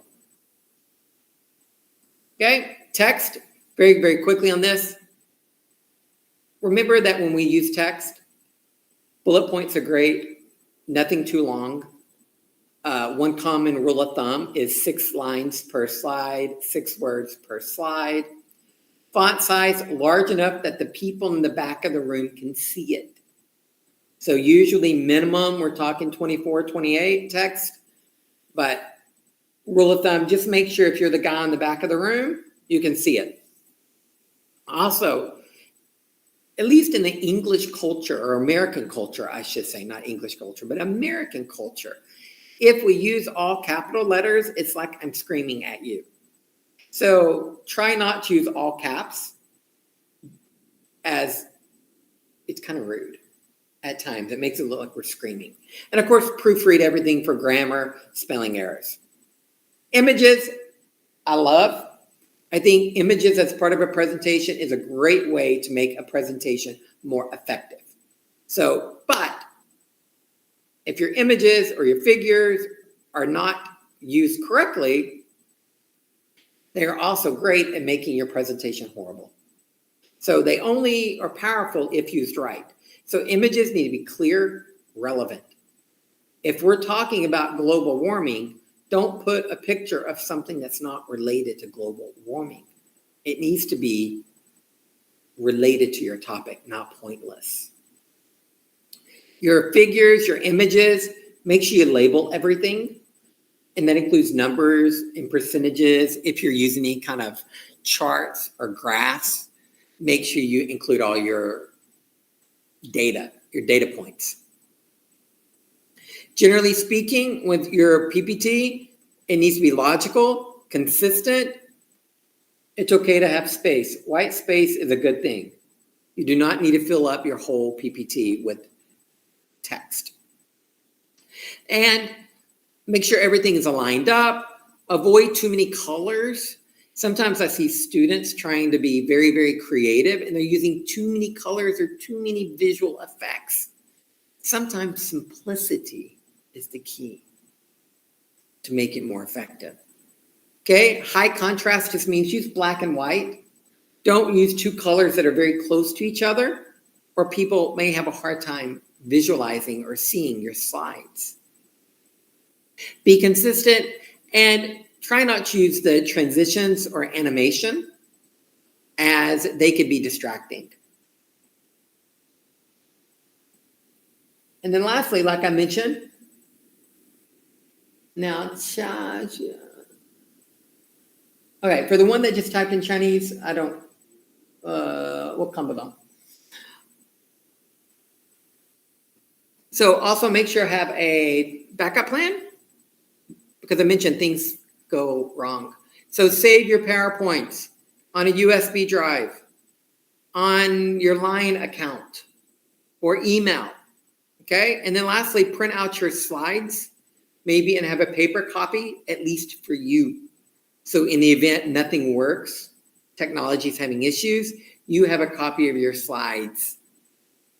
And then lastly, practice without your slides.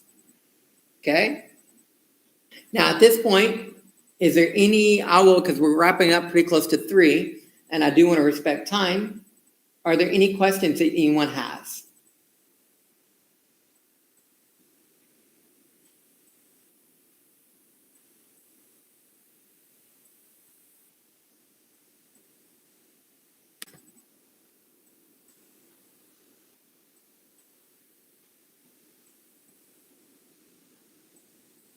If not, then I will, being it's 3, and I also am a firm believer in time management on presentations.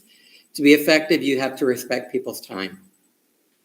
So if there are no further questions, I will turn this back to the organizer and let them proceed.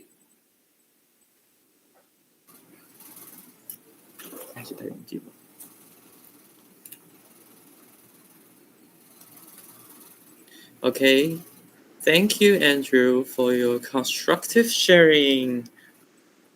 No problem. Oh, Pochi says, can I use transitions? Yes, Pochi, you can. But each transition should be the same. Don't change it up between PPTs and keep it very simple.